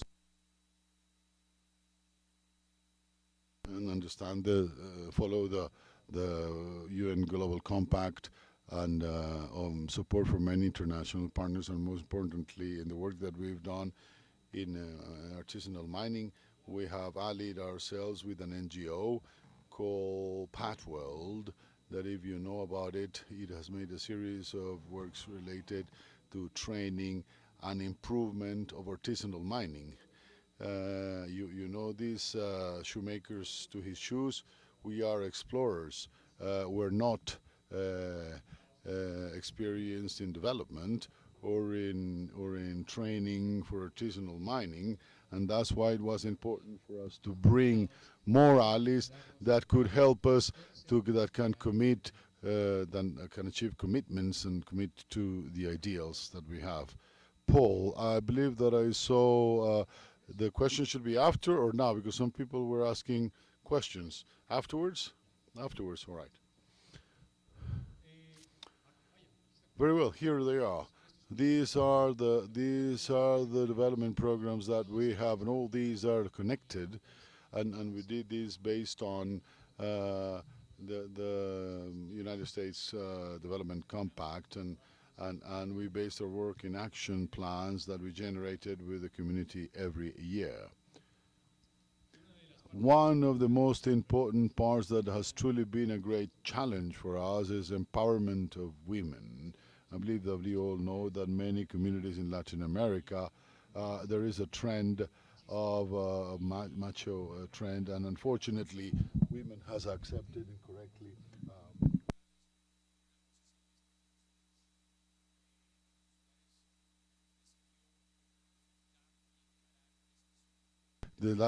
decided to face this issue, and we have done it in different ways, reminding the communities that women as well as men have the same rights, trying to develop opportunities, and a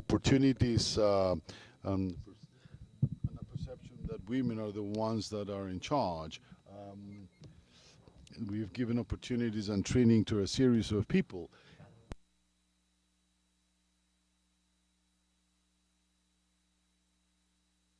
A series of projects to get started on alternatives that maybe in the world of exploration, as you all well know, you all agree that not only are focused on our projects, that we did.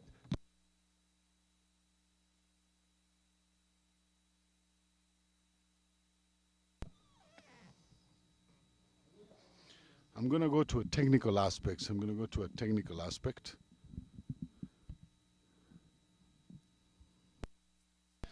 What is related to this in the region, as you can know, we're not too far away from the two current mines, great-scale mines in Ecuador, in Mirador and Fruta del Norte.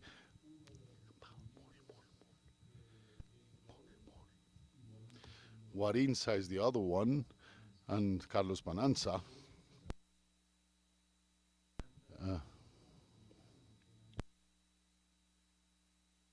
I believe that if many of you know about the idea of infrastructure in Ecuador, many other countries have had the capacity in Ecuador in communicating. I was born in Peru, and I know that it's difficult to enter the Amazon, and oftentimes we rather do it through Ecuador, thanks to communication systems. So truly, we have the great opportunity in this sense to have very good infrastructure. We're talking about a project, an electric projects in the zone.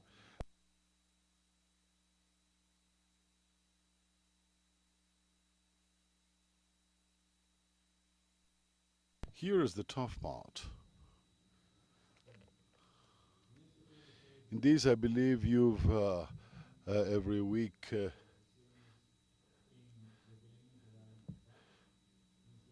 our plan right now is about 35 square kilometers of about 7 kilometers per 5 kilometers, and well, the results are very, very satisfying. Give us satisfaction. The central area is the one that we have focused on. We have a drill that we've achieved in the west. This is the one. This is the one that we need to move. If I point here, this is the one. If I pointed here,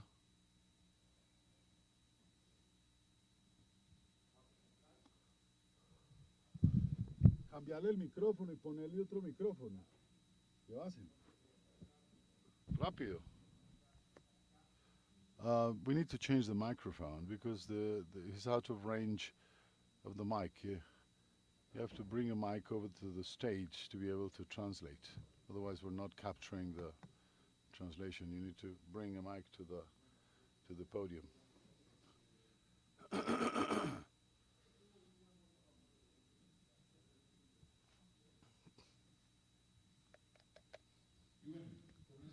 And with this, I believe we have had the opportunity to demonstrate the growth of this possible mine.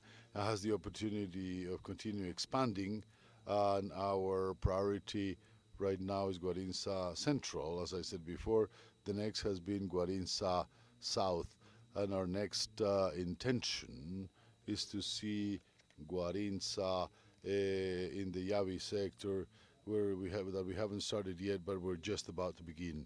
We're very satisfied. We have a contingent of 430 partners that are working for the company in six camps in the government and the government. And we have obstacles, yes, there is no doubt, and I believe that the obstacles are due to the fear of starting this process. We continue with our wish of having open doors to connect more members and to try as far as possible maintaining a new way of recognizing that social conflicts, as I said before, can be resolved, and the solution is in our hands. We're not talking about private property anymore, where the opportunity exists to find opportunities like Guarinza. There are very few, and I don't know why it would be the coincidence that every time that one is found is next to a community, very close to a community, so accepting this, that the communities are going to have to be part, they have to be part of the business, they have to be informed, they have to know how the process works, is what is essential. I will invite you so that you can understand the meaning of our prospection study. We invite you to read the 43-101s so that you, and even more, we've taken our 43-101, we have modified it with language, much more easy to understand language, to at least for me. If I understand it, I believe everybody could understand it. So these type of small efforts and the relationship with the executive, I'm very happy because I just came back from a big trip I had to Peru, where we have other two more projects, a JV with Bucara Resources, the Capricho project, and the Paco Orca project. And our intention is obviously to apply this new model in Peru. Amazingly for me, it hasn't been applied yet.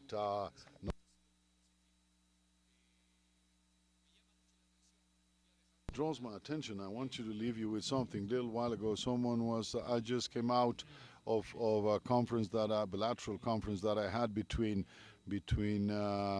mining specialists from Ecuador and mining specialists from Peru. Some days ago, I had the opportunity to get to know a city that is called Espinar in Cusco. This community has had more or less more than 20 years of knowledge in mining. It's amongst the in between Antapacá mines and the Constancia mine and Las Bambas mine. So, and if you get to Espinal, you will ask, is there a mine? Is there a mine there? You wouldn't know. It's unfortunate to see not necessarily the private sector, but the lack of distribution and the lack of knowledge to distribute the benefits from mining. There's very lack of, and it could be easy for us to say, well, this is not our problem, and we leave this problem to the state and the government, and we'll deal with it. But if we do that, unfortunately, we're going to suffer what is happening in Peru right now. That is that one of the biggest sectors, copper sectors, is paralyzed. So as explorers, as people that have a social responsibility for our children, for the future, I invoke you to get to know about this model. Invite me to correct me if you consider that changes have to be made. And I want to highlight something. This model has worked thanks to the idea of collectivity. We haven't applied it in private sectors yet. I have some ideas there. I'm a little crazy, so I need someone to bring me down to earth, and air allows me to come down to earth and stop being so idealistic. But precisely that's the beautiful thing about our profession. We have the capacity of contributing politically and creating new policies that might contribute to the development of these communities. With this, Paul, my dear audience, thank you very much for listening, and it was a pleasure to address you. Sigamos.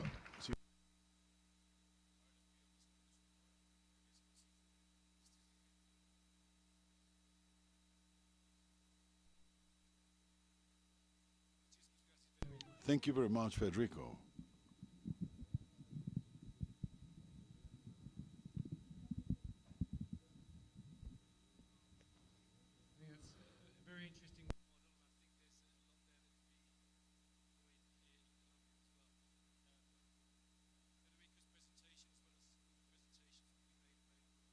Like ColumbiaGold.co. The Solaris Resources website has a lot of information about the Warintza model. It's also, in the last few months, it published a sustainability report. Again, that's got a lot more information about that as well, so I encourage you to view that. Now we're going to return to Colombia and Colombia's most advanced copper exploration project. I'd like to welcome to the stage Sarah Armstrong, President and CEO of Cordova Minerals, who's going to share with us information about the San Mateus project in Cordova. Thank you.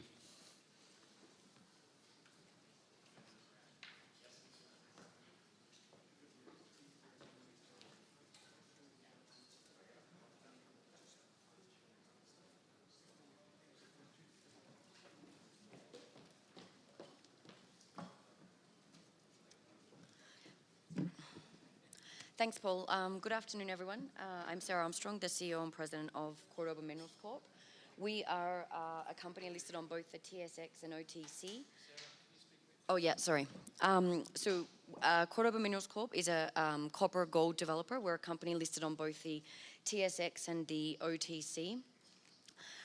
We have two flagship projects. Our first one is here in Colombia. It's the San Mateus project, and as part of that forms the Alacran deposit. And our second project is the Perseverance project in Arizona. They're both copper projects. We have two very strong shareholders. One is the Ivanhoe Electric, which is founded and led by Robert Friedland. They have around 63%. And the second one is JCHX. They're our Chinese partners, and they have 19.9% of the company. We are currently, actually today, filing our PTO. And we have finished all of our studies for the PFS. We did that simultaneously, and those results will be coming out within the next month.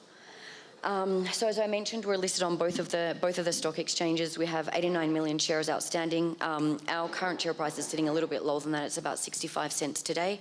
And over there on the right-hand side, you can see the ownership structure of the company. Just a very quick overview of the management team. Mark Gibson, our COO, and myself have both been with Robert Friedland in various of his companies for 11 years. Mark was also the founding CEO of HBX, which used to be the former largest shareholder of Cordova. Dave Garrett, the CFO, has also been with the group quite a while. And Charles Forster, our Vice President of Exploration, was actually the founding geologist in 1994 with Robert on the OT mine in Mongolia. Very experienced board of directors. I won't go into too much detail there. They're very technically experienced. And we also have Luis Valencia here, who's a private sector business person and very well connected with the government. So San Matias project, as I mentioned, it's a copper, gold and silver development project. It's a large open pit resource with 1.6 billion pounds of copper equivalent at 0.64%. The PEA, which was done in 2019, indicated a 23-year mine life with a low strip ratio of 0.81 to 1, and it was a staged ramp up to 24,900 tonnes per year of copper equivalent production. I mentioned before that we've just finished the PFS. The PTO is being filed today, and I'll get in a little bit to the differences, sort of what we were seeing between the PEA and the PFS to the extent that I can talk about that. So San Matias is 100% owned by Cordova. The Alacran deposit was previously held by a private Colombian company, and it was under option, and we made the final payment, option payment, last year, so we do have 100% of that.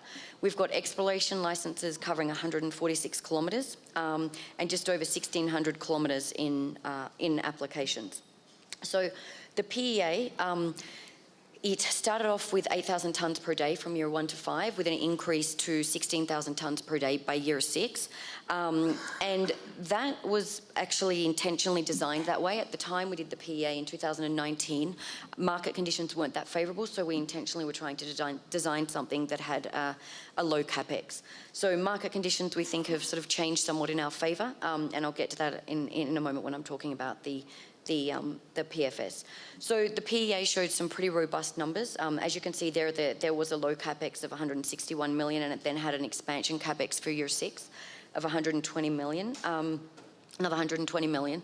It had a $210 million MPV, after-tax MPV, and 20.3% IRR, and we were using $3.25 as our base copper price there. So I think, if I'm not wrong, today we're around $4.30 something for copper. So if you put into those numbers, the IRR would be well over, the after-tax MPV would be well over $400 million.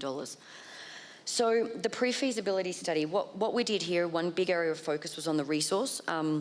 The geology of the resource has been defined, and the tonnage of fresh rock has gone up significantly, which has, so it's got better definition and saprolite transition.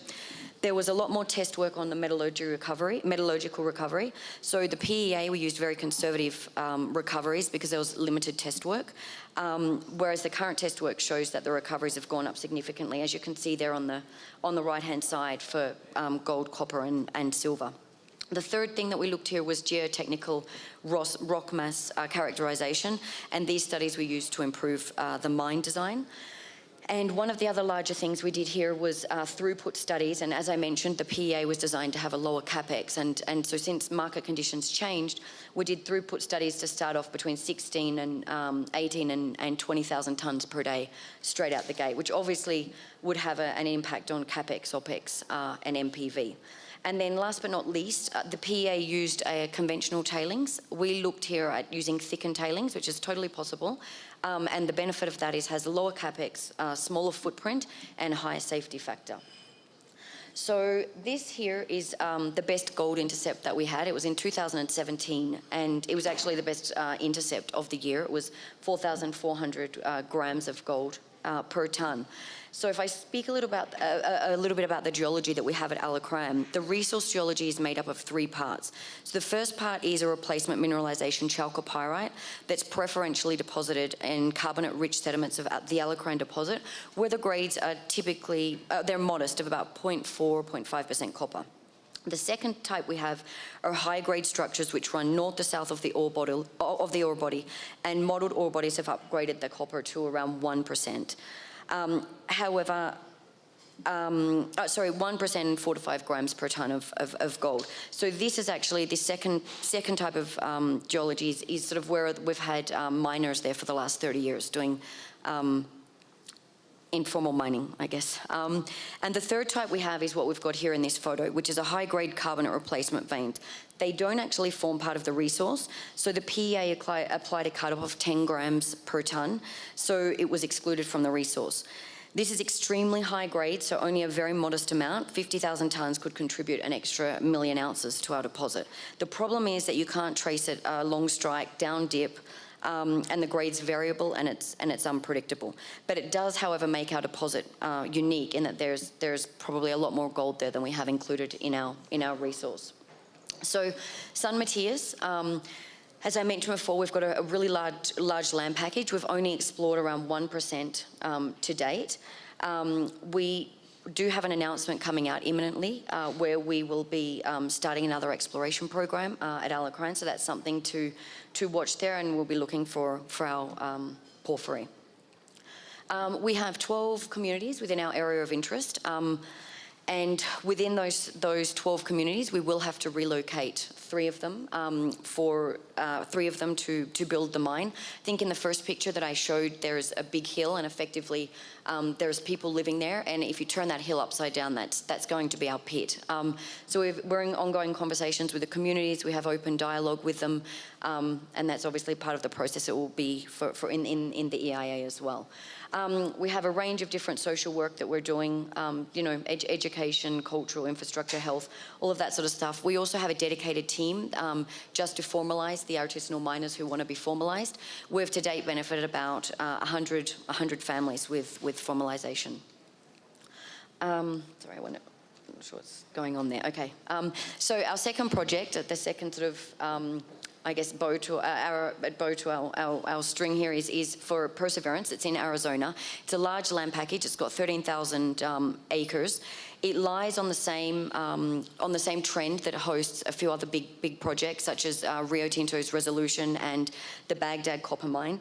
We do actually have a joint venture and earn-in on this project. So we currently own 25%, and we're in the second phase to earn a 51% interest. And we just announced a few weeks ago that we are drilling at Perseverance. We expect to finish drilling there and have some results out probably by January. So Arizona is prolific for copper. It's produced about 10% of the world's copper. This project is interesting in that it's undercover, and so it allows us, and especially when we did this deal in 2018, to get pretty attractive deals, because most people don't like the projects that are undercover, but that actually plays to our strengths. We've got a typhoon system which is only used by us on our projects and owned by us, and it's a powerful IP and EM geophysical survey technology. And so that allows us to look under that rock without having to drill, obviously, and so this sort of project plays to our strengths. And it allowed us, for example, in 2018, when the market conditions weren't great, I mean, we got an 80%, we can own up to 80% of this project for 17 million Canadian dollars over a 7.5-year period. So that for us, that's great. So the Perseverance, if you can look over here, this is on the left-hand side, this is the Wheeler Wash system, and we've known about that, and that's been around for about 100 years, but it's at the top of a mountain with an exposed root of a porphyry system. So most geologists looked at this and thought that it had eroded. Tim Marsh, who is the CEO of our joint venture partner company, which is Bell Copper, he looked at that and recognised faulting in the area that may have been carried, which may have carried the porphyry down into the valley, and it was covered by, and said that it was covered by rock, and therefore it was preserved. So he started to drill down here all of these little white dots. He used, some of that was with partner money, some of that was with his own money, and up here on the right-hand side, by the time he got to K20, that was when we came in, and so we funded the drilling of K20. And what that showed us, he was gradually going from southeast to northwest and getting deeper. So that hole that was drilled, K20, gave definitive evidence of a porphyry, which you can see here. It shows alteration and veining, which is consistent with a nearby porphyry. So following this, we did an MT survey, and you can see over here it's showing low resistivity. And it's showing a lot of similarities to Resolution Mine, that Rio Tinto's Resolution Mine, which is on the same trend.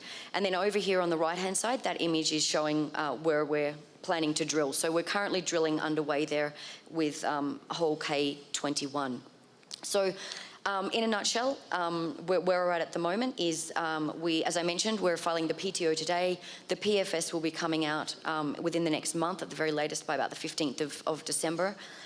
We will be engaging consultants and running that process in December to start off with feasibility study and continue on with our environmental license next year, which would obviously be followed by detailed engineering, and our mine construction is set for somewhere between the last quarter of 2023 or early 24. And on Perseverance, as I mentioned, we're currently drilling there at the moment to earn our 51%, and we should have some results out for you in probably in around January. There's a bit of a backup with the labs at the moment. So drilling should finish sometime in December, and we'll have results out in January. And as I mentioned, what's to watch out for us as well is the upcoming drilling program, which will be announced imminently. Thanks, Paul.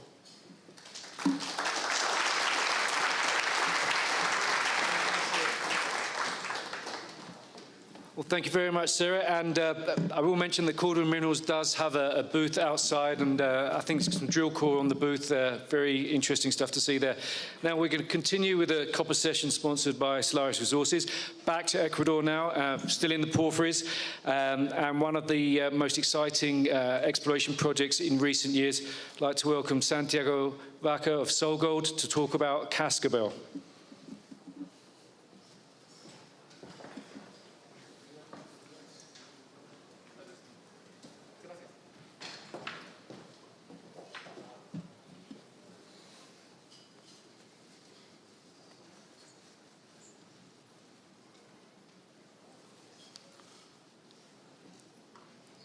Buenas tardes con todos. To all of you, thank you very much for attending this presentation.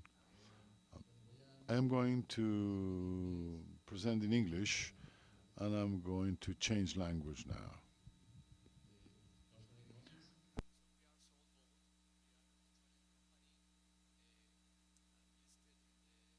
Toronto Stock Exchange and also in London Stock Exchange.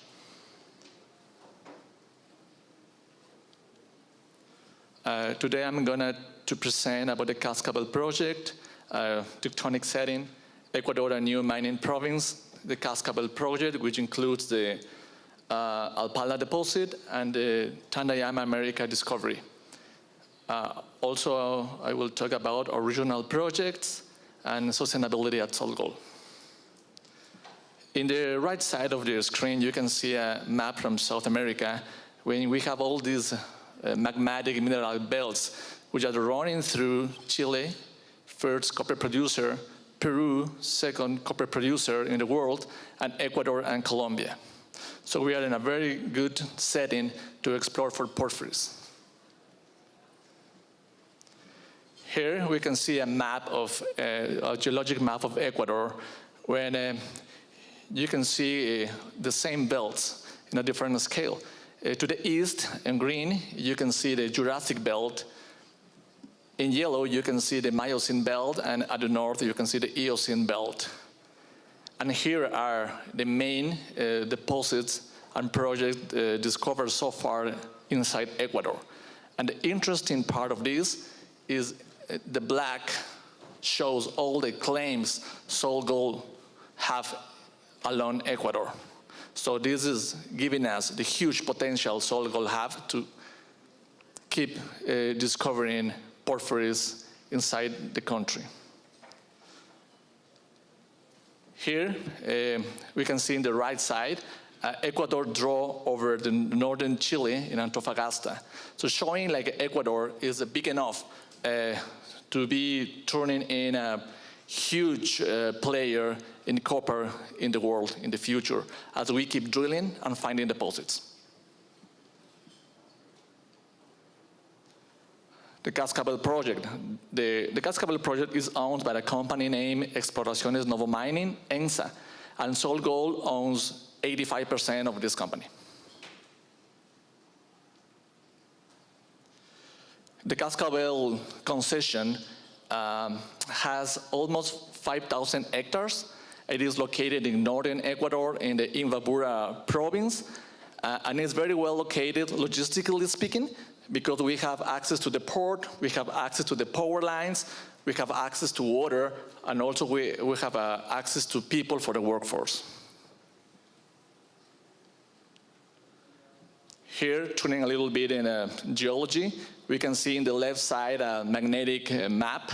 So when we identify the different porphyry targets inside the Cascabel tenement, and to the right we can see the chemistry in soils, indicating the manganese that we use as a vector for altered rock, the molybdenum and the copper over zinc ratio, which is indicating a potential porphyry center inside the Cascabel tenement. But also we did anaconda mapping along the entire Cascabel tenement, finding outcrops of porphyry-style mineralization in the claims, which are overlapping all the geochemistry and geophysical anomalies. So you can see here the Tandayama America, Outcrop, Moran, Trevino, Aguinaga, Alpala. So we are still having huge opportunity to keep finding more porphyries inside the same tenement. We did geochronology. In the bottom left, you can see the host rock is a volcano sediment with a zircon age of 39.4 million years old, and also different intrusions in the same porphyry target described before, yielding an age between 36 and 39 million years old. So this is what we name the Cascabel porphyry cluster. Alpala. Alpala, we started drilling in September 2013. Currently, we drilled more than 445,000 meters in 197 drill holes. These holes are exploration and geotechnical holes. As you can see here in the plan view, the size of the deposit is very much 2,400 meters long, 1,200 meters wide, and more than 2 kilometers of vertical extension.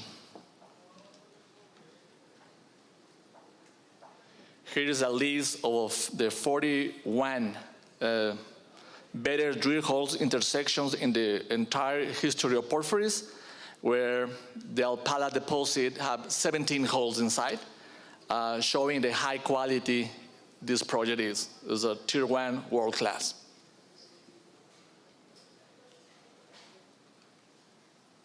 The resource estimation at Alpala, we have 9.9 million tons of copper, 21.7 million ounces of gold, and 92.2 million ounces of silver, including a high core with 442 million tons at 1.4% copper equivalent in the measured and the indicated category. The metallurgy. Alpala will produce a high-value, clean copper, gold, and silver concentrate with a very low content of deleterious elements, so this is increasing at least more the value of this deposit. Discoveries in the last decade put the Alpala deposit at the second best discovery in the world in the last 10 years. Right now, we are finishing the pre-feasibility study, and that will be published shortly at the end of this year.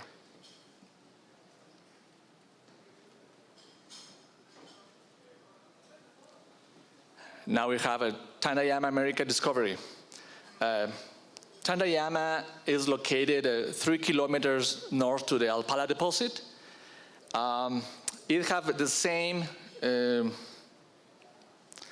tectonic setting that the Alpala deposit is trending to the northwest. It's very much have a 1 kilometer long, 500 meters wide, and 1,200 meters in the vertical extension. We started drilling on November 2020. Currently, we have more than 26,000 meters within 33 drill holes, and we are turning with 4 rigs simultaneously. Here, you can see a cross-section of the Tandayama discovery. In the left side is the geology. The Tandayama is hosting volcanic rocks and also in an intrusive breccia with several early, intermineral, and post-mineral intrusions. In the right side, you can see the distribution of the grade. More than 0.45% copper equivalent in the black, more than 0.3% copper equivalent in yellow-brown, and more than 0.15% copper equivalent in blue. Also, it is important to remark that Tandayama America is delivering also long intersections, as we can see in hole 13, with 1,010 meters at 0.55% copper equivalent. Last month, we did a resource estimation at the Tandayama America deposit using holes 1 to 18. This give us 0.53% million tons of copper, 1.2 million ounces of gold in the indicated category, and 0.52 million tons of copper and 1.24 million ounces of gold in the inferred category. But as I told you, this is only using holes 1 to 18. Here is some examples of the mineralizations. In the left, you can see some holes from some samples from hole 13, when you can see like the rock is strongly potassic altered, showing chalcopyrite veining and quartz veining. And we can hear examples from hole 26, from hole 24, where even we can be able to identify the visible gold using a hand lens. Also some examples from hole 28, hole 32. The Tandayama America deposit is open to the east, to the south, to the southeast, and in depth. Here, again, you can see all the discoveries in the last 10 years, and showing the production of copper is declining, indicating that the planet needs more copper, and we are just there to help. About our original program, as I told you before, we have more than 3,000 square kilometers in claims inside Ecuador in the more interesting porphyry belts. Currently, we are drilling at a Porvenir, and also we are going to update the market with a resource estimation at Porvenir, which is a copper-gold porphyry. Also, we are drilling at Rio Amarillo property that is located just 30 kilometers south of the Cascabel project. This is advanced geologic alteration on surface. We drill hole number 1, a little bit more than 1,700 meters, and find a porphyry deposit down below. We also are drilling at Sharuk. We are doing exploration in the helipuertos of Coangos claims just beside the Guarinza deposit, and we are very active exploring the entire country.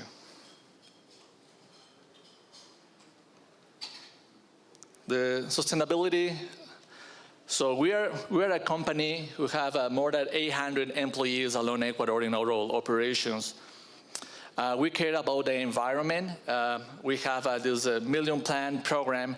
So for rehabilitation and reforestation, planting trees inside a Cascabel claim and outside as well.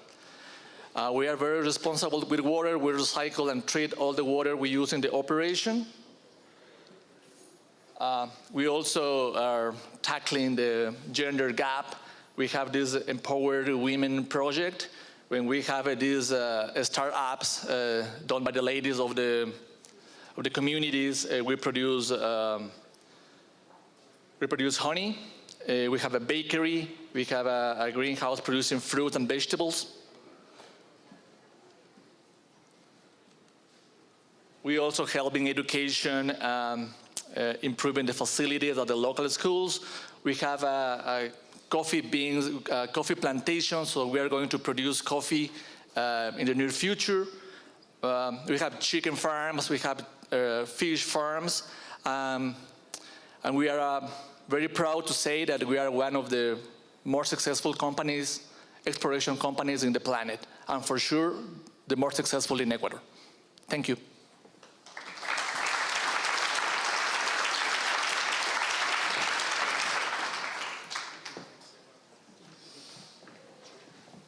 Many thanks, Santiago. You're doing an updated economic study, yeah? When is that due out, the feasibility? At the end of this year. End of this year. Okay, so just within a matter of weeks then. Thank you very much. Now, where are we going now? Back into Colombia now. Now we're sitting with both SolGold just now and earlier with Solaris. Some of these porphyries can get very, very big indeed. Colombia should have very similar potential given that the Andes Cordillera comes up through the country. And the most prospective area for that is in the Antioquia, Choco region. And I'd like to invite Jeff Tui to the stage, who's going to talk to us about developing the potential of the Ecocene porphyry copper belt of Colombia. Jeff is from Minera Cobre de Colombia. Thank you.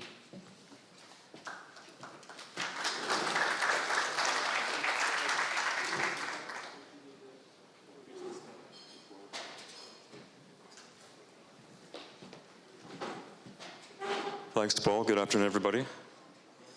This will be more exploration-based and earlier stage projects, and we've been looking at the last few presentations, but we think they have a lot of potential. Yeah, just a brief background on MCC Mining Corporation. We're a private Canadian company focused solely on porphyry copper exploration and development in Colombia. We have an office in Vancouver, a 40-person technical administration team based in Bogota. We began a series of key acquisitions in the Eocene porphyry copper belt in 2015. We've spent, or has been spent, $70 million to date, developing a large number of high-quality exploration targets. This year, we're spending about $10 million in exploration on 4 key projects. We have 3 of the largest copper producers as project partners and investors. These are Glencore, Rio Tinto, and First Quantum. And our key institutional investors are Resource Capital Funds, RCF, out of Denver, and JChem Investments out of London. Current evaluation of the company is $100 million. We've got $12 million in cash. All of MCC's projects lie within the Mande batholith, shown in this figure, the map on the left in red. That's an intrusive complex. It's the key component of an Eocene-aged magmatic arc, which is the northernmost segment of the prolific Andean copper belt. The map on the right is a less elegant version of the map that Santiago showed you in the last presentation. This is the original from Dick Silito and Pepe Perio's paper. And the Mande batholith corresponds to the green belt at the very north of Dick's map there. So this is Eocene-aged mineralization in a batholith that's about well over 200 kilometers long. Also within Eocene and Oligocene systems, you can look at, I can't show you on the screen, but you look at Chile and northern Peru, and the Eocene and Oligocene belt there is host to the giant porphyry copper districts of Escondida, Chuquicamata, Collahuasi, and Las Bambas. So we're in a good age of rocks where we're searching. So MCC holds the dominant ground position in the Mande batholith. The Mande batholith that's shown in these figures is orange, but these series of maps really portray the acquisition and the consolidation history that we've gone through over the last 6 years.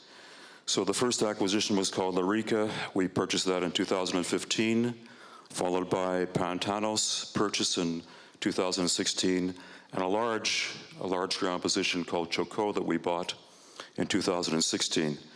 Then subsequently, through direct staking, we've further consolidated and expanded our ground position to really fill out our coverage of the batholith. And you can see that at this stage, the latest count, 223 mining titles and applications and over 4,800 square kilometers, we pretty much cover the entire batholith.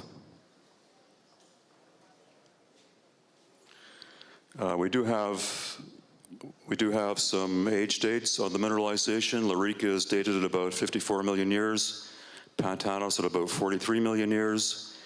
There's an 11 million year span there of mineralizing activity events within the batholith.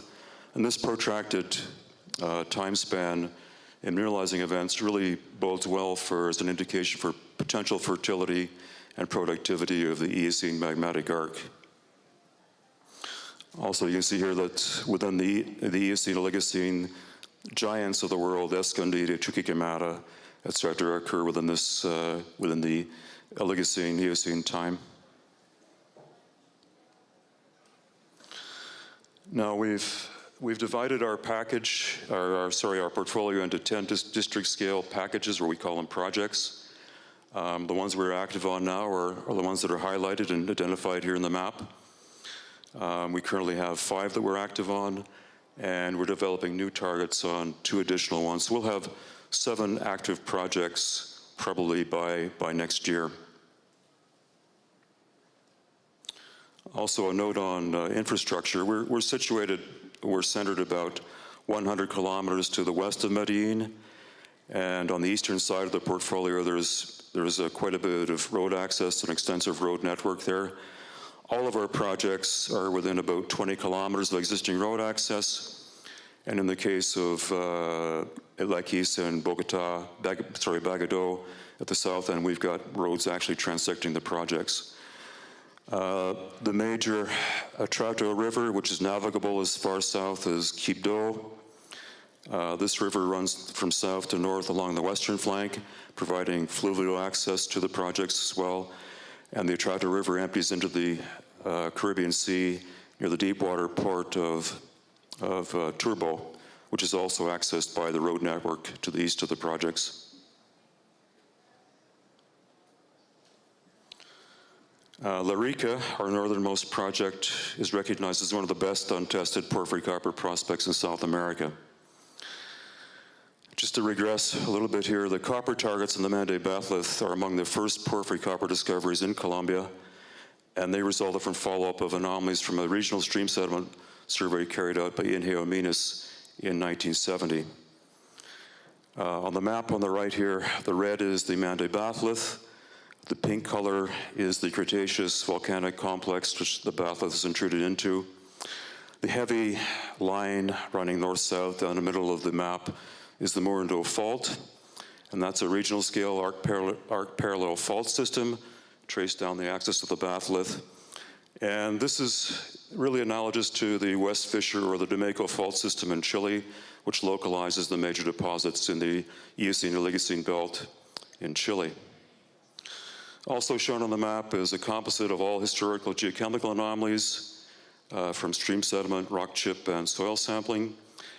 And this really lights up or shows you the extent of mineralization at Buritica. We have an elongate cluster of at least 4 porphyry copper gold systems within a belt that's 14 kilometers long. And this belt is located on as you see, on the western margin of the Mande batholith and on the western flank of the Morando Fault system. Whoops. Zooming in a bit further on Buritica, there's a systematic soil sampling grid completed historically that covered key areas of the historical stream sediment and rock chip sampling over about 10 kilometers of that 14-kilometer length of the mineralized belt. And you can see that the soil sampling here is nearly completely anomalous in copper. We've got outcrop and chalcopyrite, bornite, and gold mineralization related to quartz diorite porphyries, intense potassic alteration, and hydrothermal magnetite. An early focus was on the Buritica zone, which is identified at the south end of the belt there, and historical outcrop sampling at Buritica within an area of 500 meters by 600 meters returned an average grade of 0.76% copper and 0.47 grams per ton gold. We're currently in the prior consultation process at Buritica. We have planned some broad IP surveys, detailed geological mapping, and follow-up geochemistry in preparation for drilling for next year.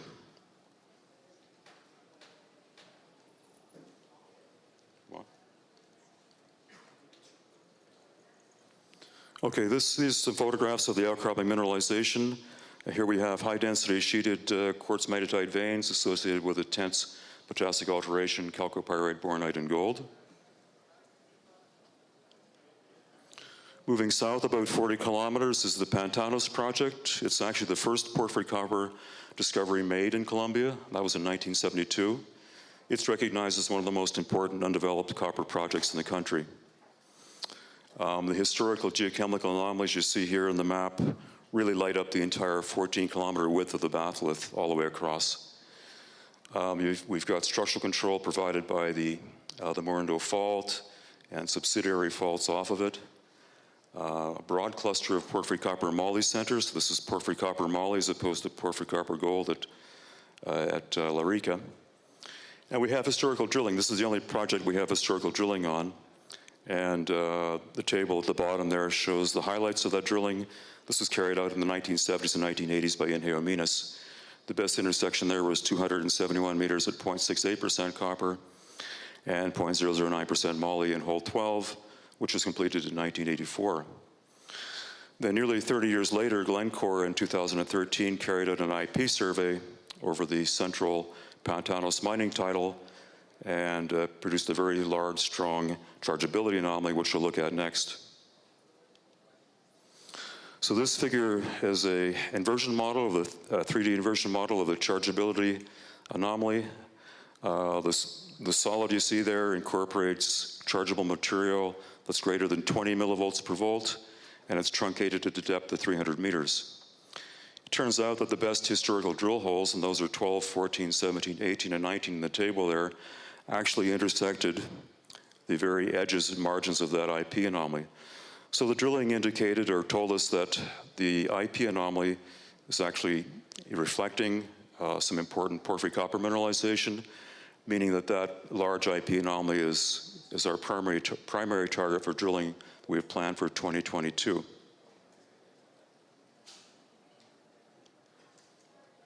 Sorry. Some more rock shots here. This is outcropping mineralization at Pantanos. We've got dense quartz stockworks with intense stericitic alteration, lots of chalcopyrite, bornite, and molybdenite. Moving south another 40 kilometers or so, we come to Urao, which is also a broad cluster of porphyry copper moly gold targets. And Urao was identified by Glencore in 2012. Historical rock and soil geochemical sampling with up to really high numbers, 14% copper, 2.5 grams of gold, 0.03% moly. There's a large, strong IP anomaly, a big chargeability anomaly here, also from a survey done by Glencore in 2013, and it's coincident with the geochemical anomalies. We just commenced field work at Urao. We're carrying out detailed geological mapping, geochemical follow-up to better define drill targets. We expect to be ready for drilling again in 2022. Outcropping mineralization in Urao, very similar to what we have at Pantanos. Quartz stainless stockworks, intense stericitic alteration, lots of chalcopyrite, bornate, and molybdenite, not very much pyrite. Comita is a very large district, and this is subject to a joint venture with Rio Tinto. So Rio Tinto is sole funding exploration of a combined MCC Rio Tinto mining titles. The Rio Tinto title is in the middle there. It's identified as a Comita main, and we have 21 mining titles surrounding it. We're the operator of the joint venture. There's historical outcrop sampling at Comita main, which returned 88.5 meters at 0.86% copper and 0.012% moly in continuous chip samples. We've been active on the ground since early 2020 with an interruption because of COVID, but in spite of that, we completed a broad program of IP and geochemistry, basically over most of the southern half of the project area. And our team has made several new discoveries and delineated several very promising drill targets so far in the southern half of the property. We expect to be drill ready for 2022.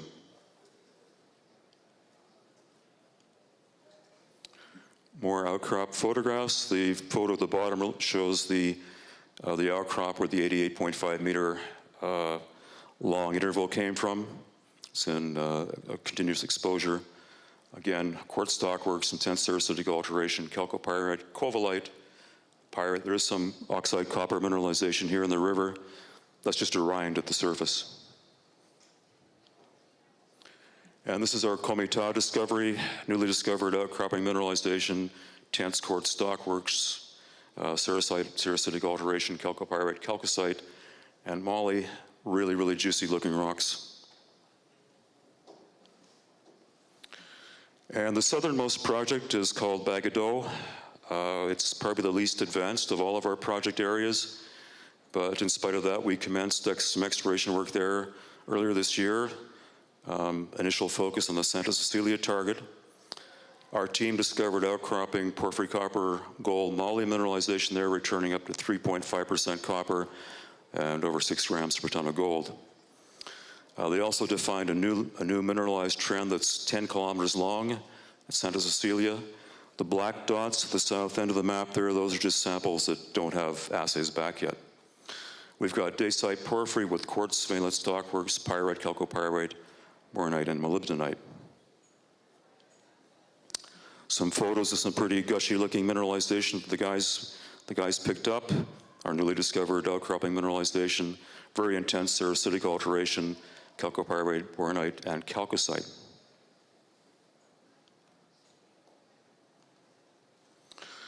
So we have a very large ground position to help us focus and prioritize the earlier stage exploration. We took on a fairly ambitious airborne magnetotelluric survey this year.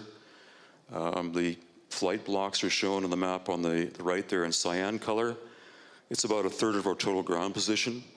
9,300 line kilometers were flown. The work was done by MPX using their methodology, which they call mobile magnetotellurics, or MMT. We just recently completed the survey, the flights. We're now involved in detailed processing, evaluation, interpretation of those results. Preliminary results have been very encouraging. We're going to move to the flight block at Pantanos. And this is the initial flight block designed to test the methodology over the known deposits at Pantanos, where we have existing drill holes, a large IP anomaly. First of all, the resistivities are very closely mimicking the ground resistivities from the IP survey from 2013, and also highly coincident with the soil geochemical response over the known deposits. But also what's very interesting about this is the lines extended past the Pantanos mining title, and we defined this previously undetected conductive target that's east and southeast of the Pantanos mining title and beyond the reach of our existing soil geochemical grid. And that's virgin territory. It's an unknown target, very large and very highly conductive. And another look at that, at the top of this figure, we've got the historical copper soil geochemistry draped over the topographic surface, and that's sitting on top of an east-west section through the three-dimensional inversion model of the MMT resistivity. And that section has a depth of over 1,200 meters. You can see that the depth of these conductors indicates possible very deep roots to the mineralizing systems at Pantanos. Even though the drill holes historically were only completed to about 300 meters. So it looks like it might be much deeper than even we were considering. And of course we have that new target over to the east that is very compelling. The width of that section is about 10 kilometers. So to sum up, MCC is unique in controlling at least 7 district-scale projects, each hosting multiple porphyry copper targets in the last undeveloped porphyry copper belt of the Andes. And these include the country's 2 best known untested porphyry copper prospects. We have 4 projects potentially drill ready for 2022, Buritica, Pantanos, Arao, and Comita. We have a seasoned management team. The potential of our project portfolio and the quality of our management and field team have been endorsed by investments by RCF, JCAM, First Quantum, and partnerships with Rio Tinto and Glencore. Thank you very much.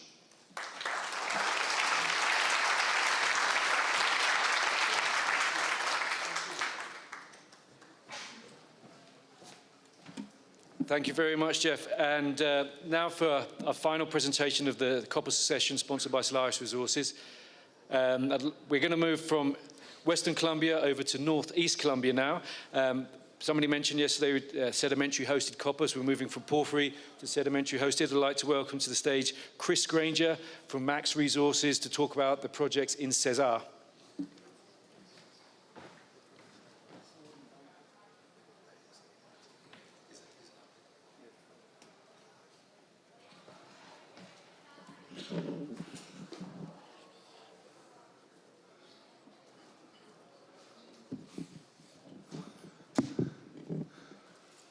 Well, I'll get started. So for those of us that have been in Colombia long enough, I think it's pretty obvious to say it is completely irrelevant to what you have. It's all about where it's located. So the reality in Colombia right now is that at elevation in the Cordilleras, there's no open pit mining. So the prospectivity is fantastic, absolutely brilliant, and there has been some fantastic discoveries, but there is realities in Colombia. So if we go back to recent history and we look at AngloGold coming into Colombia, they made a number of really good discoveries. So La Colosa being the headline one, it's a tier 1 gold-rich porphyry. It's probably the biggest in the world for size and grade, but unfortunately it's not permitted. That was back in the early 2000s. So when we came to Colombia, which was early 2000s, just after the La Colosa discovery, we came with Continental Gold. So we were new into Colombia. We didn't really have an idea of the politics in Colombia, but we knew that being new entrants in a country that really doesn't have a modern mining industry, particularly with metals, that we had to become very simple with the strategy. So our strategy was very simple. If you're going to be in the Cordilleras at elevation, you need to go high grade and underground, and that's what we did. So the Buritica story was very, very successful. Continental Gold basically delineated and built the first modern gold mine in Colombia. So in time and getting a little bit more aggressive, what we did, we decided we would look for other type of deposits. So obviously copper gold systems, particularly porphyries, were very, very attractive to us. So again, we looked around Colombia where we were going to go, and we ended up in Cordova. So when Cordova Minerals was actually spun out of Continental Gold in the early days, we merged a couple of companies. And when we went up to Cordova and we looked at the San Matias project, and particularly El Gran, we knew that we'd be looking at a big, large tonnage open pit mining scenario. We were very confident that we could get licensed in that part of Colombia simply because we were near Cerro Matoso. 15 kilometers to the north of us was the biggest nickel laterite open pit operation in the Americas, potentially globally. So we were in an area that had a mining culture for open pit mining, and there was also open pit coal mining there. So straight away we were very confident. We decided to go with that project. So right now El Gran with Cordova Minerals and HPX, they will be developing the first large-scale open pit modern copper mine in Colombia. And it's basically related to where it's being located. So there's plenty of other good resources in Colombia, but can they be developed? We're juniors, we're junior explorers, and we're in a business, and businesses need very distinct timelines from discovery to resource delineation to development and then to commercial production in a mining operation. So where does Cesar fit into that? So Cesar, we are a grassroots junior explorer. We're exploring for sediment-hosted copper, and we're exploring in Cesar in northeast Colombia. So this is where we are. So there's our disclaimer. Okay, so we're based in northeast Colombia. Why are we there? So there's plenty of potential for copper-rich porphyry systems throughout Colombia, the Jurassic Belt, Cretaceous, Western Cordillera, other areas. But we need, as a junior, to be able to have definitive timelines and be able to move forward quickly, otherwise we'll die as a company. So where we're located in Cesar and Guajira departments, we're basically piggybacking on the back of a large major mining operations and world-class infrastructure related to the thermal coal mining industry. So this is where Cerrejón is based. It's one of the biggest coal mines in the world, open pit. You have massive infrastructure there. You have all the railway lines connecting to the multiple ports on the Caribbean coast, and you have the arterial road network here. And because of the amount of infrastructure, it's also very safe. So we're very happy to be working in Cesar and Guajira, and we're exploring in an area that has been known to have copper for many decades, but no one has committed to it. It's kind of a forgotten area. So this is why we're here. We know we can be in an area where when we have a discovery, we can advance that quickly and we can progress the business. Okay, so this is just a quick map for where we are. So we're on the left, we're on the top left-hand side here. So we're in a Jurassic basin. So we're looking in a Jurassic basin which has been overlooked in the past. The porphyry potential here is not good, it's been eroded. We're right down into the basin. All of the coval felsic volcanics have gone. So we're in a basin that has a definitive sediment copper silver fingerprint to it. So we're looking at the Rancheria subbasin, and the Rancheria subbasin is about 180 kilometres long. So these Jurassic basins, they run from the Caribbean coast all the way down to Argentina. That's the old continental margin of the South American continent. So they're very, very extensive, but within that you get different subbasins. So we've looked at a lot of these subbasins, and the Rancheria subbasin in the north has all of the characteristics we need in relation to stratigraphy and structure that can form large-size sediment-hosted copper deposits. So Max has come in and very quietly we've been basically putting this jigsaw piece together and collating all of the areas in this belt because we want to tie up the entire belt. We don't want to just have one project, we want to have the entire basin that is prospective. We want to find multiple deposits in this basin. So we're focusing on a 90-kilometre area in the very northeast, which we'll talk about the prospects in a little while. But basically, if you compare that to other places in the world, like the DRC and Zambia in Africa, where the largest sediment-hosted copper deposits are, you can see the Kamoa-Kapushi belt. Basically, that is basically the frontier for the large tonnage, high-grade copper belts globally, and we've got the equivalent size tied up with one company. On the bottom is the Kupferschiefer. So the Kupferschiefer is in Europe. It's kind of a forgotten deposit. We'll talk about it in a minute. But it's been producing copper and silver for hundreds of years, and it's related to the systems we're exploring for. And again, if you look at the relative size, they're very comparative. They're very similar. This is just a quick look at the Kupferschiefer. So the Kupferschiefer has been the world's #1 gold producer, silver producer for many, many decades. And it's also the world's #8 copper producer. So it's underground mining. It starts about 500 metres down. It's fairly narrow mining, but it's very, very consistent over large areas. So if you look at the annual production of the Kupferschiefer, it's about 30 million tonnes of copper ore at 1.5% a year and about 40 million ounces of silver. So where we are in the very northern parts of the basin, and this is what got us involved into Cesar, we started seeing very, very similar geology and stratigraphy, and our sampling kind of focused in on areas where we're seeing similar grades and widths. So on the right-hand side, this is where we are, but we're basically from surface. So we can start mining from surface and then ramp down into underground areas. Okay, so if we look just basically a little bit of geology and we look at the Jurassic basins, and this could be anywhere in Colombia. So we have been visiting a lot of these areas, but we focus on the Rancheria subbasin because it ticks all the boxes. So basically, the model for sediment-hosted copper, you need a big basin. And the basin has to have basinal extensional structures, which are forming when the basin starts forming, and you have to have a certain sort of geology. So basically, you have an upper sedimentary dominated part of the basin, which we have, and then in the bottom you have a lower volcano-sedimentary sequence. So as these basins are forming, and over time, and sometimes you get other basins on top of them, and we have the Cretaceous basins that host the thermal coal in Cesar, where you have evaporites there and you get meteoric waters coming down, they basically carry down, suck out metals out of the rock, and they slosh around in these basins for up to, they think, maybe 50 or 100 million years. When you have a compressional event, all of these structures are reactivated and the fluids come up, and the fluids are rich, they're pregnant in copper and silver, and they deposit them in these major structures coming up. And then as they come up into the upper part of the basin where the sediments are, you've generally got organic material there or hydrocarbons, and in prospective horizons you'll deposit all these metals. So this is the classic model that they use for sediment-hosted deposits, and this is a complete type section to what we see in the Rancheria subbasin. We have the evaporites, we have the upper sequence, which is sedimentary rich with stratiform layers replaced, and we also have the basal volcano-sedimentary sequence.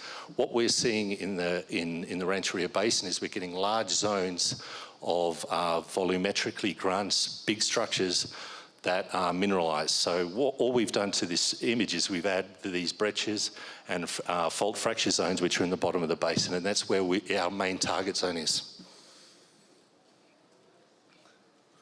Okay, so this is basically our 90-kilometre zone that we're focusing on, which we have most of the area tied up so far.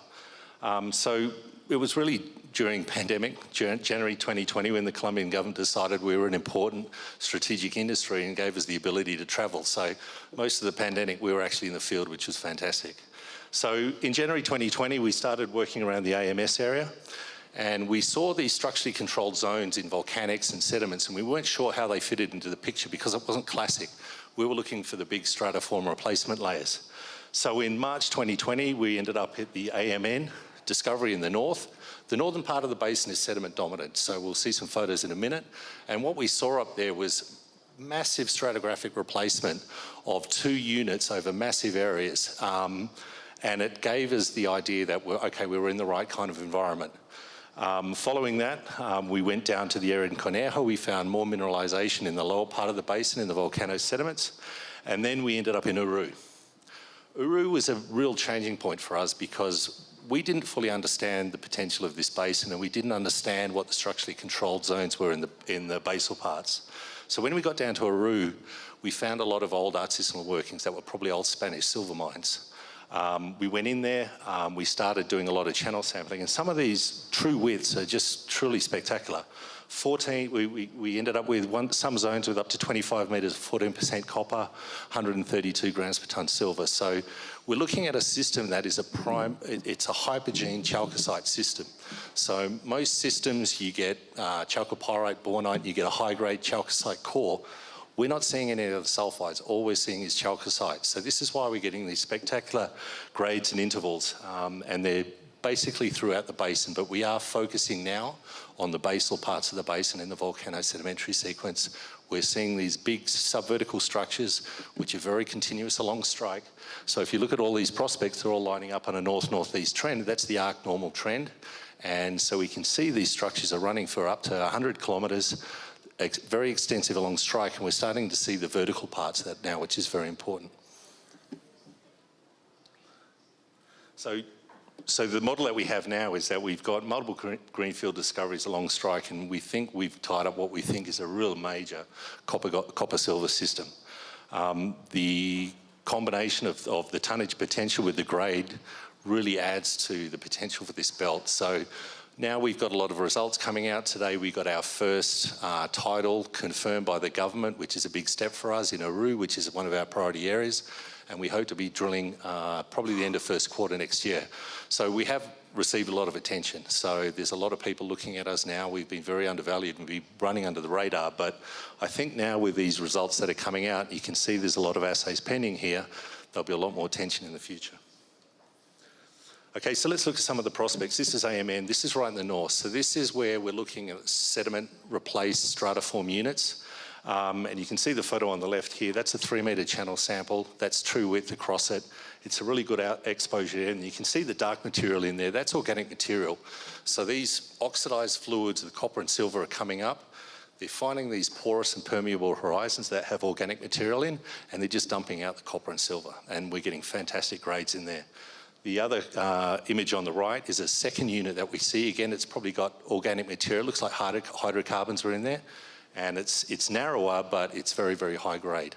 So on average, in the sediments in the upper part of the basin, we're looking at somewhere between 0.5 metre to 3 metres true width with these kind of grades. So it's becoming very, very interesting. This is an image from the AMN discovery. So basically what we can do, we can walk along the topography, along these stratiform layers for kilometres in some places, and we can sample all the way along. So it's very, very continuous mineralisation. So it looks like a Kupferschiefer style, but there's a lot more work to do. But as I said, this is a good target. We really like this area, but we're really going to be focusing on the lower parts of the basin where we're seeing these strong structural controls related to the copper-silver mineralisation. Okay, so this is Conejo. So we're moving south. We're starting to get to the top of the internal unconformity within the Rancheria subbasin, and we're starting to getting the zone where you're starting to see a lot more volcanics with the sediments. So what's happening here, when this basin's being deformed at the end and the fluids are coming back up, these more brittle units are just fracturing completely. So this is a video of Conejo, and you can see, oh, it's not going to play. It is a video, so anyway, so it will show you that this is just a massive fracture and fault complex. So this whole area here is basically about 16 metres true width, and it's running nearly 4% copper. So we're starting to see some zones in the lower part of the basin, and this is why we're really excited about it. Okay, so this is just a LiDAR, well, a DTM image showing the relief in Conejo. So what you can see is all the samples are plus 1% copper. You can see that the mineralisation is very, very consistent along strike. On here we've got plus 500 metres vertical elevation. So you can see that these subvertical structures, which are the feeder structures from the bottom going to the top of the basin, are carrying mineralisation all the way through. So we're starting to see zones that can have very, very significant tonnages, and with those grades, they're a gift. Okay, so this is Aru. This is where we've been focusing, and this is really only a story that's been evolving over the last 6 or 8 months. So Aru, the field teams that we've had have been down there. This is Marvin on the left, and they've been down there basically prospecting. They've been going into areas where people haven't been looking in the past, talking to communities, and basically what we found is there's a whole series of artisanal mining, very, very old historical mines in this area. The locals in the area, who some of them are 70 or 80 years old, don't remember who was mining here. But there's a series of adits that will go up over 400 metres vertical, and we think they were probably old Spanish silver mines. Certainly they weren't mined for copper. But what that does show us is that we've got zones where we can vertically follow these subvertical structures up over 400 metres in the case of Aru, and we can follow them nearly 2 kilometres in strike. So once you've got true widths of what we've got down here, I mean, you look at some of these channel samplings, 10 metres at 4, 10 metres at 3.6, 25 metres at nearly 3% copper. So we're seeing big, wide zones that are true widths, and they're very, very continuous. Okay, this is a video of Aru, but unfortunately the videos aren't working. But basically what it shows is the topography here isn't that extreme.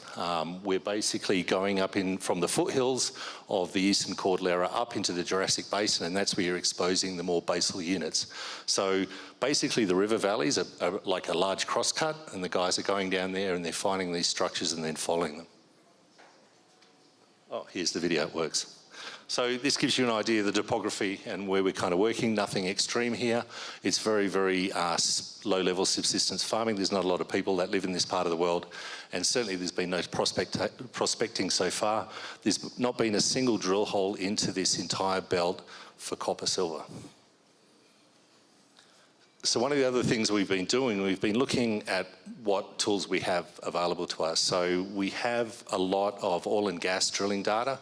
The Cretaceous basins that unconformably overlie the Jurassic Basin is the host to the thermal coal and the hydrocarbons. So there is a lot of information here. There's a lot of old oil and gas wells, so we've looked at them. Some of them have gone through the Cretaceous basins and come out in the Jurassic. And what we're finding is that laterally underneath these Cretaceous basins, the Jurassic Basin is mineralised. So we're seeing very, very broad areas of lateral mineralisation, and that's exactly what you want to see. So that's Colombia. We are looking also in Peru. We have an advanced project called the RT project, which in itself is fantastic. We like mixing up Colombia and Peru.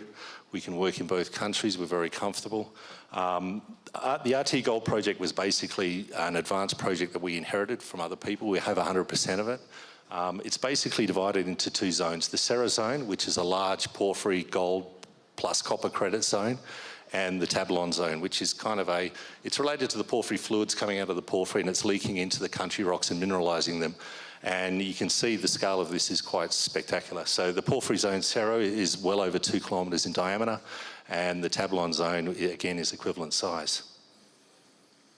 So the Serra zone, if we look at it, so far the work that's been done, we've got a 2 kilometre by 1.5 kilometre gold-rich zone in surface sampling. It is leached, so there will be copper in there, but we don't have a good idea of the grades yet. We need to drill. But surface values are fantastic. They're from like 0.1 up to 4 grams in soils. We've got samples up to 63 grams per tonne in porphyry-style veining, and we've got lots of continuous channel samples as well. So it's a big system that's very continuous at surface. The Tablon zone was actually drilled. It was more attractive. It was a high-grade zone, and it's basically, as I said, fluids coming off the porphyry, going into surrounding country rocks and mineralising it. So it's kind of similar to Alacran, but it's gold-rich. So the drilling that's been done there's been 33 holes that were drilled in 2001, and it covers an area which is about 600 by 200 metre zone. We know the stratigraphy repeats vertically down. There's a big soil anomaly at the bottom. There's a lot of talus down there, so it's probably covered, but we'll get down there. But we know this stratigraphy will repeat. So hole 29 was the best hole. It was a broad intercept, but it had a high-grade zone of 2.2 metres, 186 grams per tonne gold, but it's in much broader zones. So if we look at some of the drill results, what we've done so far, we've inherited all the core. We've been speaking to the communities and advancing this. We've got a good relationship with them. We've gone and re-assayed the core. We're waiting for the assays now, but we do have the original signed assay certificates. And what it's showing is that we've got some really good grades here.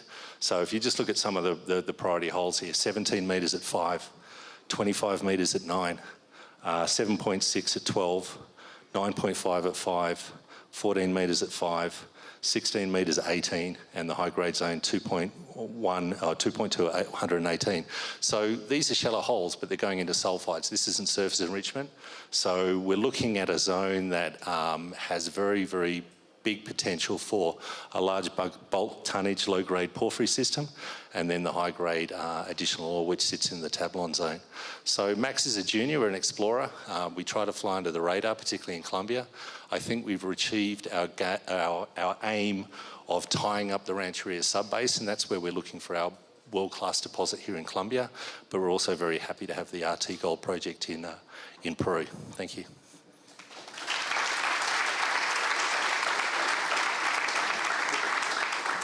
Thanks, Chris.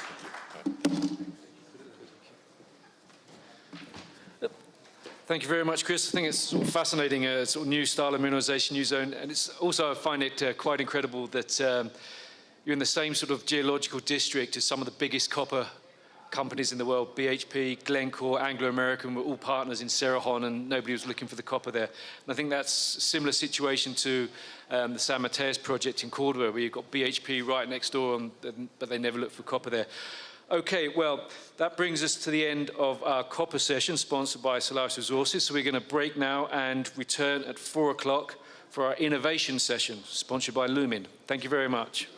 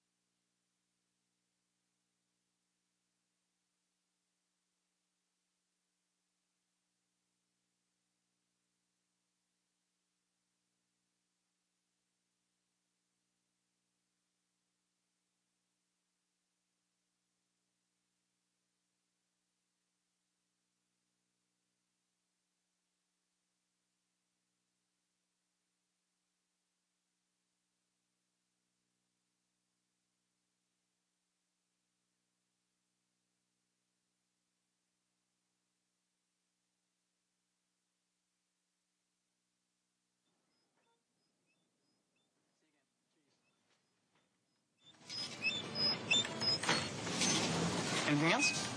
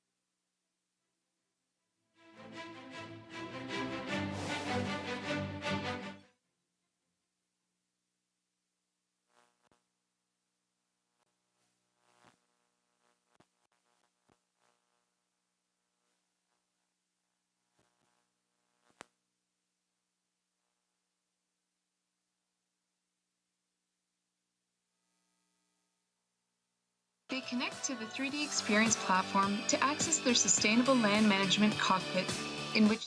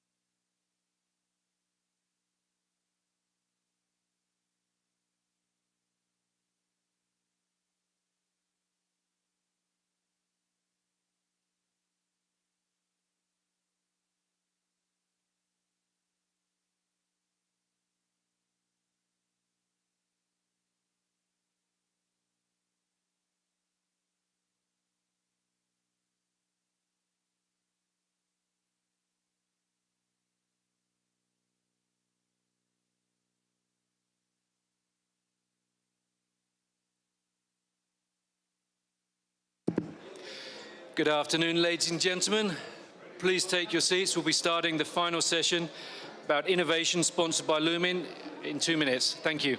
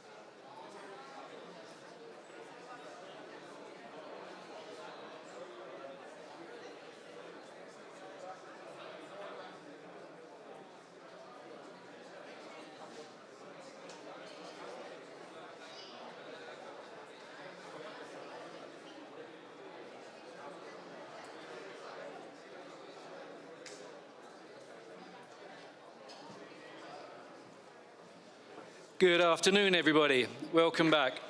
We're now entering the final session of this afternoon and the final session of CGS 2021, the innovation session sponsored by Lumin. There's been a lot of talk over the past couple of days about responsible mining, modern mining, things of that nature. And one of the things, the key things that define that or facilitate that is innovation. Innovation in exploration, innovation in mining technologies, equipment, processes, all different kind of things that serve to make mining lower cost, more profitable, less damaging to the environment, and other things besides. Kicking off the session today, I'd like to welcome to the stage Mauricio Aguilar, who's going to talk about operational excellence in processes, from asset management to the circular economy. Mauricio. Oh, you've got your own.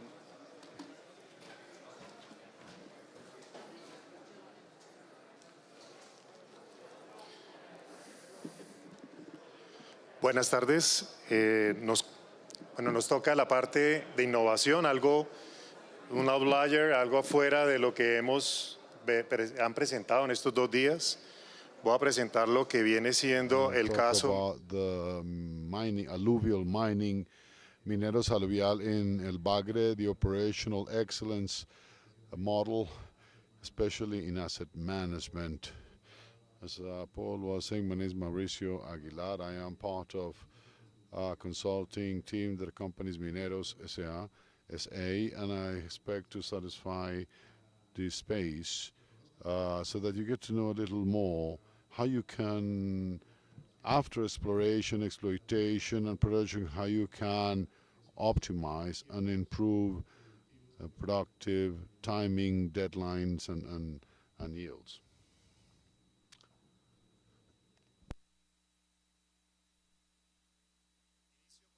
I begin with this crossword.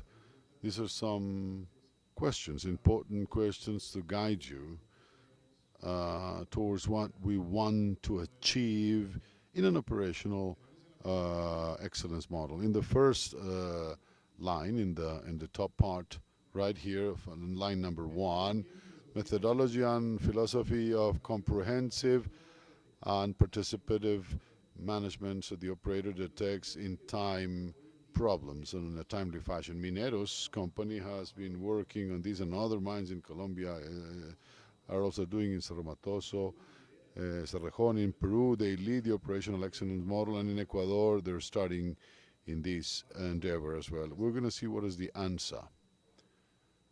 Second line, adjective, consciousness of the obligations throughout the operation supply chain or value chain in the environment and community. Number 3, methodology that causes to eliminate the root cause of a problem. If a problem occurs, you have to have an analysis that there's no relapse and repetition, be it environmental pollution or accidents, people's safety, that affecting the safety of people, or equipment or assets.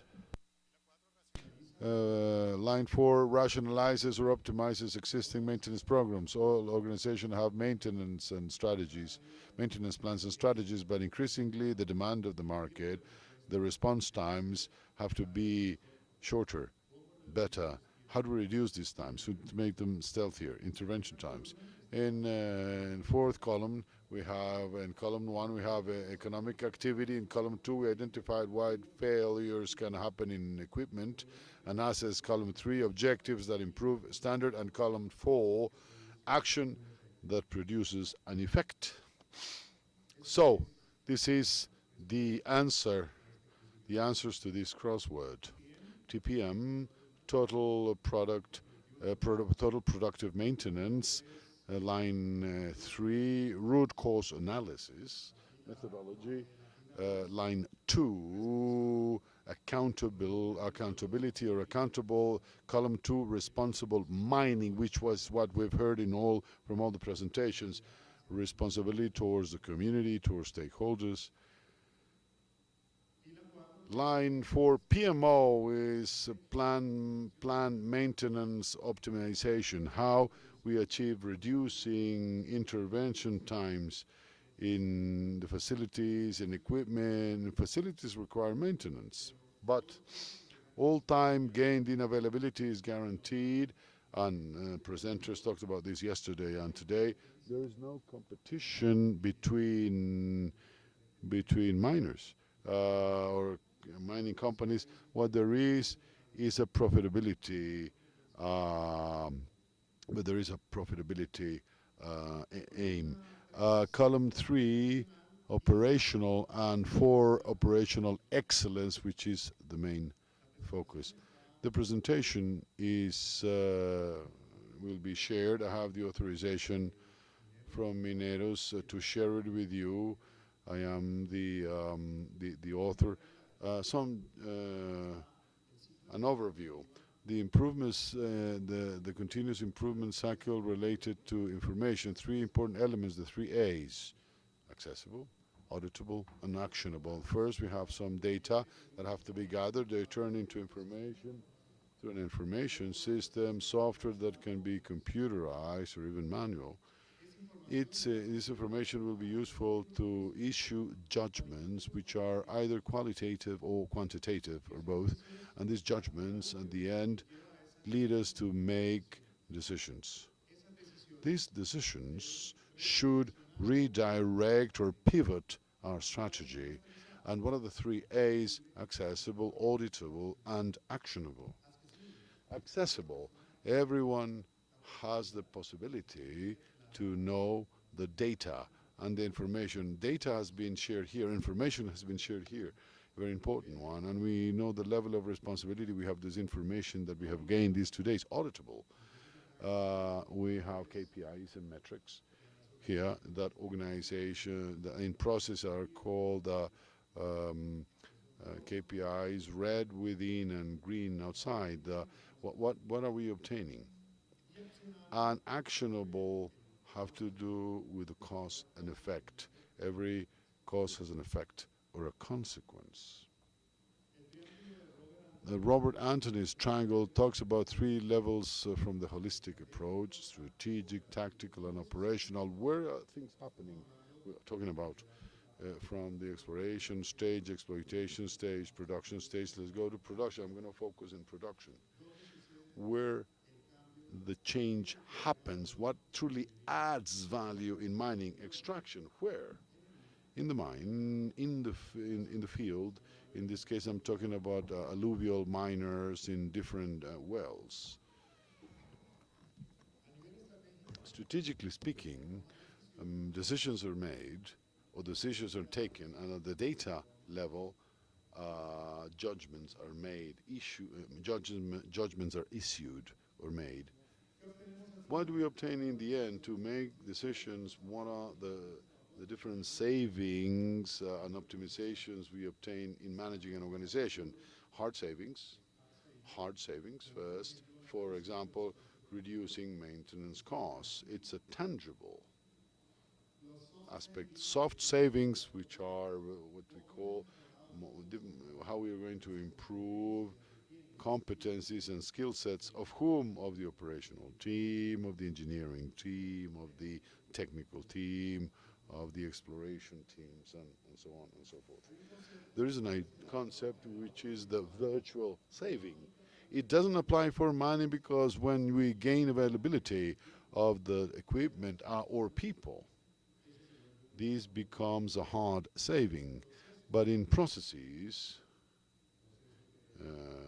manufacturing, beer or other products, availability is not guaranteed. It's a virtual saving because you don't guarantee the sale, and the cost avoidance or postponed costs, which is the last one, postponed cost, is how we are able to elongate and lengthen the life cycle of assets. If an equipment is designed for 15 years, 20 years, are we able to re-maximize it, re-enhance it, extend its life, the life cycle cost concept? In this life cycle cost is within the focus of excellence. We have is immersed in the circular economy. When we talk about circular economy, we're talking about the 10 R's.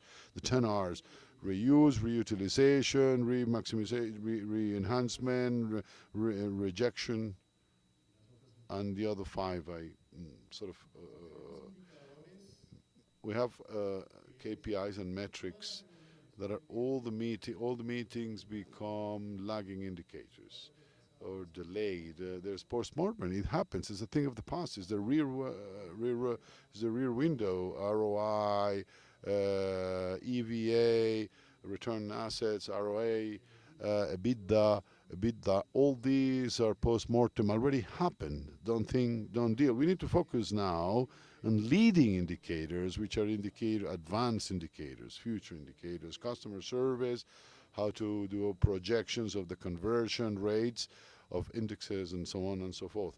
There's where we have to focus operational excellence, in this case, in the mining process. And there is another issue which is really important. A meeting is always focused on KPIs or metrics, key performance indicators. And the entire meeting tends to, if we're focused on whether we're achieving or not achieving the KPIs from the holistic approach, which I mentioned before, the Robert Anthony's triangle, there are 4 levels of KPIs, so 4 levels of KPIs or metrics. The key strategic indicator, which is the key strategic indicator, such as EVA, economic value added, EBITDA, and so on and so forth. Then we have the management level, which is the KMI, key management indicators. In this case, I'm talking about reliability of the equipment, reliability of the team's operational reliability of processes. And then the KPIs, the most common and most known, related to failures, accidents, lead times when an equipment fails, or the probability or likelihood that it fails. And the most important thing, we know that in production, whoever adds value is the shop floor. The shop floor, because they are the ones that extract the material, transport the material, process, and they're controlling processes. None of those here are at that level. Very important to connect to the shop floor, the process floor, with the KAI, which is key activities indicators. What are the activities that add value in an operation, in an exploitation, in an exploration, etc., etc. These 4 levels, I highly recommend them to you, not to simply focus on KPIs, because there is much more in metrics and in focus. KPI, we have at the center, and all the activities carried out in a given operation. Can be hundreds and hundreds of activities that the aggregate results of managing them will result into a good or bad KPI. 3 levels from the strategy with the KPI processes, with the metrics, always value, economic value added, EVA. What are then those purposes or values that rule governance in a given organization? And here I will center on a sentence, or as Timothy Ferry's sentence that talks about there is 1,000,000 methods and tools, and one more, principles and value very few. We have to focus not on methods or tools, but on principles. The second element is the most important of them all. What differentiates an organization from another organization? Human capital, the most valuable asset, our people for every one of our organizations. And what operational excellence model I'm choosing? I reiterate, principles, governance, our people, an operational excellence model. Here I'll focus on what has been working with Mineros. Mineros company has 4 mines in 4 countries. I've had the opportunity to work in supporting Hemco in Nicaragua and El Bagre. I don't know the operations neither in Chile nor Argentina. I haven't gotten there yet. But what did we do yesterday? The vice president was here, and Andres Restrepo was here, and Santiago Cardona was here. They talked.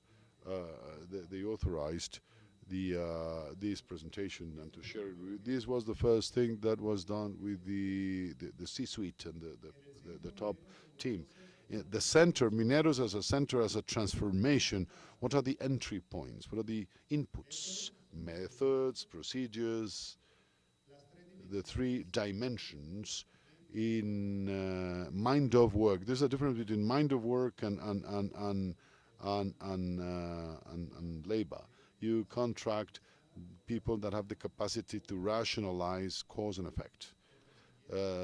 Subsequently, you don't hire labor, you hire people that have the capacity of cause and effect to machinery, which is important, asset management, and of course, data. What are the outputs?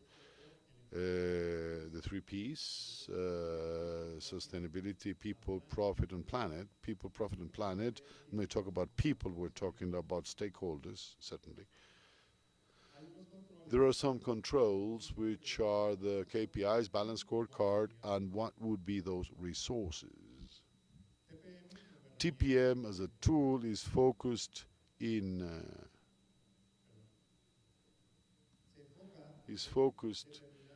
determining early, finding there's a leak in one of the dredges here, and there is a tool here, there is a tool that reports it in time, timely, so that the equipment doesn't fail.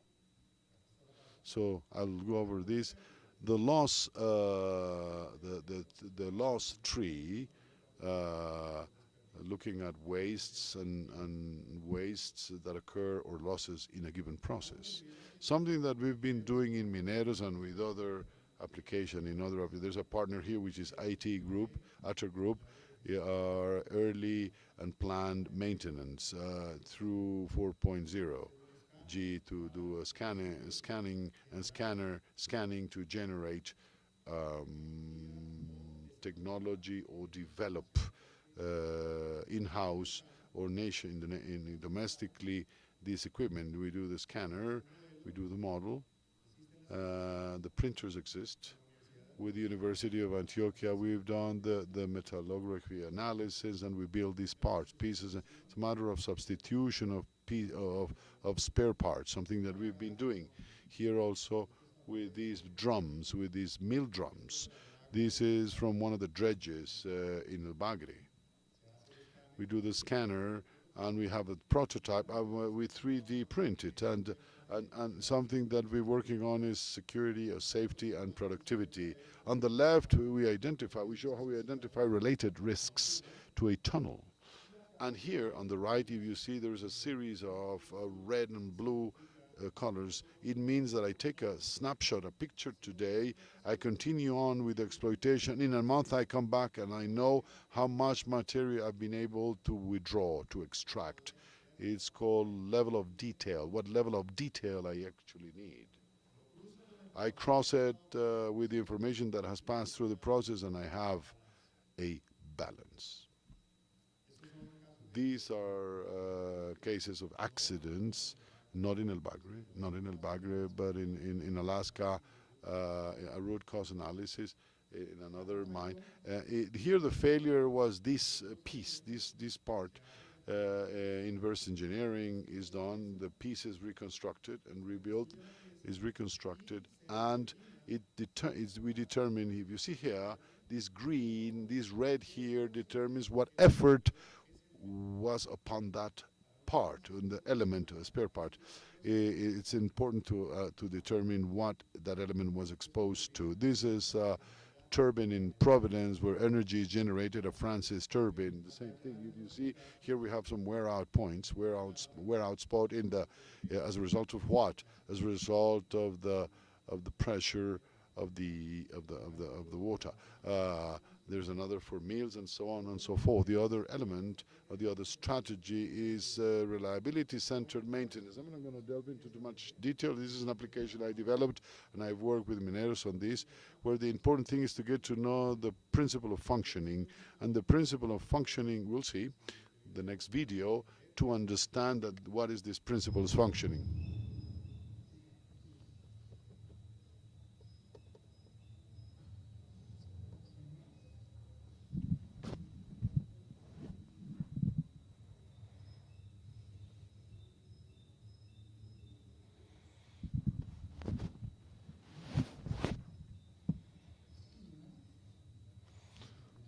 Excuse me.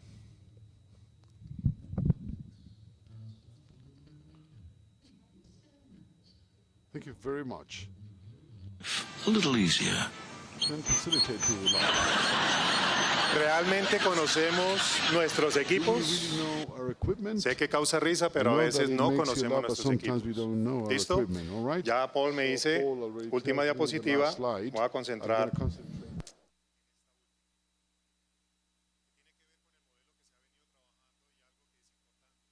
We have to focus on something. If you want to go fast, do it alone. If you want to go far, do it as a team. HR is down below. There's a consultant in PDL, in leadership development in Mineros. We've done alliances.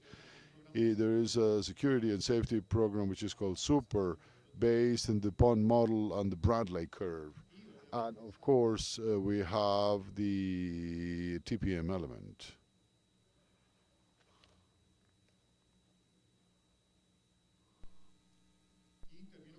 And I end with this sentence. We can delegate the activity but not the responsibility. We can deliver the achievements but not the blame. Thank you very much.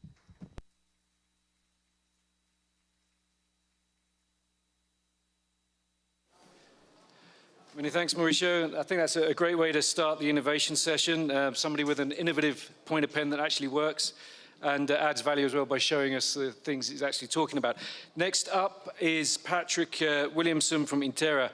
One of the key challenges facing mining and exploration is the issue of water. It's the flashpoint with communities often. So we'll be hearing more about some of the regulatory challenges, facing Colombian mining projects, particularly with a skew on water. Patrick. Yep. Oh, just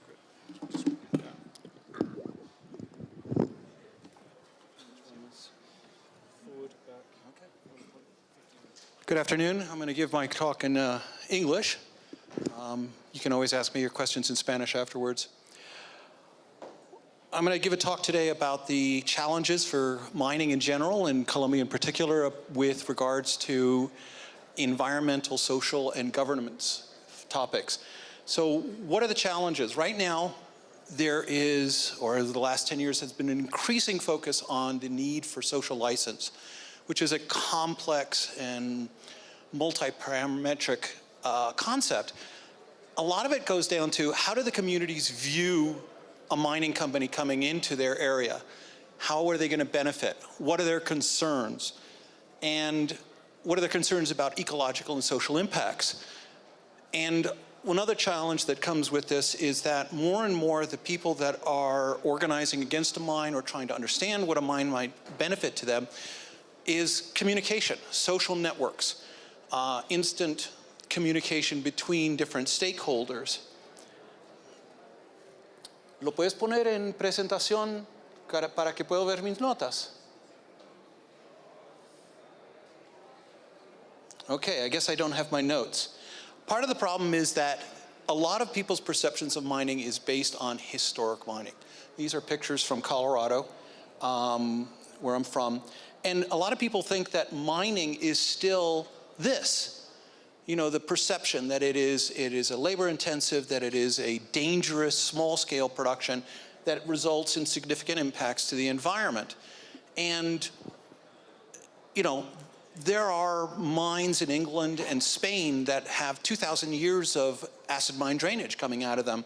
And this is what people think modern mining is. And so it's part of the perception is that this is what we're still doing. So what are the risks? This is a figure that just appeared a few days ago. This is the EY 2022. Notice, number 1, environmental and social. Number 3, license to operate. Okay? And all of these risks are related. They are operational, financial, reputational, social, and environmental, and they're all linked. If you have an operational issue that releases something to the environment, you have both an environmental, a social, and a reputational issue. If you are fined or shut down because of environmental issue, it's going to affect your financial and operational. 2017, I gave a similar presentation, and Rick Rule came up and buttonholed me after the presentation, and I had talked about a similar subject. And he said, we at Sprott are paying more and more attention to the ESG aspects of this. Why? Because they are the hardest part of a mining project to quantify. And they frequently are the ones that cause the most delay and investor fear. So ESG is one of these very hard things to grasp that is a major factor in the development of a mine. So what are let's get this right. Okay, what are the sources of social risk? Perceptions. People think we are going to ruin the land, leave a mess, take the money and run. Land use. You know, people, the Quebradona. The people in Quebradona, the rich people that own the finca, think that we're going to do an old style mine, and they are dead set against it. They don't want the mine because they don't understand, you know, how it's going to affect their land. Artisanal mining, unfortunately, it's a big issue. Great article by Cristina Echevarria about artisanal mining, the social issues. Unfortunately, it's very frequently linked with criminal organizations, child labor, illegal money, money laundering. Indigenous groups, who are they? Where are they? You have to have special considerations for them under the Colombian regulations. The non-governmental agencies or organizations, they're businesses. You know, they have a business. Their business is to make money to stop mines. And you have to know who they are, and you have to know how to work with them or around them. Sustainability. It's a huge issue that is becoming more and more part of the ESG puzzle. What legacy is the mine going to leave behind when the ore is all gone? Are you going to leave trained professionals? Are you going to leave viable businesses? And then a very frequent common issue is unrealistic expectations, both by the government about how much tax is going to be raised. I mean, look what happened to Fruta del Norte with the Ecuadorian government the first time they tried to develop it. What the community might expect, you know, they think a mining company is going to come in and give everybody a job. Well, that may not be true. So what are the sources of environmental risk? Water. Water quantity, water quality. If you suck up all the water out of the river, you're not going to have social license. If you contaminate the water, you're not going to have social license. Illegal mining, it's a big issue. The effects that illegal mining might have on a site before you move into it that have to be characterized and sometimes remediated. Staff turnover, staff quality. Can you find the right people, and are they going to stick with you long enough to take a project through permitting? The famous one with all of the tailings failures, tailings storage, acid rock drainage, environment or ecological impacts. And then another source of risk is when you're in the PTO or the PFS and the FS phase, if the mine plan is changing continuously, the environmental people are always in catch-up mode, trying to generate the data that they need for the Colombian permits or for the Toronto, the NI 43-101 documents. Going back to the issue of water. Water in Colombia, people think that Colombia has a lot of rain, right? A lot of rain, a lot of flow in the water. The problem is a lot of that water is unusable. It's contaminated. So despite being a country with a great deal of water, it has very low water availability. It has actually a high quotient of water stress because the communities depend on surface water. They usually don't have very good infrastructure. There are no groundwater wells. So water quality is a big issue. Oh, and another thing is many mining communities, many mining projects are actually upstream of major communities. Eco Oro's project, it didn't go anywhere in part because it's in the headwaters of the water supply for Bucaramanga. So going back to what's required in Colombia in terms of ESG, the PTO actually requires very little information. It requires hydrology, and it requires some hydrogeology, mostly a summary. No geochemistry is required, and there's no, as far as I know, very little social content. Where the rubber hits the road is in the EIA. It's very, very detailed terms of references as far as geochemistry, hydrology, hydrogeology, and social impacts. It requires a lot of time and effort to generate the level of detail required for an EIA. So there's a lot of time and investment required to meet the requirements. So how do we solve this? What are the best practices? What are the solutions? Well, for the social, start early, engage the community, know who the stakeholders are, map the stakeholders. You know, if you've got work to do, hire local people, start to train them and give them opportunities. You know, hire consultants to tell you who the communities are and how they relate to the proposed activity for the mine. And then obtain social license through the community development and support. Job trainings, education, put in water systems, sewage systems, healthcare, electrification, road improvements. With road improvements, you have to be careful not to step on the toes of the local municipality. They have a certain responsibility. So it has to be done in conjunction with the local municipalities. There is one thing that a mining company has to be careful to avoid in the social issue is asistencialismo. You cannot become the go-to for everything as a mining company for the community. You can support the community and you can give them jobs, but there's a fine line between supporting them and making them dependent on the mine's presence. environment, to get to the environmental permit, you really need a national, qualified, experienced technical team. They have to know the ANLA requirements really, really well. They also need to be able to comply with or meet what are the industry best practices for environmental investigations. Collaboration, you know, you can't have the geologists doing one thing and the hydrogeologists or the geochemists doing something different. There's a team approach is absolutely essential to getting to the finish line. And then plan ahead. An EIA really takes at least 2 years. The geochemistry alone, if you have to do kinetic tests, is going to take 14 to 16 months. By the time you do the sample collection, write the sampling plan, do the static work, and then decide which samples to send for kinetic, you're talking 16 months. So, you know, that is just the realistic time frame for getting the data for an EIA. Same with the hydrogeology. You have to allow time for modeling. The EIA requires quite a bit of geochemical, water, and discharge modeling, and that takes time.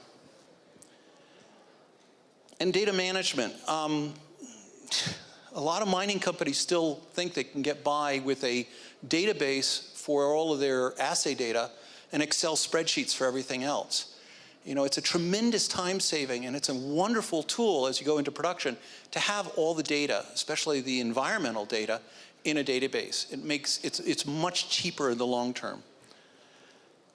Regulatory, communication, talk to them. If you have questions, ask them. Ask for interpretations, ask for clarifications. Evaluate the cost and time to produce additional data for a regulatory requirement versus the risk of not having that data and having the application rejected. Data transparency. What are the best ways to ensure that all the stakeholders, not all the stakeholders, that the stakeholders believe what you're saying about the environmental conditions is make the data available to them. Invite them in to look at the GIS. Invite them in to look at the data. You know, say, we have nothing to hide. Here's the information. You know, one of the biggest issues or possibilities for communities that are stakeholders that are fighting the mine is they invent things. And if the mine doesn't correct them or provide them the actual conditions, why shouldn't other people believe it? So data transparency is a really strong tool for advancing the truth about the environmental conditions that you're working towards. A couple of examples from our client, some road improvements. They provide road improvements. They lend a number of hours of truck and operator time to the community to make the roads better. Frequent meetings about the progress of the project and the future of the communities in relationship. And then medical support. You know, there's opening a clinic and having a nurse is, you know, you're going to have one anyway for the mine camp, and making it available to the community is a very strong outreach. I'm a geochemist, so I'd like to acknowledge the people that gave me some of this invaluable information about some of the social and governance issues. And thank you very much.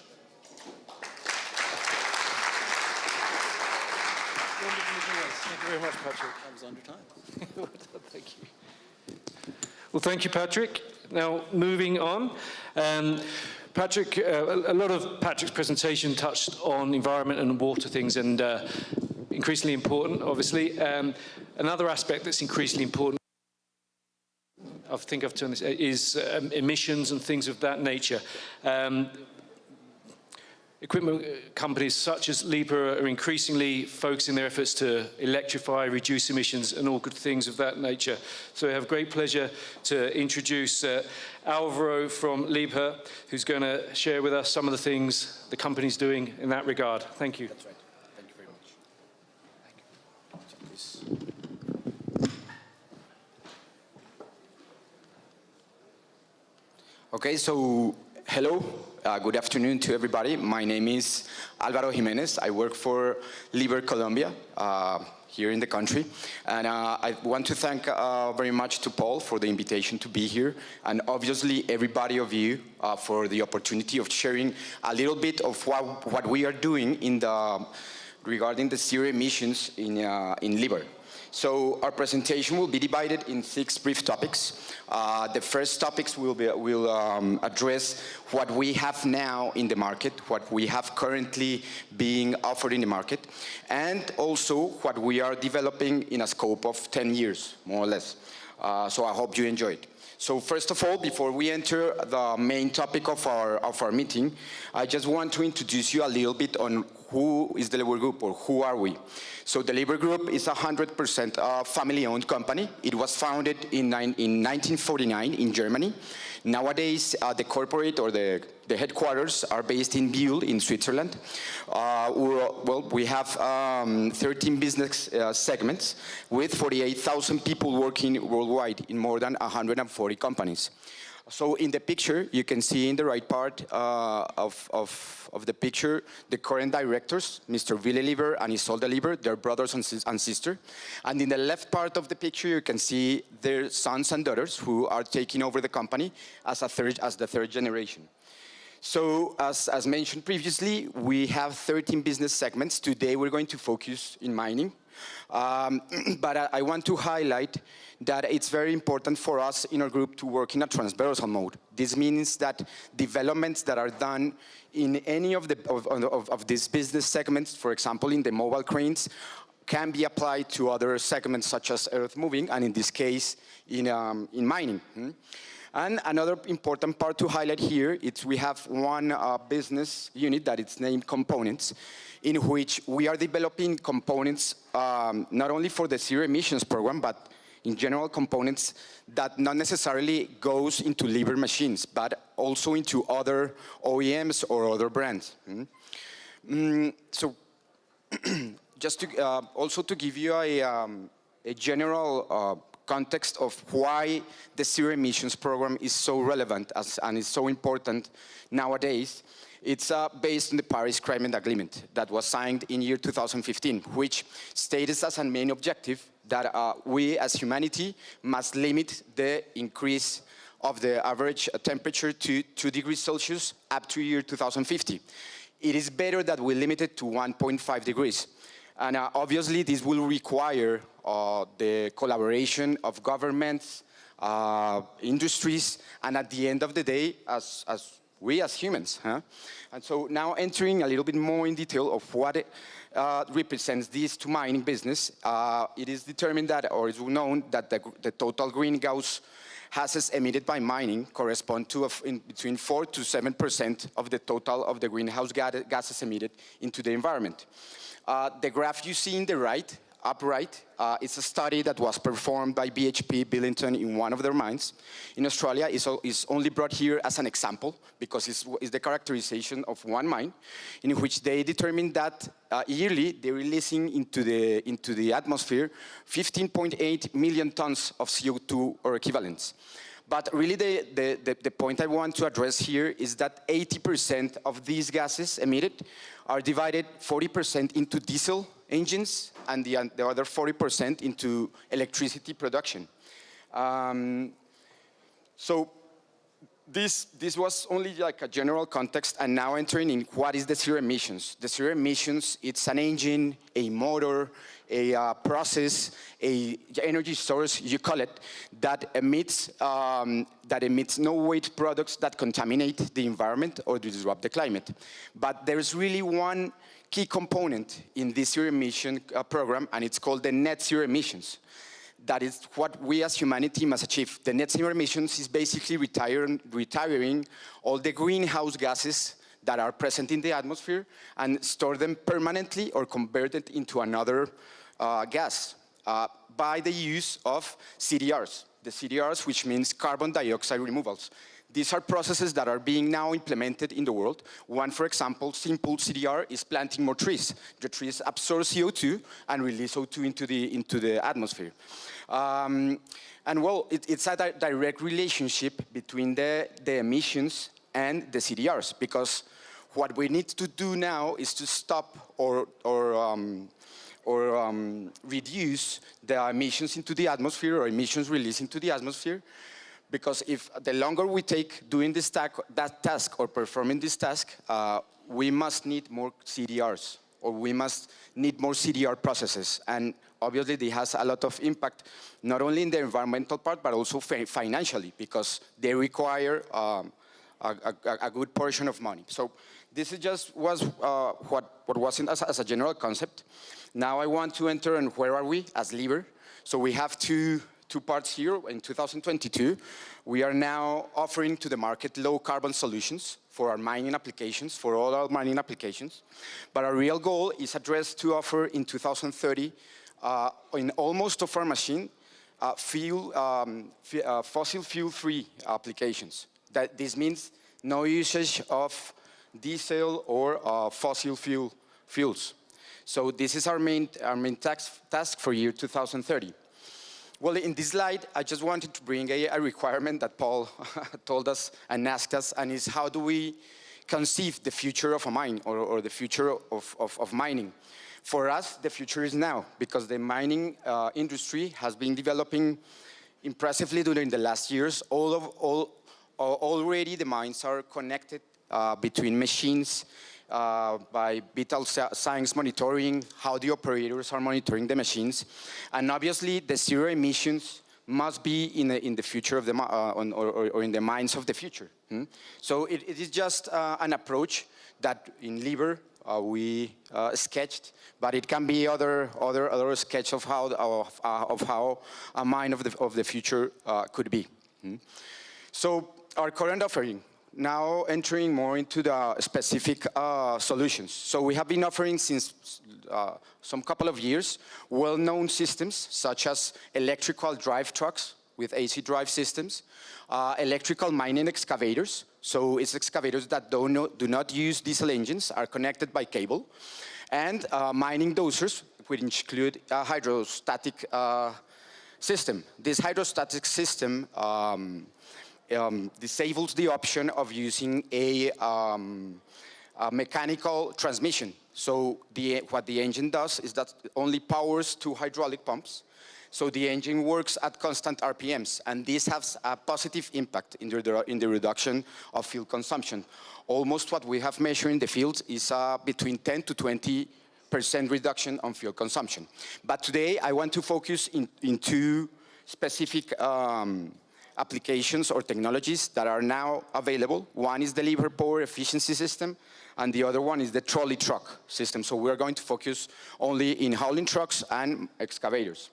So first, the Liber Power Efficiency Control System is a patented system by Liber that it's mainly an enhancement of the software that goes in the machine. This is the brain of the machine is more intelligent. So this enables the diesel engine to work more intelligent with all the hydraulic lines.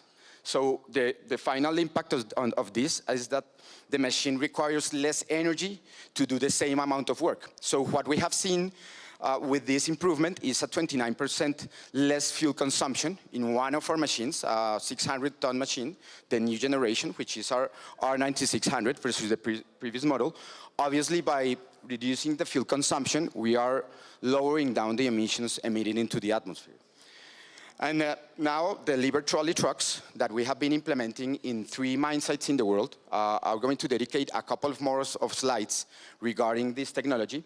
What we are seeing now with this technology implementation is a 46% reduction in all the greenhouse gases emitted in those 3 operations we have worked. So how does the Liber trolley work? The principle is the same as you see in the trolleys you see in some cities in Europe, in which are dedicated for people transport. It's the same principle.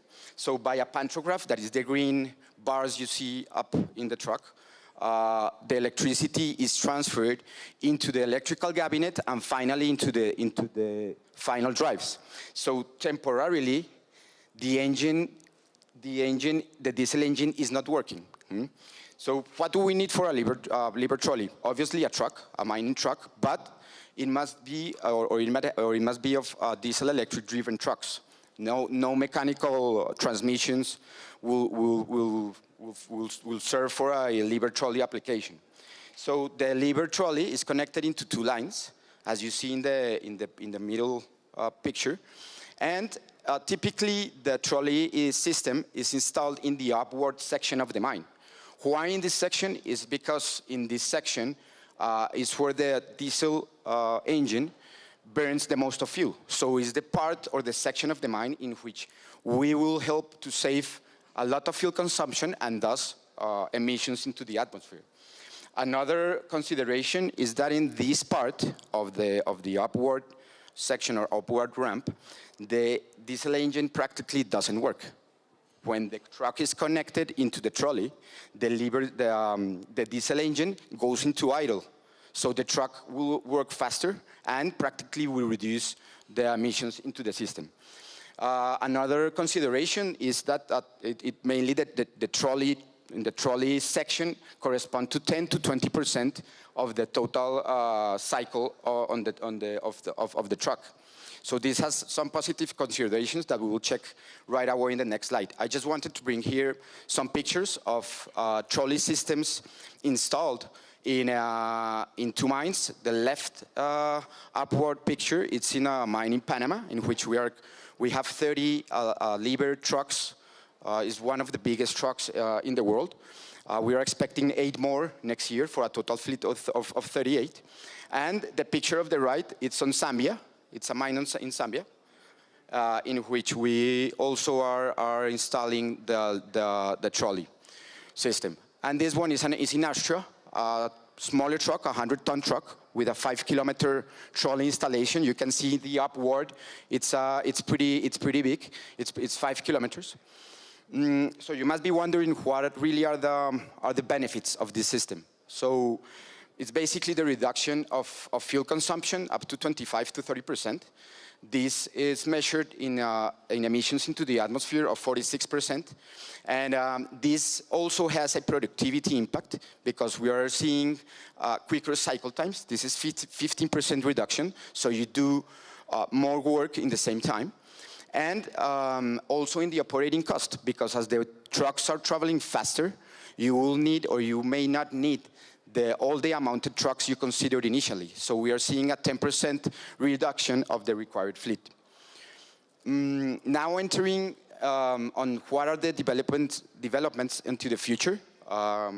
We are nowadays developing fossil fuel-free drivetrains to generate green energy based in different type of fuels, or technologies. So we're working in three ways. The first is the battery truck, working with the trolley to gain or to be able to be charged this battery when the truck is working.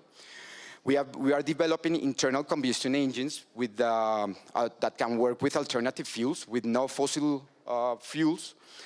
So, for example, with ammonia, methanol, hydrogen.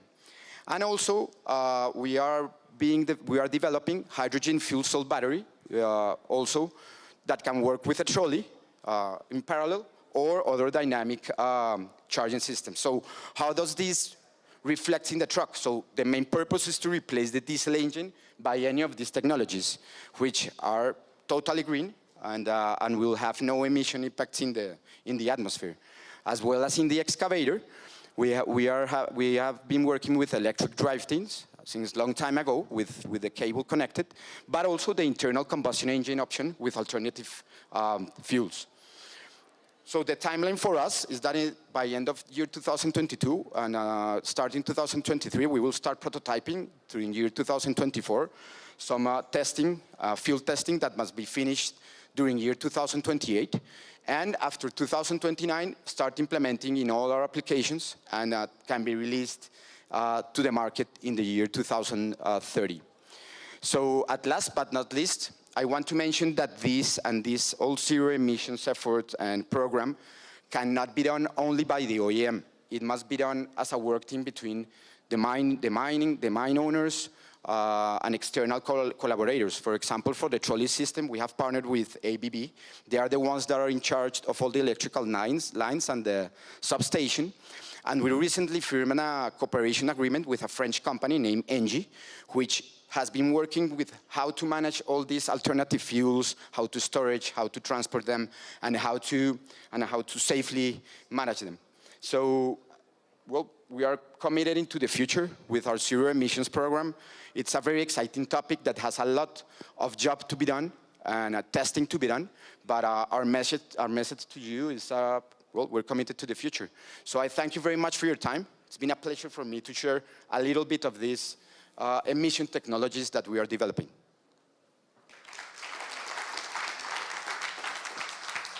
Excellent. Muchísimas gracias. Oh, thank you. Thank you very much, Alvaro. That's excellent. One thing Alvaro didn't mention, in addition to reducing CO2 emissions, he touched on it a little bit, increasing productivity, reduces the cost per ton, reduces CapEx, reduces OpEx, and so these systems can themselves. So, which is why a lot of companies are increasingly looking to deploy these things, because it makes economic sense as well as environmental sense. Okay, moving on. Trucks need lubricants to operate and perform well. So I'm now going to invite Rodrigo Montoya to the stage from Oil Red, the Chevron company. Sustainability is also in the lubricants that the machinery and other things need. And so welcome to the stage. Thank you. Forward and back, if you need a pointer. Muy buenas tardes para todos. Paul, muchas gracias por la invitación. Quiero comenzar. I want to begin by thanking Chevron for the vote of confidence, allowing me to be here sharing this story with all of you. My name is Rodrigo Montoya. I'm the commercial director of Oil Red, the master distributors of Chevron lubricants in Antioquia and Chocó departments. Currently, we are the main suppliers of the three largest mining gold companies in Colombia. Furthermore, we are secondary suppliers of other mining companies, what has allowed us to live firsthand the needs that the mining industry faces, and more importantly, to be able to understand everything that that reliability of equipment entails, productivity entails, and sustainability, environmental sustainability entails, so that these three pillars, in spite of the fact that sometimes it seems that they're not aligned, they end up being fully convergent, united, providing a very good result. We've talked a great deal about environmental impact. Alvaro gave us a brilliant presentation about greenhouse gases and all, but I'm going to focus on two subjects that are very important today. Sometimes we're not aware from the application of lubricants in mining. First is the environmental impact related to lubricants with the leaks, potential leaks that can occur during the operation. These leaks of lubricants generate that through hydrological sources that we have in many places where we're doing mining, end up generating an environmental impact that is delicate, to say the least. As you can see, 1 gallon of used lubricant has the capacity to contaminate 1,000 gallons of water. 1,000 gallons. If you review what is the biggest volume product used in mining, is precisely the first product always in lubricants is hydraulic lubricants. So these lubricants can impact not only the terrain, generating environmental products, productivity in agriculture, contamination, contaminating other hydrological sources and generating food problems, for example, for fisheries. Can begin to generate bioaccumulation of heavy elements such as zinc present in hydraulic lubricants. We can also start to get sicken the environment with what we are spilling when we generate the mining operation. Furthermore, and this is the subject that we were looking at in depth, the environmental impact we're generating today, not only from the mining industry in general, but everything that has to do with operation of different markets that we depend from. they have great impact in the environmental change and climate change. We're living at a moment in humanity where the environment is more unpredictable, more complex to know, and difficult to know how crops and weather will behave and all, and that ends generating from the productivity point of view and impacts lots of uncertainties and problems that today, as we said, we had a goal, an initial goal of 2 degrees, 2 centigrades by the middle of 2050. And now we're talking about that it has to be 1.5 degrees maximum we can allow the increase. How can we impact from the lubricants point of view the operations? We're going to focus from the environmental impact management. There are 2 that are focused on solving what already happened.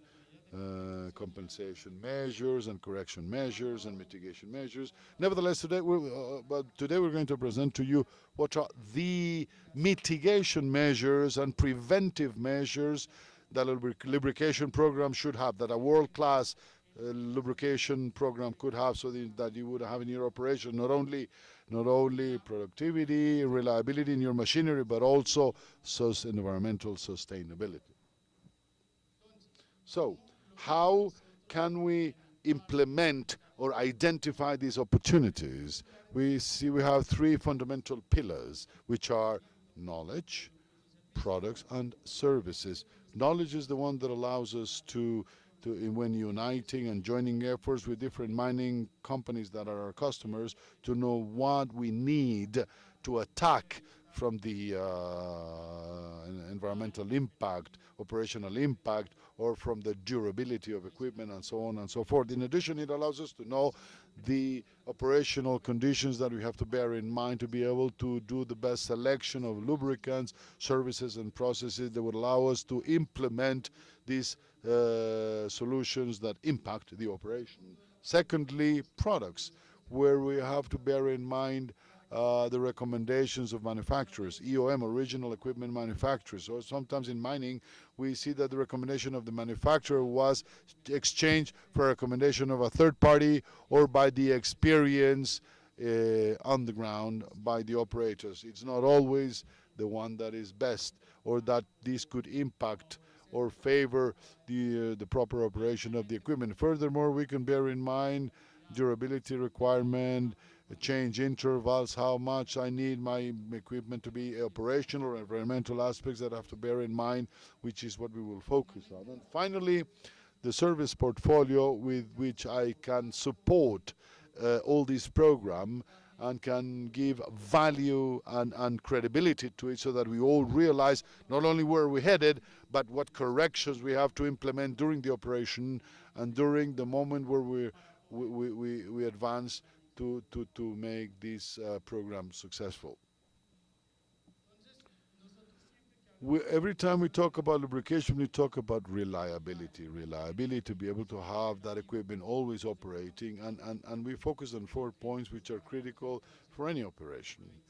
To tap the full potential of the lubricant, that it gives me everything it can give me in time, in protection, in savings, everything that it can do, offer during the operation. Minimizing interruptions that are costly, especially when they're not scheduled, when I have to stop a machine and get operational machine or resource out of the operation. It is very, very costly. It costs a lot of money to reduce operation costs, so that that operation that I have today can be increasingly profitable, to increase it, produce more with less, and to maximize productivity.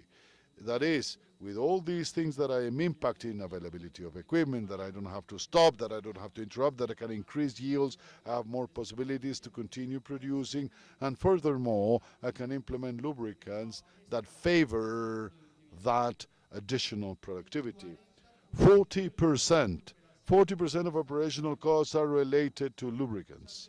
Oftentimes these costs, we have them implicit and hidden. We don't realize until we do a granular accounting, where we identify exactly where is the money draining out.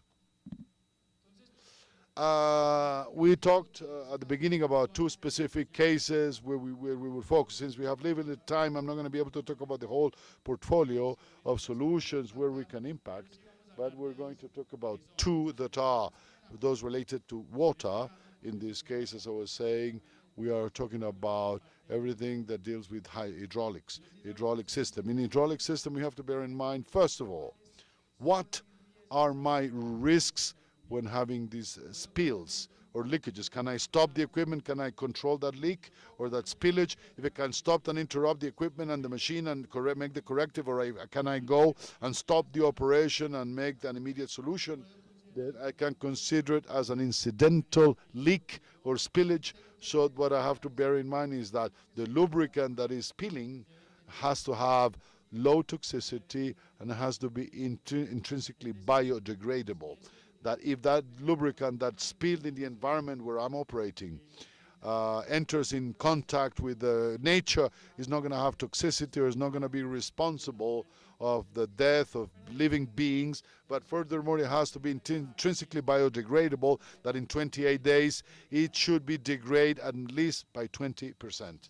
If I cannot control the leak, or I should continue in my operation, I prioritize, I give more importance to my operation than the correction, I consider this as a non-controlled leak or spillage. That means that I have to have a hydraulic product that is fully capable of countering all the possible environmental damages that I will generate when I'm not able to interrupt the equipment or stop it. So I have to bear in mind low toxicity that it shouldn't generate any. All right, I've got limited time.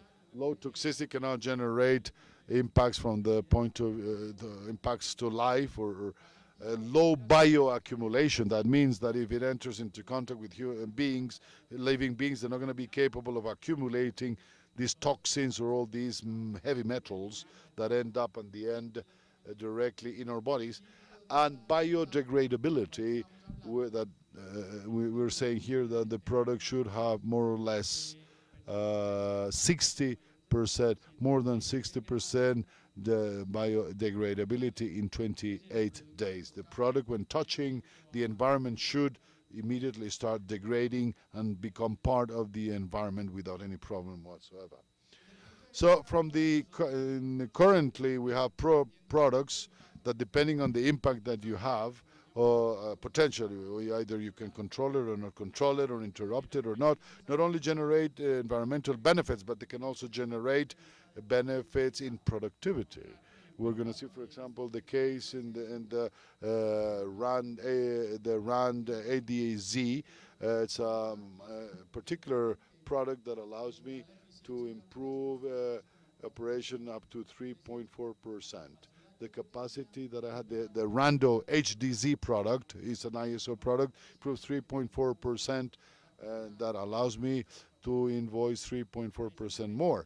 It has high resistance to oxidation, which allows me longer intervals of drainage than currently. Generally in hydraulic, we talk about every 2,000 hours. Clarity is another product, much more robust product. Additional, as you see in green, is much greener, is more environmentalist, free of ashes and zinc. It has low toxicity and is intrinsically biodegradable. Means that when I have a spillage or a leakage, that product is not going to impact very aggressively or seriously the environment. Furthermore, it has an extremely high oxidation threshold. It has product that allows us to intervals of lubrication extremely long compared to what we currently have. Going into the jewels of the crown, much more robust product like Clarity Synthetic, which in addition to be free of ashes and free of zinc, that means it doesn't have, the toxicity is very, very low. It has a couple of additional points that from the mining point of view are critical. First, 6.2% improvement in efficiency. I can produce 6.2 times more, 6.2% more than what we had before with the previous bucket, and I can generate 4.5% savings in fuel. So we start to impact in a current operation specific yields and investment and reducing fuels and reducing emissions on a very robust product from the oxidation point of view, more than 10,000 hours. And finally, a product which is LA. It's a completely biodegradable product, EA. The EA, when I cannot control at all the leak or the spill, where I know that I'm gonna have an big environmental impact because the product have no way to stop it or interrupt it. I need that to be fully biodegradable. This product allows it.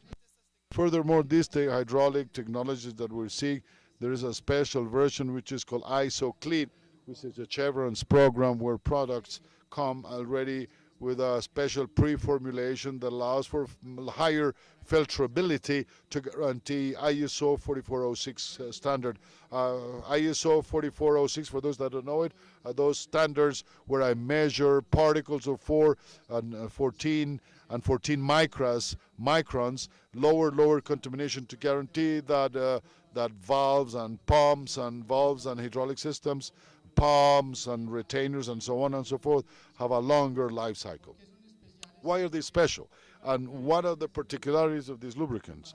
That for me to do that filtration and guarantee those cleaning standards, I cannot have added common additives. No, they have to be special additives so that when I do the process of cleansing, I don't have to withdraw. These products give me all the benefits from yields point of view, from environmental point of view, but in addition, they're focused in durability of components and durability and better yields. Now we're going to go on to the second point, which is how can I impact today immediately greenhouse gas emissions in the second highest the second most used product in mining, which is engine lubricants. We're aiming at lubricants that that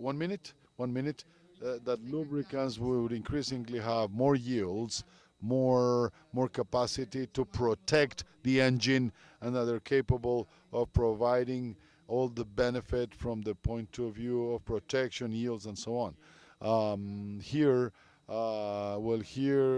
Guaranteeing an answer, given the limitation in time, I make a comparison of the meaning of the operation of a lubricant in the first column, a standard market lubricant, from the point of view of yield and what it means to have in consumption in gallons in a year operation and fuel consumption, versus a high yield product such as EL400SD, which has an ISO technology where I can impact by almost 50% the consumption in lubricants, and other two products that are much more robust, semi-synthetic and synthetic products, where not only can you impact yield of the products and yield in the exchange lubricant, but it can impact consumption of fuel, decreasing carbon footprint. So for this case, we have the same engine operating the same hours, and you can see that, for example, in the case of the semi-synthetic, we have a reduction of 7,666 pounds of CO2 just for one engine, and if we go on to the fully synthetic, 15,300 pounds of CO2 less during the same time of operation, without even counting on saving in fuels and saving in time. You know, that is one of the biggest impacts in the operation. Finally, and I still just 1 minute, Paul, sorry, just 1 minute, and just 1 minute I will tell you what's the future. There's two impacts where we are working on in lubricants for the future. One is related to, as I was saying, to be able to impact what today we have operating today. Is not simple to change all the fleet for electric engines and infrastructure, but we can make my operation more profitable and better yields, to have products, for example, biodegradable products of vegetable origin that have even better yield than polyalpha-olefins, which are synthetic lubricants that we usually have traditionally. There's other lubricants, developed lubricants, that accompany the evolution of transmissions, differentials, and engines. For example, lubricants of FA4 specifications focused on lower consumption lubricants for classification SAE classification drives. We're focused on 80W60. We're talking about 65W70, which are not applicable anymore to current engines, but they should be applied to new products, new engines, but are focusing precisely on being more efficient, focused on being better operational, better reliability, and finally, a better or lower environmental impact. Very little time for this. Thank you very much. Thank you very, very much.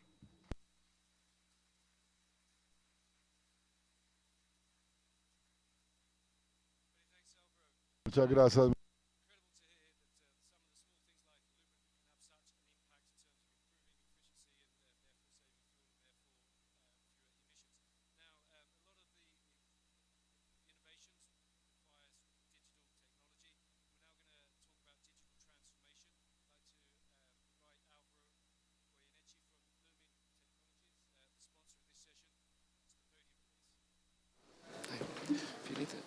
Forward and back, and there's a thingy there. Thank you. Muy buenas tardes. Bueno, de antemano, muchas gracias por el tiempo.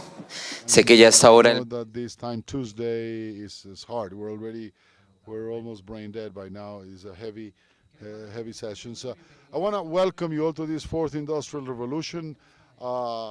We've heard plenty of messages and ideas, innovation, cost reduction and technologies, improvements in operations, and so on and so forth.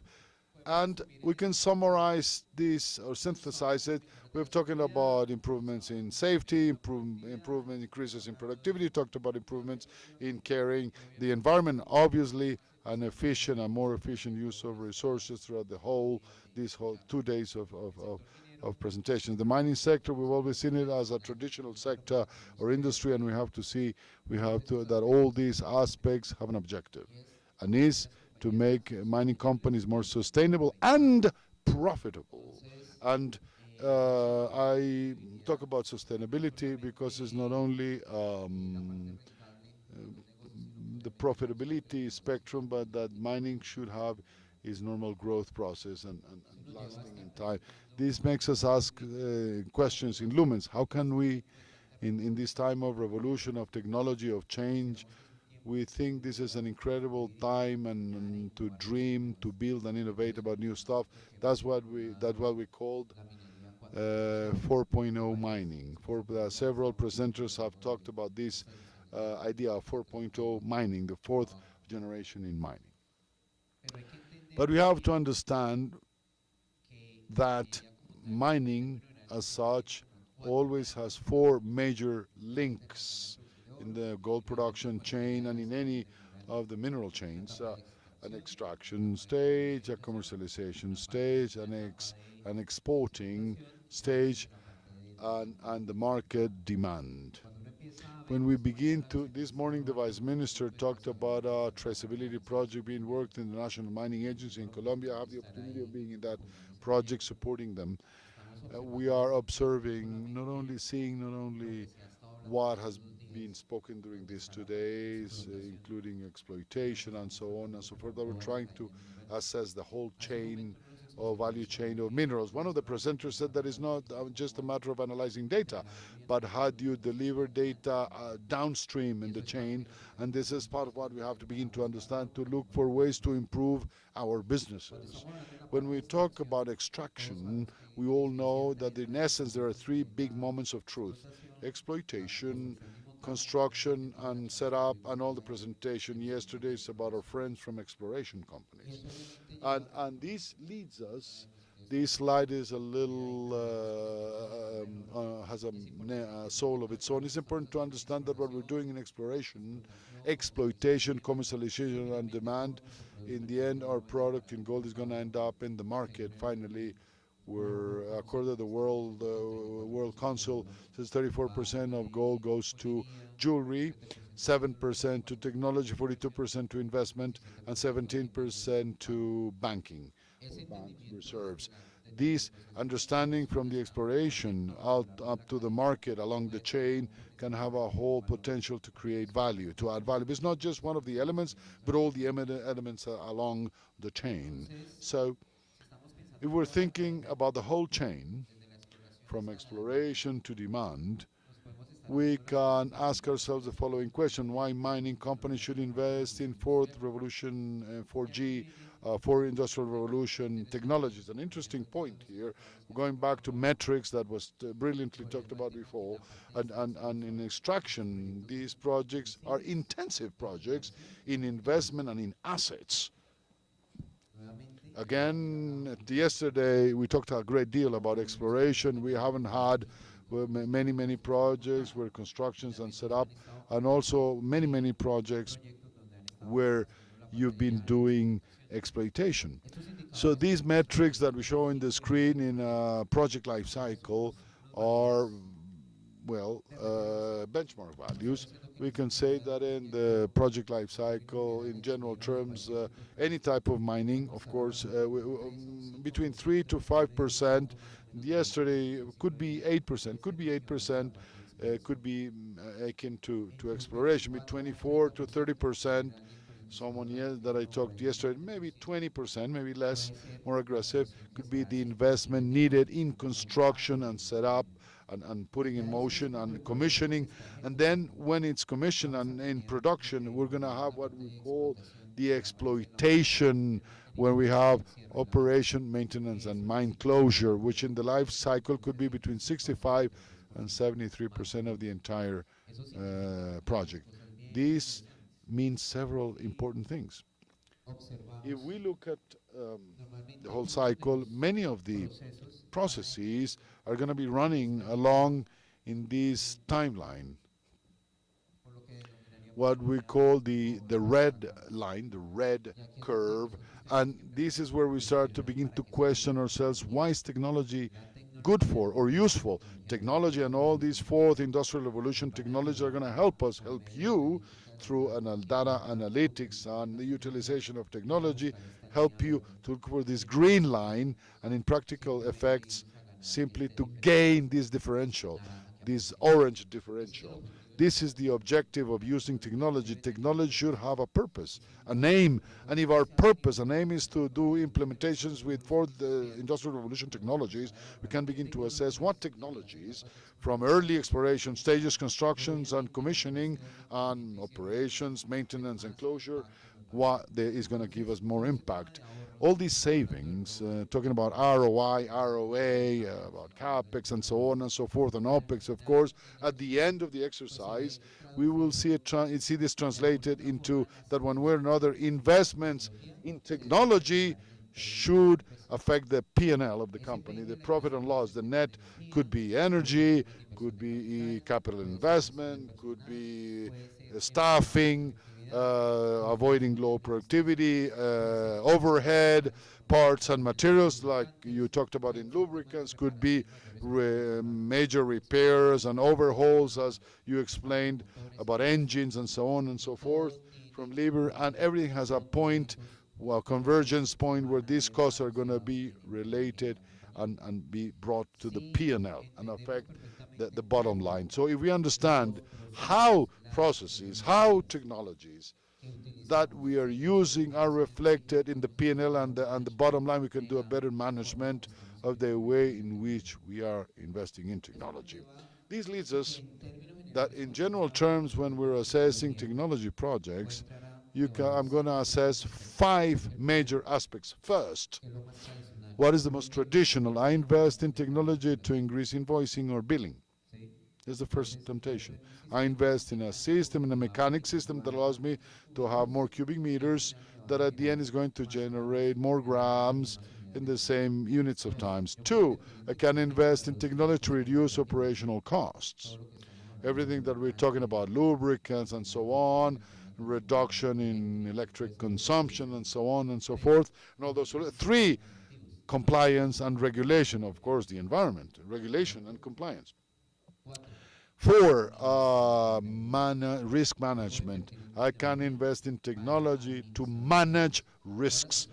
everyone at the C-suite and the C-level or C-suite, most of your day you make decisions. Most of the day, what you have to do all the time is to balance decision making vis-a-vis risks.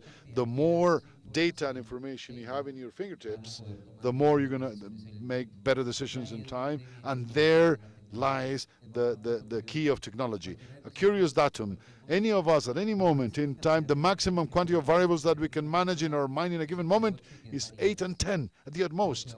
But if we go and look at the quantity of data and variables in a productive process, there are many, many, many more. That's where technology becomes interesting, and AI, because technology helps us to manage risks, to be able to make better decisions. And the fifth point, obviously, is to look for the way of integrating information along the entire productive chain and value chain. When I'm looking at a process and I'm seeing that my exploration process, commercialization, exportation, and demand, I'm controlling it fully, and I have that visualization, decision making and managing data begins to drastically change. And in general terms, these are 5 concepts or ideas by which companies invest in technology. And well, with us from Lumen, how we can help you to begin this journey to 4.0 mining. As Lumen, and going back to extraction, commercialization, exporting, and market demand, we work with 3 of these pillars. One what we call applications, platforms, and 3 infrastructure. We, in applications, we have been developing different projects of many things that you've been talking during these days. Edge computing, big data, drones, exoskeletons, advanced analytics, IoT, Internet of Things, control at a distance, blockchains, process automation, 5G, virtual reality, and simulation. All of these technologies were not available 5 years ago, around the corner. And this is what we call the 4th Industrial Revolution. Never ever did we had so many technologies available in such little time, where technologies could actually interconnect to be used and applied. This concept of use of technology, because you have to understand why to use it, this is what generating this 4.0 mining and an industrial revolution and everything that's happening. This leads us that ultimately all these technologies, what they allow us to do is that, to manage data, to go to the process at a granular way, to capture data and information from any process where we acquire data, capture them, analyze them, and finally, as was explained before, actionable. I will acquire the data from processes, we capture them, there's some big data analytics process for decision making. Finally, this has to turn into action that directly impacts the process. I don't know if you can help me with this video. It's a short video that explains the next point, which is the platform. Es para ti una plataforma rápida y segura para las aplicaciones y datos de negocios de próxima generación. Con ella, transformamos cientos de industrias en cada rincón del planeta. Te mostraré cómo transformar el tuyo. Estamos enfocados en ayudar a las personas a adquirir, analizar y actuar sobre los datos para aprovechar el poder de la 4ª revolución industrial. Con esto podemos hacer que tu negocio logre responder a los cambios de manera ágil y toma decisiones basadas en datos casi en tiempo real, con base en una red propia de más de 360 data centers a lo largo del planeta. 18 de ellos están cerca de ti, aquí en Latinoamérica, brindándote la agilidad que tu negocio necesita. Maximiza la productividad con el análisis y aprendizaje automático para mejorar continuamente los procesos de tu negocio, basado en un desempeño mejorado de tus aplicativos que se comunican con tus clientes a través de una red de alta disponibilidad y estabilidad al alcance de un clic. Incorpora rápidamente a tus procesos las tecnologías de última generación que necesitas para poder llegar a tiempo al mercado, desarrollando productos y servicios acorde al momento de cada necesidad de tus clientes. Además, podrás acelerar tus iniciativas mediante el uso de inteligencia artificial. ¿Te preocupan las posibles amenazas? No hay problema. Nuestra plataforma te permitirá proteger personas, activos y datos críticos en los entornos digitales que necesitas con la detección automatizada de los posibles riesgos tecnológicos que se puedan presentar. Imagina las posibilidades para tu negocio. Contáctanos ahora para que uno de nuestros consultores pueda encargarse de hacer tus planes una realidad. Y esto lleva a nuestro This tercer leads us to the third point. We talked about this. We have a global infrastructure. One of the factors, important factors that we are accompanying in this process, that is not just technology, but that companies have to work on strategy, system, and of course technology. And this is where we've developed together with a partner company this concept that we call adoption, appropriation, and ownership of technology. We say that in general terms, companies have 5 levels when they're adopting and appropriating technology. To adopt technology is to implement it. To appropriate technology is that people, which is the most important thing in organizations, make effective usage of technology. And we can say that companies can be basic companies with low levels of adoption, and transition companies, mature transition companies, digital companies, and obviously world-class companies. The challenge that we invite you all as mining companies that are thinking and assessing how to do implementation of technology, you have to build something that we call the journey, a transformation journey, an implementation pathway or journey, similar to something that was shared this morning, where we have to understand right now in what's the level that the company has and maturity level, and depending on the maturity, you start to determine what technology projects you have to begin to make a reality, to begin to close the gap towards your future, to where you want to go. If you're in a basic or a junior or in a basic, you want to go to a mature transition because you consider that the implementation processes of technologies are not ready yet, you're not ready yet, and your teams are not prepared for that. You have to obviously begin to generate a transformation journey. Digital transformation. I was explained, these are short, medium-term, and long-term projects, or projects that are concentrated in the core, improving the process, or creating things that are absolutely disruptive. At the end, ultimately, companies have to work not only in adoption of technology, but in appropriation of equipment or appropriation of technology by human teams, because this is what is really going to generate that change in the digital transformation. Is a main reset of how we do things, using technology as a lever to change reality. So we want to end with a small portfolio of companies with which we have worked in the mining sector, where we're working on applications, on platforms, and in infrastructure. And obviously, we'd like to end with this question.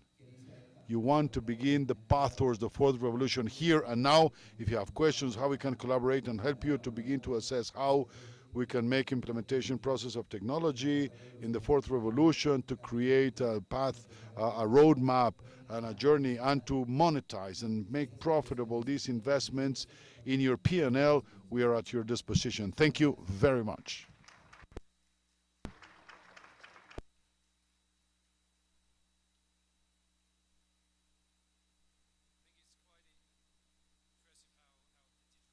Digital transformation is penetrating every aspect of business and life. And Alvaro, I think I'll have one of your exoskeletons for next year. Help me through this.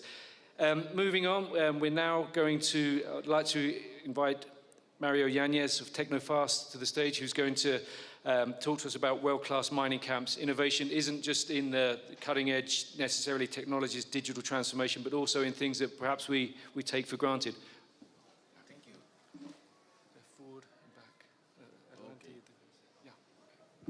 Hola, muy buenas tardes. Good afternoon. I come from Chile. I'm very, very happy, thrilled to be here. Thanks for the invitation. Thanks for the organization. Tecnofast is a Chilean company that focuses on modular, transportable modular construction, applied since 26 years ago to the industry of mining camps. And I've heard in this symposium that there's a lot of talk about technology, about implementations of systems and so on and so forth, but we spend our time we focus on human resources. All companies have the need of storing and lodging and provide proper labor conditions in the geographical locations where mining operations are, the operation sites, in the best conditions possible. It's not possible, it's not sustainable or possible for HR departments to have facilities on site that do not comply with regulation, that are low quality, because the human resources nowadays in mining is highly demanding. Talent is demanding. It's a person that wants to have labor conditions that are right, a good location, a good dorm, a good dormitory, and we've built camps in up to 5,000 meters above sea level, where need of oxygen and need of rest at night for the personnel, for all the personnel, supervisors and workers, require certain special temperature conditions, humidity, air renewal, and support systems so that the worker next day has renewed energy and potential. Otherwise, at the end of the shift, and for those of us that have had to work in mining, I'm also a mining man, the last day you are absolutely tired. The only thing you want to do is to get out of the mine. There's several miners here. So we've developed a series of products, and we've had a very strong experience in the north of Chile, mainly in Argentina, Peru, and in Bolivia, and here in Colombia. Here we're present, and we want to increase our position. From this year, I tell you that we are one of the main Chilean companies of modular construction that was installed in Boston. We bought a company in the United States, and we are representing our product and our business line there in the state of Massachusetts. We have a productive plant in Peru and 2 productive plants in Santiago de Chile. Very well, another product, our products are basically the camps, mining camps. Mining is our core business. We also have a division for commissioning, and we have lots of modules for rental. We have 14,000 modular units that can be rented. I give you those that would like to, those from operations that would like to know. Increasingly, we're closing major contracts for renting infrastructure and leasing. Mining companies at a certain level of operation are preferring to rent and lease a camp instead of buying it outright. And we have a very particular case of a project that it's a 5-year project where they give us the site. We have to withdraw the vegetable layer, keep it for 5 years, and install a camp for 1,100 people. Then we withdraw everything, the project is ended, and we have to replace the vegetable layer. The demands and the environmental commitments have been discussed, and I tell you that these are a reality. The communities are not willing to sacrifice their environment. And they're increasingly demanding more conservation. You go there, you intervene, you're going to build a mine, fine. When you leave everything as you found it. So we also have a home line, modular homes, and our new modules for tourism. And the objective of the company is to promote the development of industrialized solutions. We don't build on site, we have industries and factories.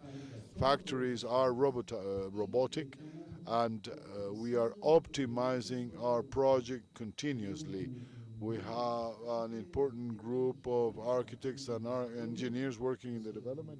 I'm the engineering director from Technofast, and I have as a mission to optimize our product, to go to the ground, to get to know the user, get to know the location, to talk with you, to talk with the users, and to increasingly optimize operations. I've been 26 years in this business, and I've seen the enormous transformation of the miner of the 21st century. Has nothing to do with the 20th century miner. Before, we used to meet a guy, of a supervisor of a shift, of a driver of an extraction trolley, which was a big fat guy and with good appetite. Today, miners in Chile, at least, or in Peru and here in Colombia, are young people.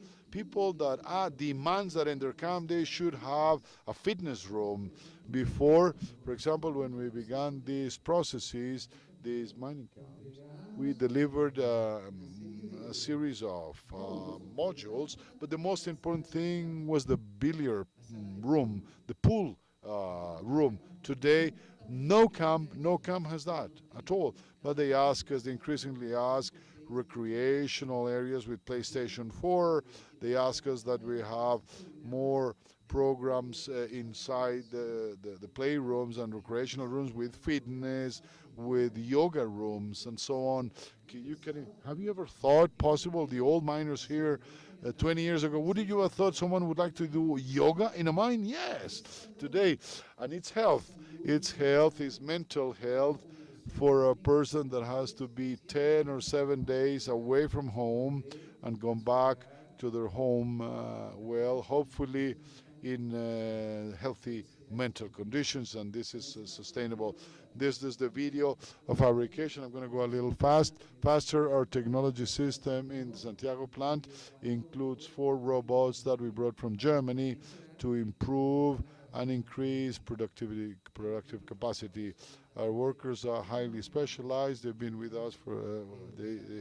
We were also using more and more training for employing BIM models that are directly connected to robotics. In industrialization, what we're able to do is to have a product that is a modular system, a module where dorms are, bathrooms are, etc. So you're going to see this, and with this unit, we build buildings in the ground. Of course, this productive system guarantees industrial safety.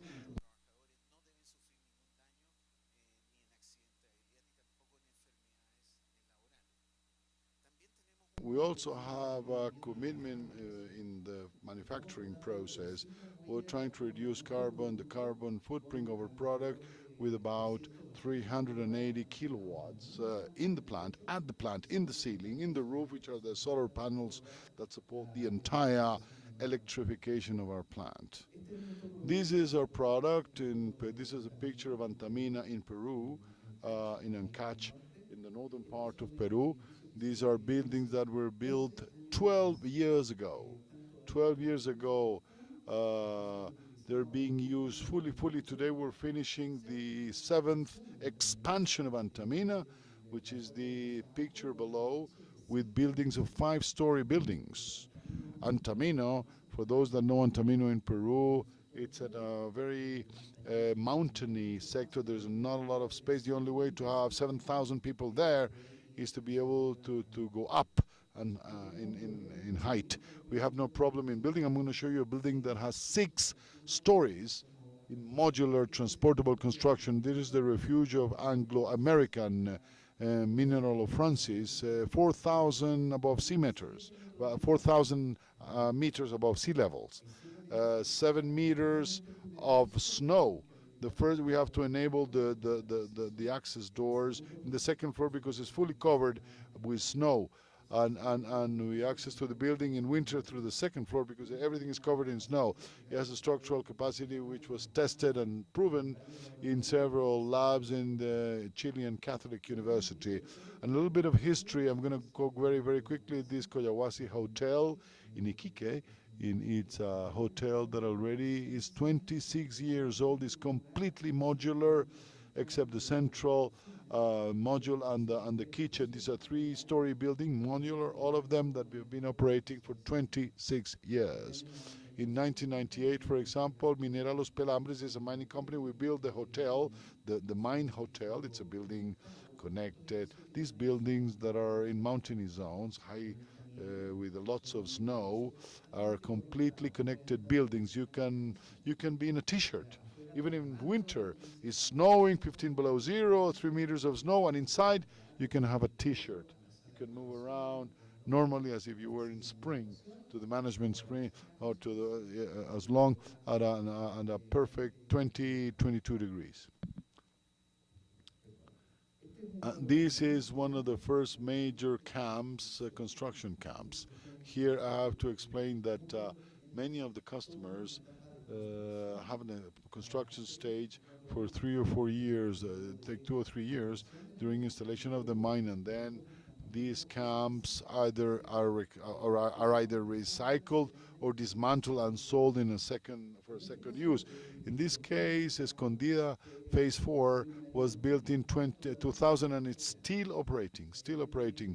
There are 21 years of usage. This is in Veladero, Argentina. It's a mine, it's a gold mine, Argentina Gold, and it's operating since 2003.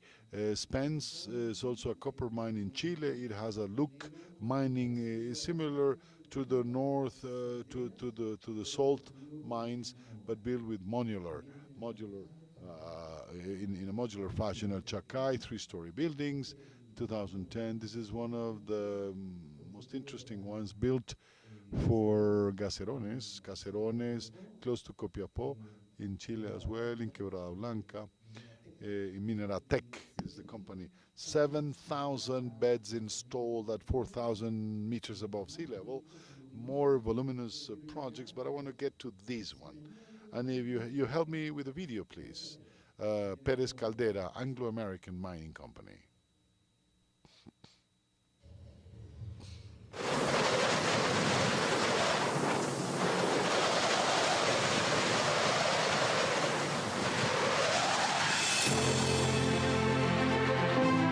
Son las unidades modulares. Cruzamos Santiago de Chile durante la noche. Imposible transitar por Santiago durante el día con esta carga.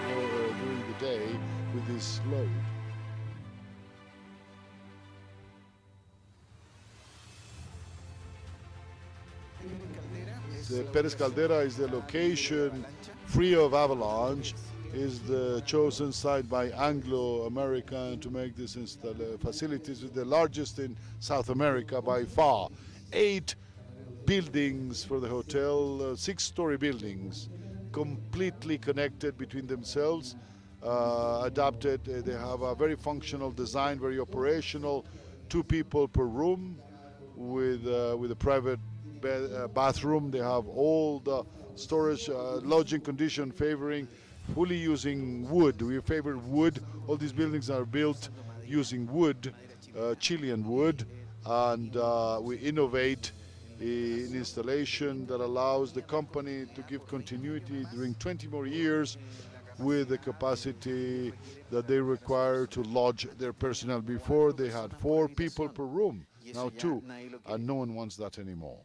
This project was done with a series of engineering studies. I'm going to go very quickly, but I'm telling you that this, for example, was the modeling demanded by Anglo-American, and one is a seismic test in the University of the Catholic University of Chile. And of course, we also tested fire resistance as well. I'm going to go a little faster. This is the environment of Pérez Calderas in winter. This is Anglo-American in the midst of winter. The copper mine closest to Santiago. It was called Diputada de las Condes before. These are the buildings. As you see, the environment is very harsh. Winter, permanent winter. And here we have a module. This module is going to be installed in the right position. There is a clearer image that sees how we are placing the modular unit in the floor 4 and the 5th floor. To complete this maneuver takes 20 minutes to place it. The module arrives, is placed in position, is connected. There you have the modular units that bring the stairs embedded. So we don't need scaffolds. We don't need them. It takes about a month to build the whole thing, the whole building. This project was set up in 2 summers, and included the roof is an additional modular unit. We limited all the risk of working on site in heights that in mining is something very undesirable. And as you see, this is the central hall. We have a building which is fully made in laminated wood, is fully warmed, casino, dining room and induction rooms, and the 3rd floor are management offices for Anglo. What is modular construction? Why are we here? We can demonstrate that carbon footprint reduction in camps is also a factor that contributes to studies and contributes to that the project is more feasible, that is more friendly. Our construction is completely recyclable.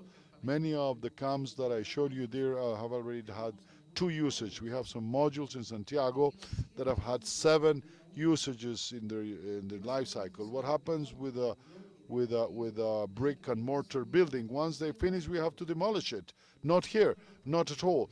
One of the projects from Anglo they requested that the demobilization should have been with to a benefit for these modules that were demobilized 2 years ago. Today are houses and gyms for the community, the close community. The construction and industrialized construction processes allow to lower labor and cost. Innovation and joint work and sharing experience, success and failure experiences are key to achieve these objectives. And sustainability of these buildings, which are very efficient in thermal behavior, guarantee low energy consumption. Furthermore, we're recyclable, totally recyclable. As we can set them out, we can dismantle them. We have an industry now that is contributing to the recycling in general, so that mining is not an impact. Thank you very much. Thank you, Colombia. Thank you, Colombia.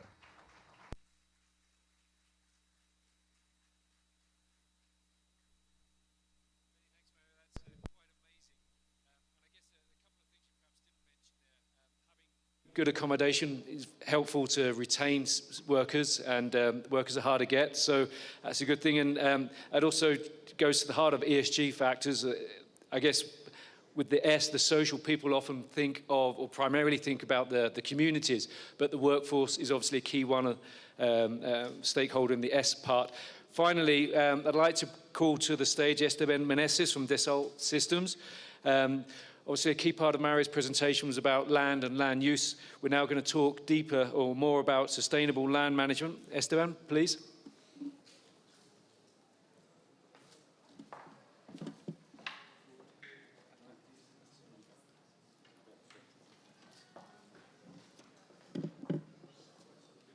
Bueno, la cuenta no tiene office. Empecemos con... ya, perfecto. Bueno, gracias por quedarse. Los que se quedaron van a recibir una sorpresa. Mi nombre es Yamil Sarur, soy de aquí de Colombia y soy el director regional para el territorio norte de Latinoamérica de Dassault Systems. Voy a quitar esto. Me advirtieron que me quitara porque me podía pegar en la cara. Y me acompaña también Esteban Meneses, que ahorita va a estar aquí con ustedes. Vamos a ir al grano. Gracias, Paul, por este tremendo esfuerzo de organizar este evento con tu equipo. Les vamos a hablar un tema que ya han hablado los otros presentadores y vamos a conectar un poco eso, ¿cierto? Vamos a jugar un poco viendo qué dijeron. Saying what were previous messages. We're going to talk about an initiative. These are 2 great news that I have for you, great news for all of us. The first is that we're launching in Latin America this initiative. It's called Sustainable Land Management. And the second, I'm going to go back a little bit. If you see that QR code, take your cell phone, focus it, and it's going to open a page where we're launching in your event the Segovia community, which is a global mining community of expert people in mining from different countries in the world, the Iowa community. Going to that QR code, you're going to be able to register in that community, which is completely free. And those that register are going to receive a surprise from ASO Systems. Talking about our conversations, you see this branch, the different people and companies, what they talked about sustainability, and a common denominator of industry talking about sustainability. Andres Lopez from Quebradona talked about innovation, sustainable innovation. That's the connecting line of outsource systems with the mining industry. So how we're able that you are sustainable and innovators using information technologies and software. And I give you an example of these types of technologies that Dassault has. 74% of the wind energy captured in the planet are Dassault customers that have developed wind turbines. What Andres Restrepo says, the CEO from Mineros Group, and I'm going to read open quotes. We feel challenged to continue working, convinced to generate value to share stakeholders and the society, pushing sustainable mining. The sustainability memoirs. Our sustainability VP, what she mentions is interesting. What the system does, you might be saying, it sounds like Renault, like cars. In fact, the top 10 vehicle electric manufacturers are from customers from Tesla to Acanu, which is a startup in LA, developing electric autonomous vehicles in a concept cars as a service. So Ali says that that we provide virtual universes in a 3D experience platform that Esteban is going to show you. I am Yamil, and to imagine in sustainable innovation and to harmonize nature, products, and life. Put some volume in the video, please. Go.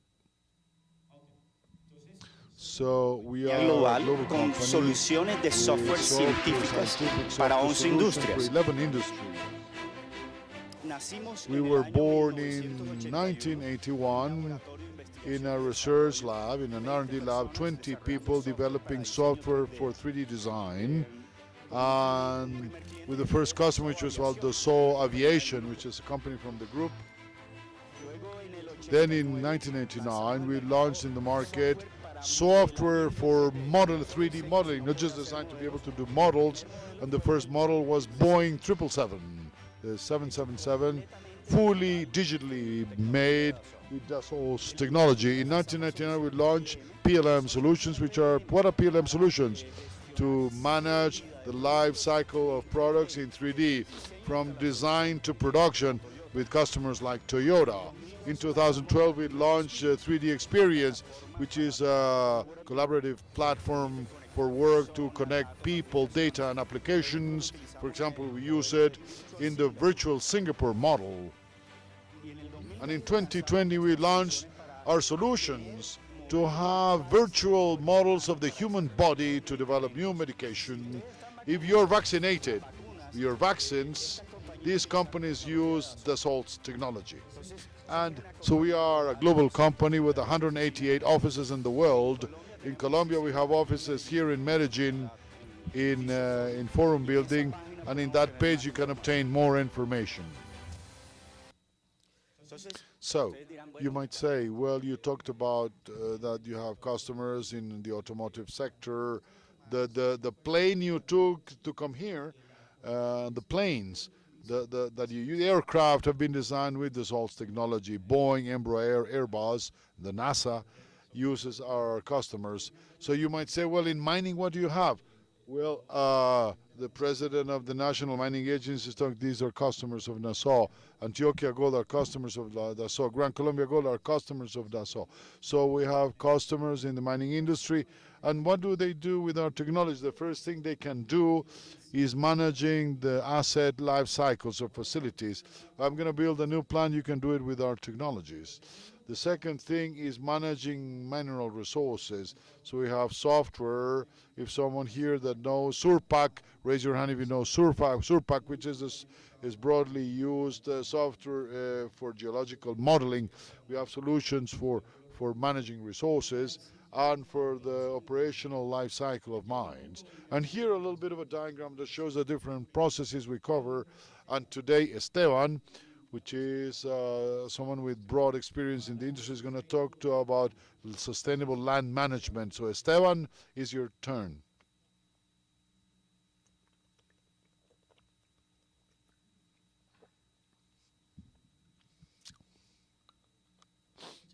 Thank you very much, Jamil. We're going to talk about sustainable land management.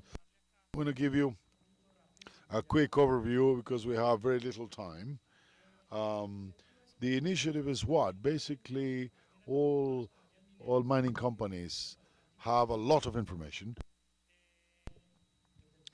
from the environmental point of view, vegetable layer, inventory, spillings, and one of the challenges facing the industry.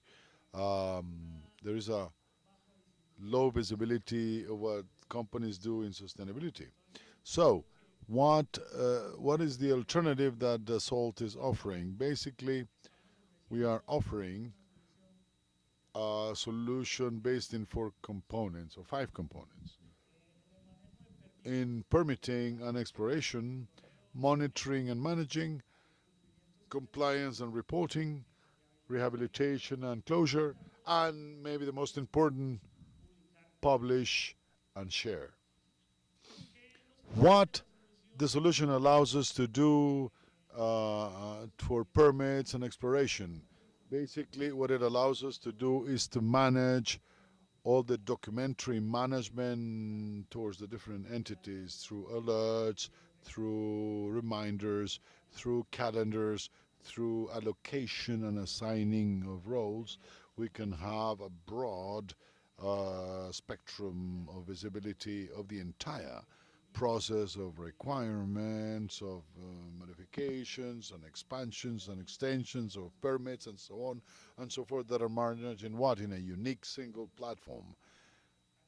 Here, for monitoring and managing, we have solutions that allow us to basically have full visibility of data using analytics tools. We're not going to talk here about what software makes the solution, but what we're going to do is very, very quickly show you how we integrate the geospatial environmental information that all mining companies have into a single platform.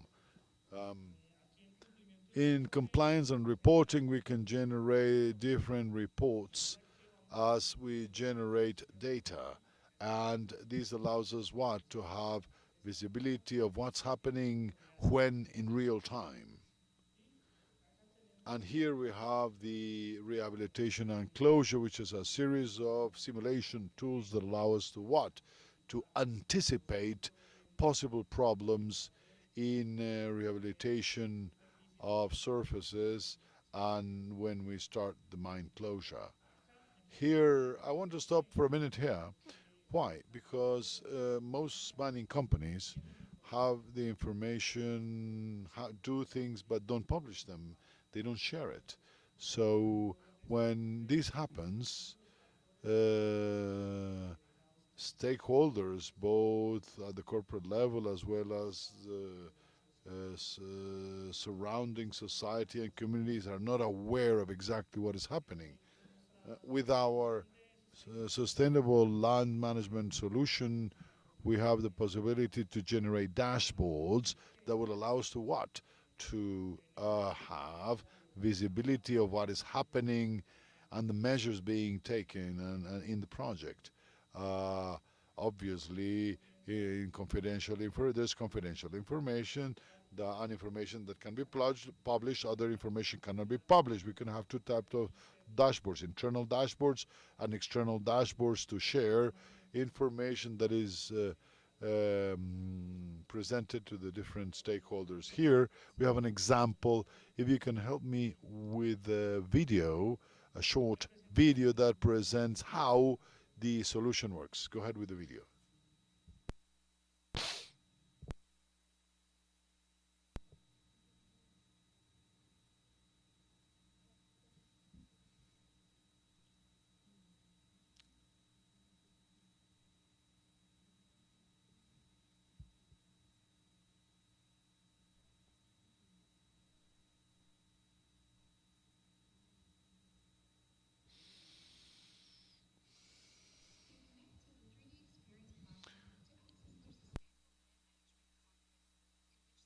Has been assigned a task to investigate the whistleblower's report by the operations manager. Relevant geospatial data of mining-related activities proximal to the biodiversity hotspot is interactively evaluated.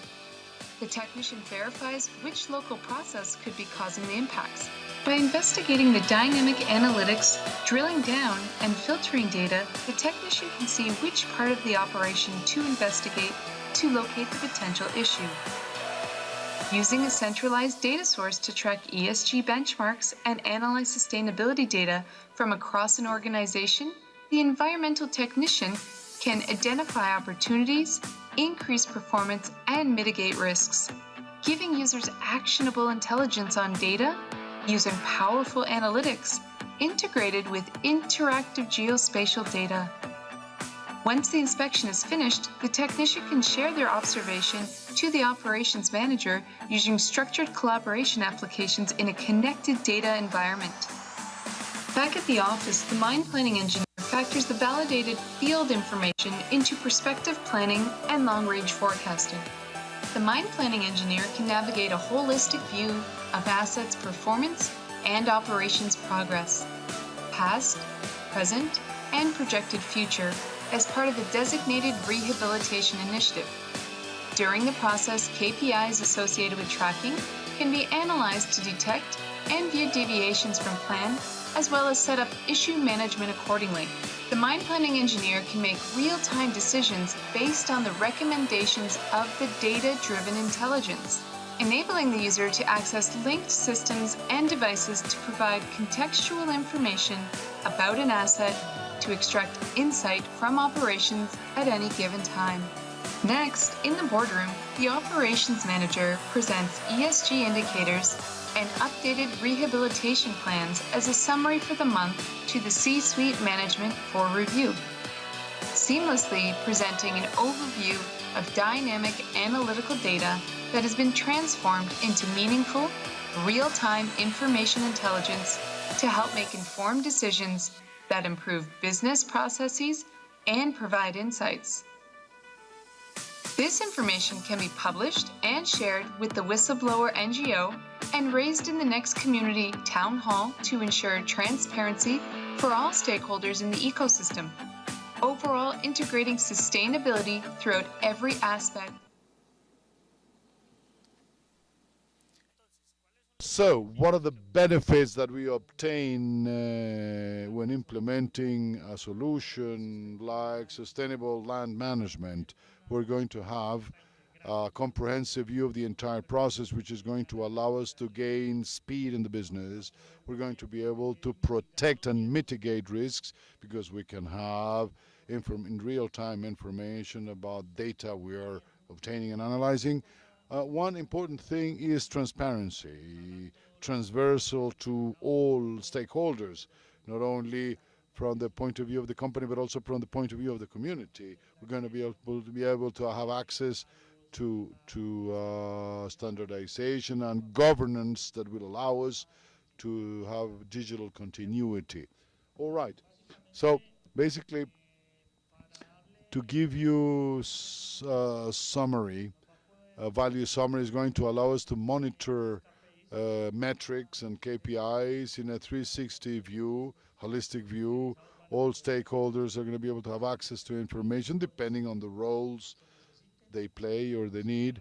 They're going to be better decisions will be made based on data, real data, and scientific simulations with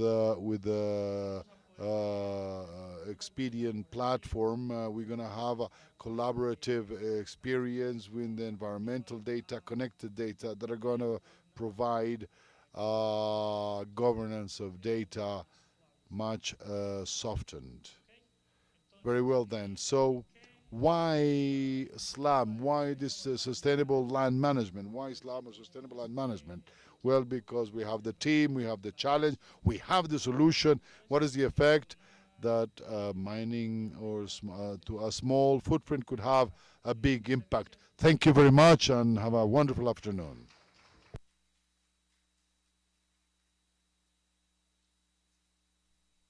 Thank you very much, Esteban.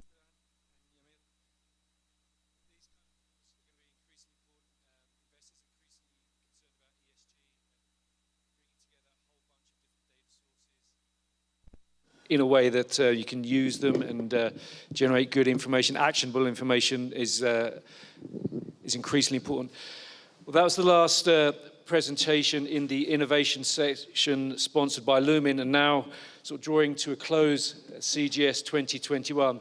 Over the past 2 days, we've had 47 speakers, we've got 20 exhibitors, 3 awards, 2 cocktails. The presentations will be available soon on our website, columbiagold.co. I'd like to thank all of our speakers for taking the time and energy to be with us and share with us their knowledge. I'd also like to thank our sponsors, all of our sponsors without whom this event wouldn't be possible, but in particular the people, the companies behind me here, Cordova Minerals, ALS Global, Royal Road Minerals, Gran Colombia Gold, Mineros, Agnico Eagle Mines, and Sol Gold. Thanks also to Jorge and the BSS team for the translation and for the information technology, the data technology. Thank you there. And also to Monica and her team at MEDOS for the logistics and support, not just at the event the past couple of days, but throughout the year in helping to organize and put this together. We have a cocktail to close the event with, sponsored by ALS Global, starting right now downstairs on the terrace. That's all from me, apart from to say, see you next November for CGS 2022. Thank you all very much.